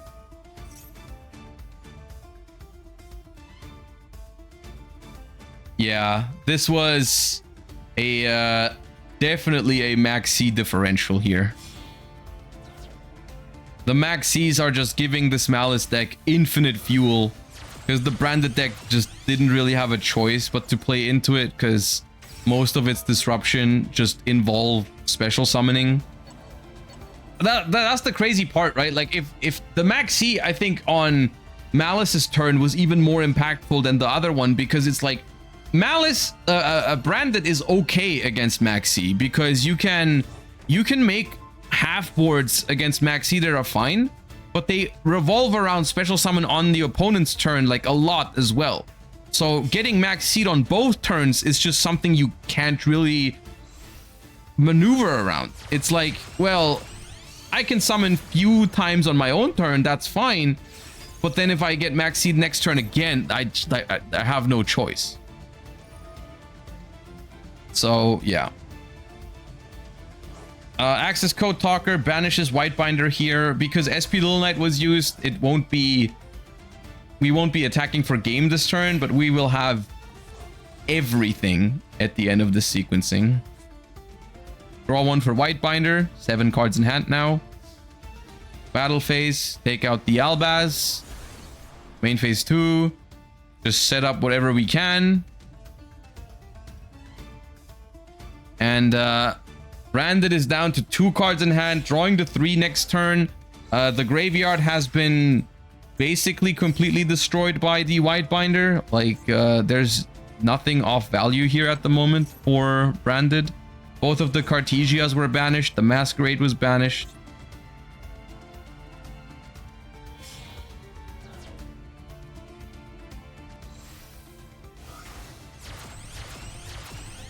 Yeah, both of the Called by the Graves are going to stop both Mirror Jade and Fallen of Albaz next turn. Maliss and Underground added to hand, so we have 8 cards in hand now. Set 1, set 2, end phase. And now we get a Bestial Search as well. Add Druid's Worm back, which is also phenomenal against Branded. We have to discard for hand size. Goodbye, Molcharmy Meowls.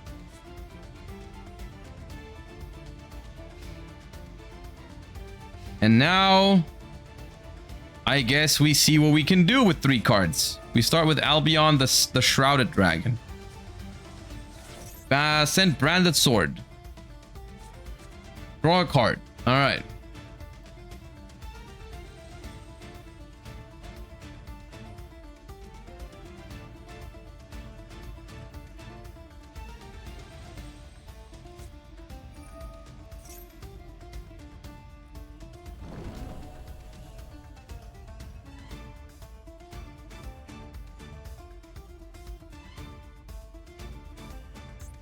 Gold Sarcophagus.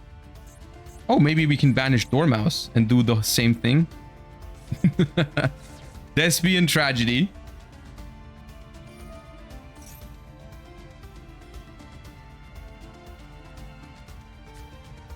Grab Aluber. Nice alt art there. Branded Sword. Add back, I think, Cartesia. Yeah. Cartesia added to hand, so we can special the Cartesia to protect the Aluber from infinite impermanence, I suppose is the idea behind this. Activate Cartesia here.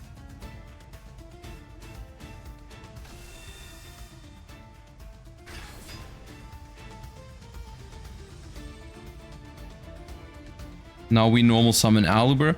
And I guess we just hope that somehow, with being 19 cards into their deck, the opponent just hasn't drawn an Ash Blossom yet, or no second copy of Impulse.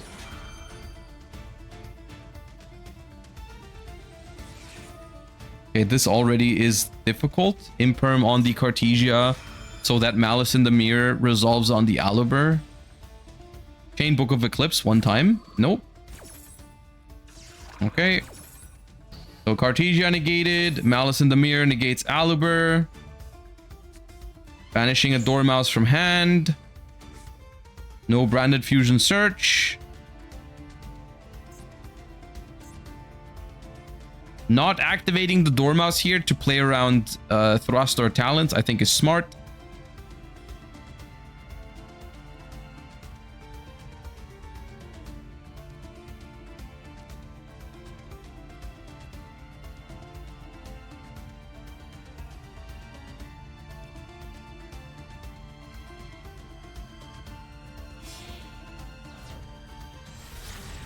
There's Verte Anaconda.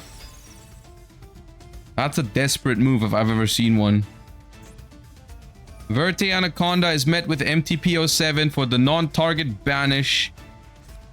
And I have a gut feeling that that might just be all she wrote. 6 cards in hand for Malice. 2 cards in hand for Branded. We've normal summoned. Nothing off value in the graveyard right now. Set 1. End phase. And now, yeah, okay. We call it a day. Abo has seen enough. Well fought, but not really possible to win that game, if I'm honest. I think that was a pretty tough one. To be fair, still well played by Mecha, you know. They were just blessed that game, but they didn't do anything wrong, you know. Sometimes you just draw Maxi and Fuvalos, and then you draw another Maxi, and you kind of like you kind of just cruise. Well, they played it well. So but Abo tried his absolute best, but it was not enough today. So we will lose Abo in top 4, and Mecha will move on to the finals with Maliss. And the other match, let me see real quick. Chaos Slime has defeated Nicky Boy 2-0 We lose both of the T2 members in semifinals. Abo and Nicky Boy both eliminated 2-0 in the top 4. So our finals is going to be Chaos Slime versus Real Bet Mecha today. Interesting. All right. I don't think we're going to need a break for this one because both finalists are already ready. Let me just quickly adjust. Reset the scores. And... oh, finals. There we go. All right. One last match remaining for today's Challenger Cup. Hope everyone had a good time so far. Our finals is going to be starting soon. Once again, if you enjoy watching these Challenger Cups and you want to try one for yourself, you want to play, they are organized by Konami directly. They are official tournaments and they are free to play and they have some nice pricing.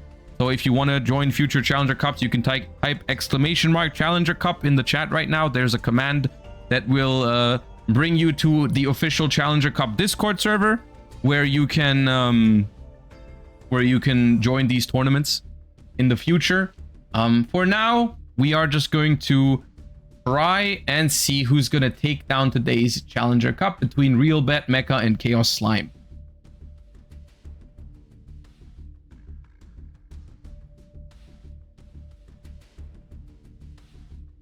What is nice pricing? It depends on the size of the Challenger Cup.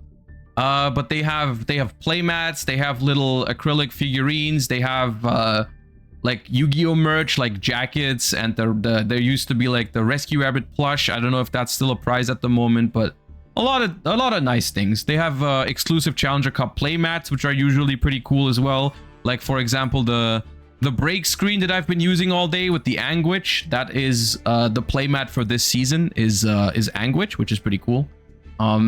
And so on and so forth. But yeah.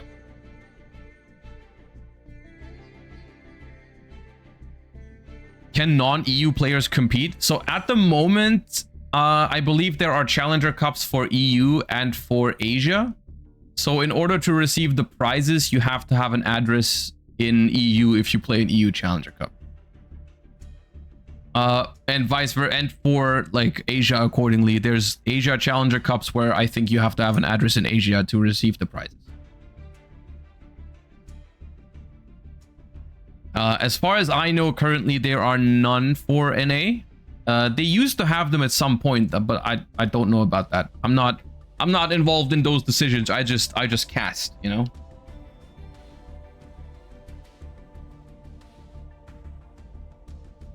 But all of those questions will also be answered for you in the Challenger Cup Discord. Like if you just want to ask about whether your region is eligible for participating and stuff like that, they have admins in the Challenger Cup Discord that are happy to answer your questions. So you can just ask over there and they'll tell you if you can play or which cups you should play or what, so on and so forth. All right, let me check real quick when the finals is going to start. In less than a minute. Okay, we are about to start the finals.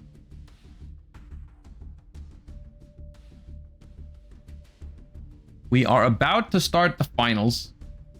Funnily enough, I don't think we've watched a Chaos Slime match all day. I have no idea what they've made their way into the finals with. Whether it's Maliss or Ryzeal or whatever. Well, I guess that's just going to be a surprise here. I mean, so far in this top 4, it looked relatively diverse. It seemed like Nicky Boy had double Ryzeal.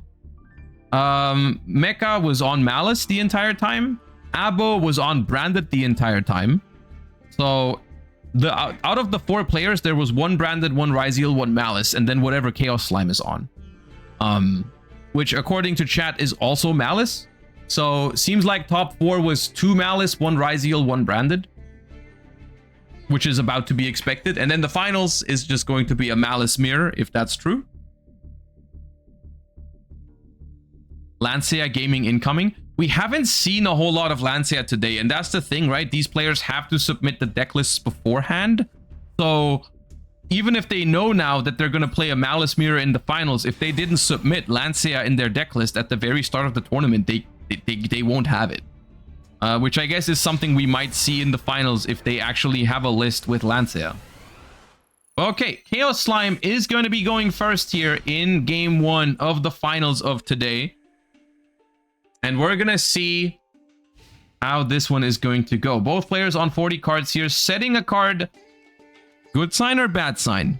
Okay, the first one is, okay, 2 sets and then a Dormouse. Okay, they had me on the second one, I'm not gonna lie. When they set the second one, I thought it was a bad hand.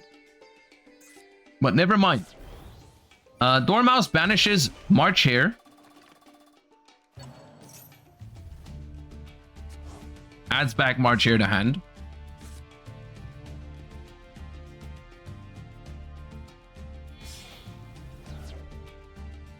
And then we are going to make the Link Decoder and follow this up with the March Hare in hand. And so far, no Lancia, no Maxi, no Fuvalos, nothing here. There was a response window, but we chose not to use anything yet.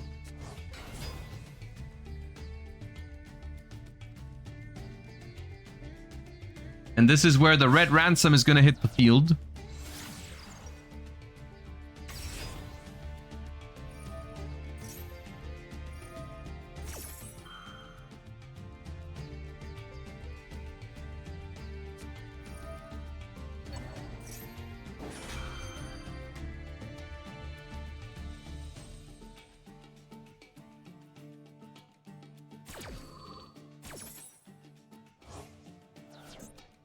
A Druis Worm here. A Druis Worm here onto the Link Decoder could potentially make things a little bit awkward because we might not be able to get the Appaloosa now super easily, but Gold Sark as an extender is going to fix that relatively easily. Just going to go for White Rabbit here, and that's going to be your other body to make the Apple anyways. So not actually going to lose out on anything here, just because we were able to draw the Dormouse and the Gold Sark, we easily play through the Druis Worm like it's nothing. That's the thing with Bystials in the Maliss deck. I don't know how I feel about Bystials because they are very strong extenders in Maliss, but like defensively, they're not that good. We are forced to Nibiru here, which is good to have, I suppose, but they are guaranteed to keep playing after this. They are guaranteed to keep playing. We're going to tribute the Red Ransom and the White Rabbit. We're going to give them a token. The good thing is that we can send the token right away because we paired this Nibiru with the Druis Worm. That's good. So that's no token for the opponent to turn into any... Because the Maliss Link monsters actually can be made with tokens because they say 2+ monsters, including a Maliss. So it doesn't have to be all Cybers or all Maliss or whatever. You can use tokens for it. But Maliss in Underground here to banish either Red Ransom from the graveyard or Maliss in the Mirror from the deck. Maliss in the Mirror being the choice here. Do we have an Ash for this? No. Okay, that would have been very good.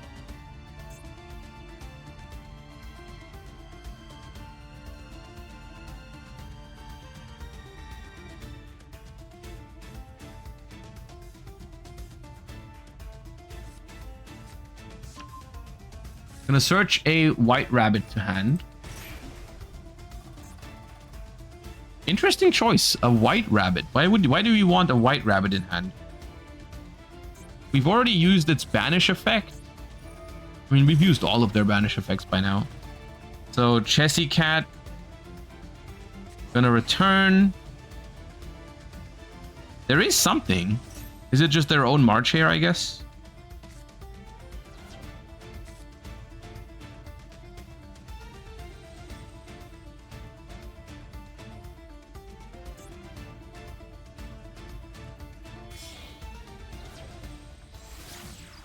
Here's the Splash Mage that allows us to convert that ransom just into a White Binder. Another Bystial here would have been pretty good, potentially.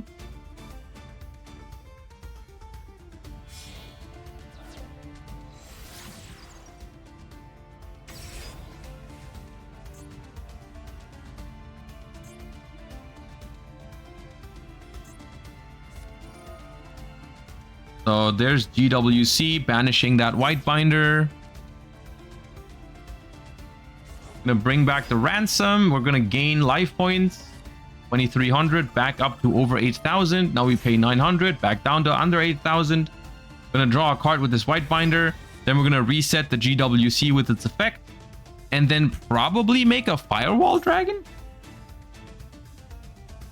Unless we have another extender here. Because we've used all the in-engine ones. Yeah, just Firewall Dragon. Firewall Dragon, which always looks a little weird when it just is summoned alone like this, but once you bring back the white binder on the opponent's turn, it's going to be co-linked and it will be able to bounce.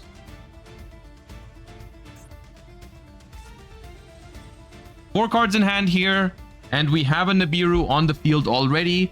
Maxi is resolving. So if this is Maliss versus Maliss, we're gonna have some trouble here. That's a little bit of a taste of their own medicine. They've put Abahamut under Maxi like 3 times in top 4, and now they are gonna be under Maxi here themselves. But honestly, they will not have a choice but to play into this, because you cannot pass the turn. This setup will definitely end the game next turn if we don't push into it now. So we are forced to go in here. We have no choice but to push into this. We're gonna go White Rabbit, set MTP07. Chaos Slime already up to 4 cards in hand.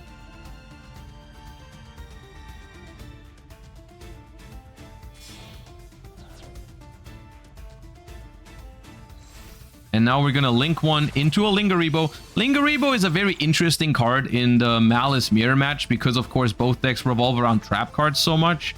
So being able to make that Lingaribo super early can sometimes be pretty strong. Usually, it's not gonna be alone on its own. We have a Baldrake here, which is already like a really annoying card to play around, honestly, because that's gonna banish the White Rabbit. Oh, okay, you know what? Fair enough. Double Maxi from both sides here. We drew a Maxi with the Allure, most likely, it looks like. And that is honestly also annoying for Maliss. This is unironically also annoying for Chaos Slime here. Like, Maliss is another deck that wants to summon a lot on the opponent's turn. So, being put under Maxi here is a problem. We're gonna summon a Cryptor here just to co-link the Firewall. Banishing this, they draw a card. Now March here, do we have another Maliss to banish? We have it. Oh, it's just a GWC though, no monster. That's not looking good.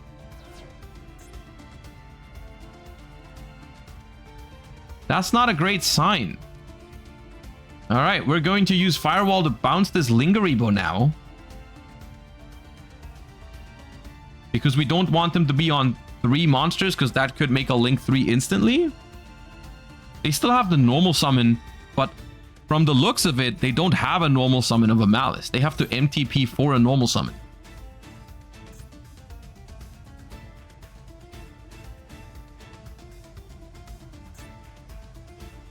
It's activatable? No.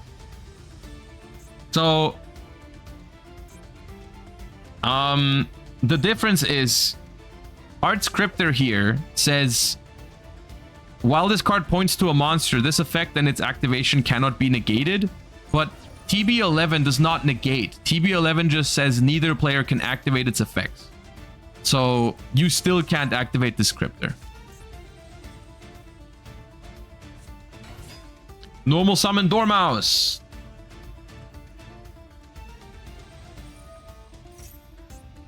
Gonna let this one go through. Banish Chessy Cat.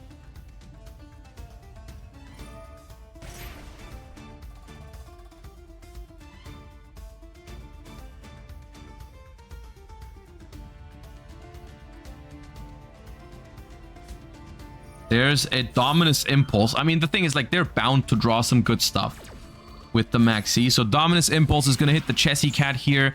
That is going to stop another body from hitting the board, which means it's pretty tough to extend here. We've already used March here. You could have Gold Sarcophagus or Malice in Underground.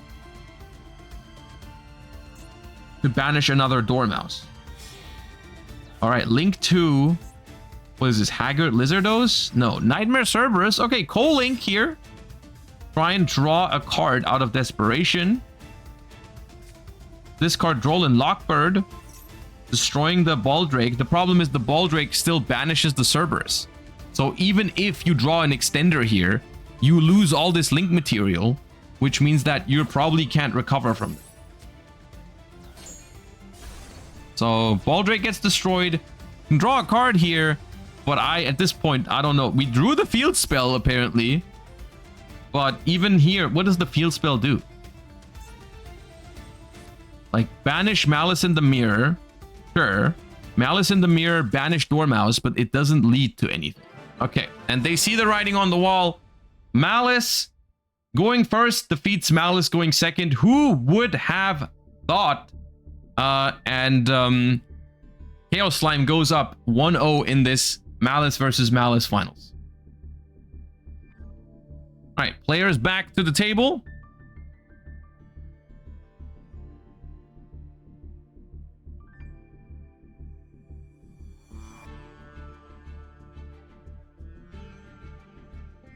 And now, of course, Real Bet Mecha gets to decide on who goes first and who goes second. We'll see. We've word on the street is that Chaos Slime's secondary deck throughout this tournament was Tenpai, which would be an interesting thing to throw in the mix here. I wonder if you even want to play Tenpai against Maliss, though. Like, it seems like it would just be better to play Maliss versus Maliss because you have strong hand traps for the mirror. You have Dominus Impulse. We'll see. Tenpai feels decent. Tenpai is not that good into Maliss. Maliss is really hard to board break with Tenpai. But it's also really hard to stop with, like, interruptions. Alright, we got Mecha going first here. Lancia in the draw phase. Lancia in the draw phase. It resolves. That's one way how you can win the mirror going second. Set. Set. Set.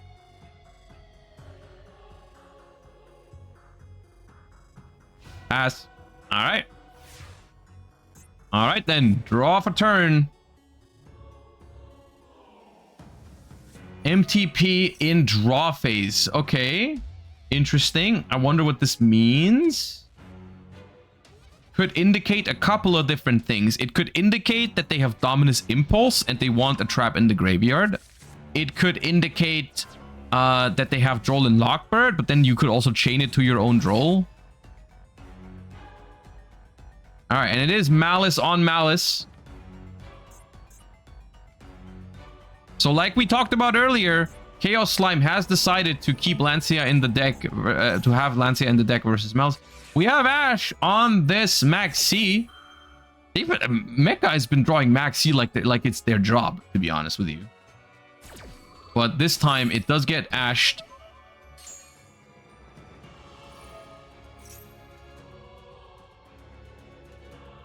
Maliss, that's what it is. That's why we had to use the MTP07 immediately, because we needed a Maliss name in the hand to use the mirror.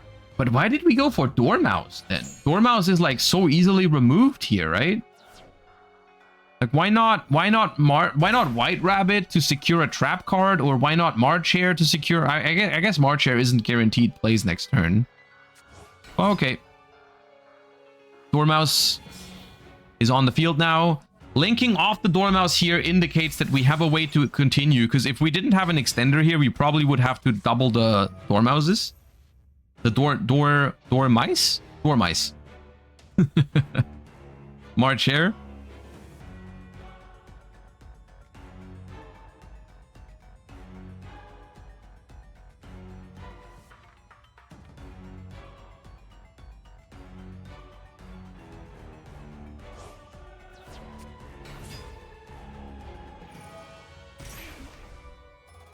And here we need some help from these last two cards, because otherwise this is going to be a swift 2-0 with the help of Artifact Lancia here. Flash Mage being made. Okay, interesting decision not to go into a Link 3. So Splash Mage going to try and revive this Dormouse. Playing into Nibiru here as well. There is the Nibiru. Okay. Hold up. We kind of played into this one. We could have just made a Link 3. All right. But both players very low on cards now. End phase. Okay. End phase. Do we draw a play here? Do we maybe even have a guaranteed play with the trap already? Like a GWC? Could do it. More underground off the top.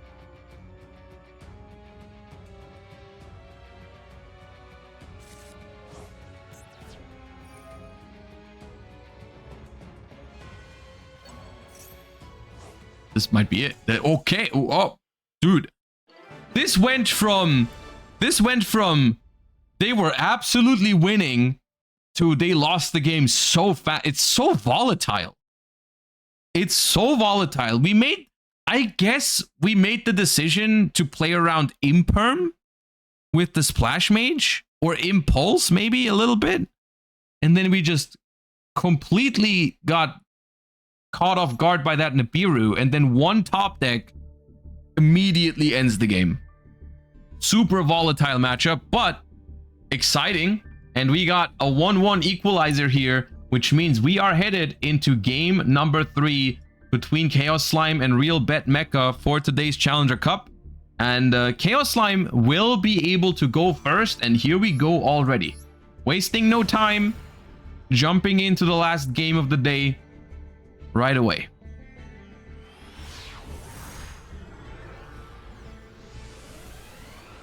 All right, Chaos Slime going first. Most likely Maliss versus Maliss again. Let's see. Molcharmy Purulia. Not the scariest one if you're playing Maliss. Honestly, you can deal with that. In some hands, you can even give this 0 draws if you have Underground or Gold Sarcophagus. Set 1. Normal Summon White Rabbit. Okay, there's the first Purulia draw. At least it has replaced itself.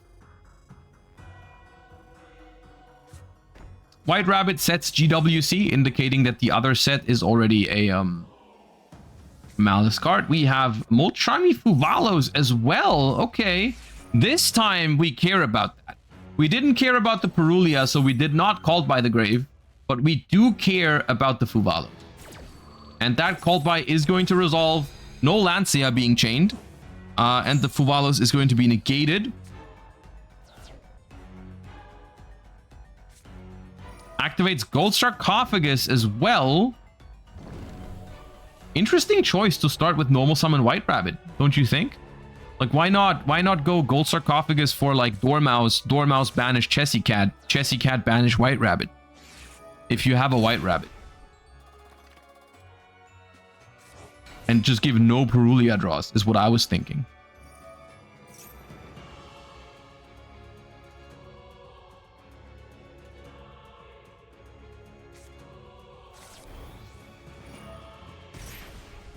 Going for another White Rabbit. Okay.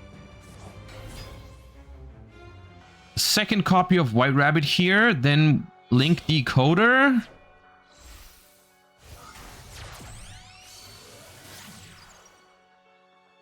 And now we can make the Red Ransom. This still works.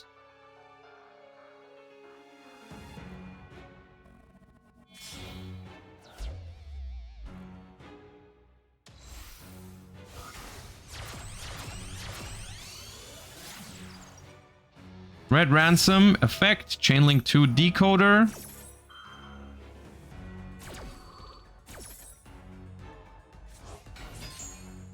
Thing is, like, do you want to summon March here under Purulia? Likely not.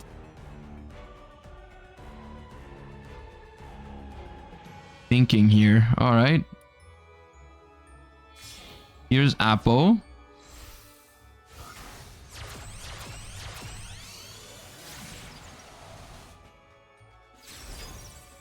Here's the field spell. Going to banish Ransom from grave or Mirror from the deck. Mirror from the deck it is.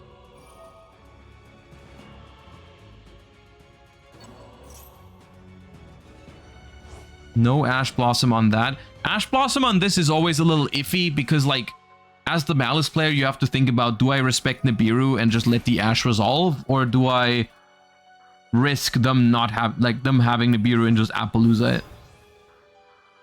Ransom here is going to banish a Chessy Cat. The Chessy Cat is going to come back, draw 2 cards by banishing the March Hare we just added. This sequence is so powerful. Chessy Cat, banish March Hare, refresh the hand.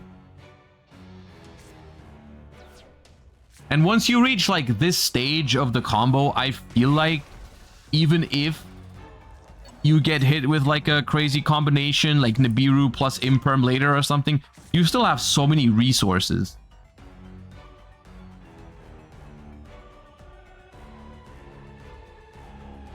And you're also so likely to just have great interruption for the opponent's turn, right? Like Maliss plays such great defensive cards. Called by the Grave, Ash Blossom, but also Dominus Impulse. Like, if you get to draw this many cards in a Maliss deck, you're just bound to have like 2 of those or something, and then it's tough.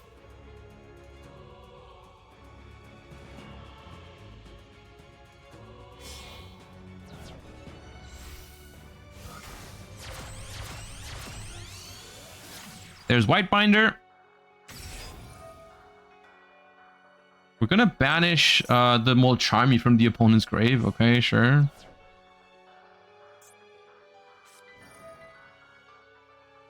GWC activates.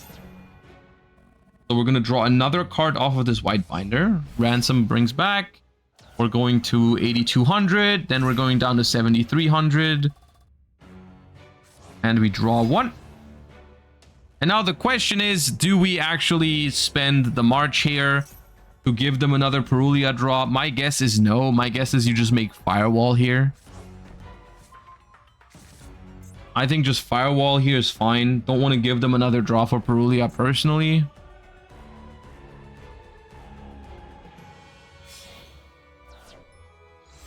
Yep.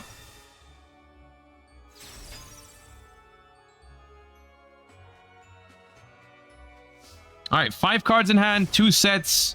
Firewall, Appaloosa, fully set up graveyard for Maliss. This is scary. Only 5 cards to deal with this.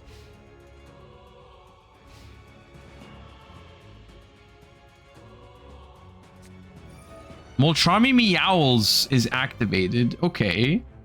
Would have been nice last turn, I'm not gonna lie. But maybe we even had it already, but like, we drew 3 Charmies. Is this Tenpai? Triple Charmy? Okay, never mind. Maliss wins, going first. Take notes, everybody. Yeah, well played to Chaos Slime. Congratulations on winning today's Challenger Cup. Some pretty good Maliss gameplay right there. The Maliss mirror, I think, in the finals, just very volatile. We saw, especially in game 2. I think that was pretty exciting. All right. Well, I hope you guys enjoyed today's Saturday stream. Hope you enjoyed the tournament. I had a good time. Thank you to Konami for hosting these tournaments and giving me the opportunity to cast these. Hope you all have a wonderful rest of your weekend. I will be back next week. I don't know exactly which day yet because I'm going to be taking some days off because next week is the last week before we have to submit our decks for the World Championship. So I'm going to keep you guys updated on Discord on when I'm going to be live, but it's not going to be the normal schedule. It's going to be a little bit less, but I'll still stream some days. I'll try my best to make it work, but of course, testing and preparing for Worlds is going to be a priority for us. But until then, once again, thank you all so much for watching.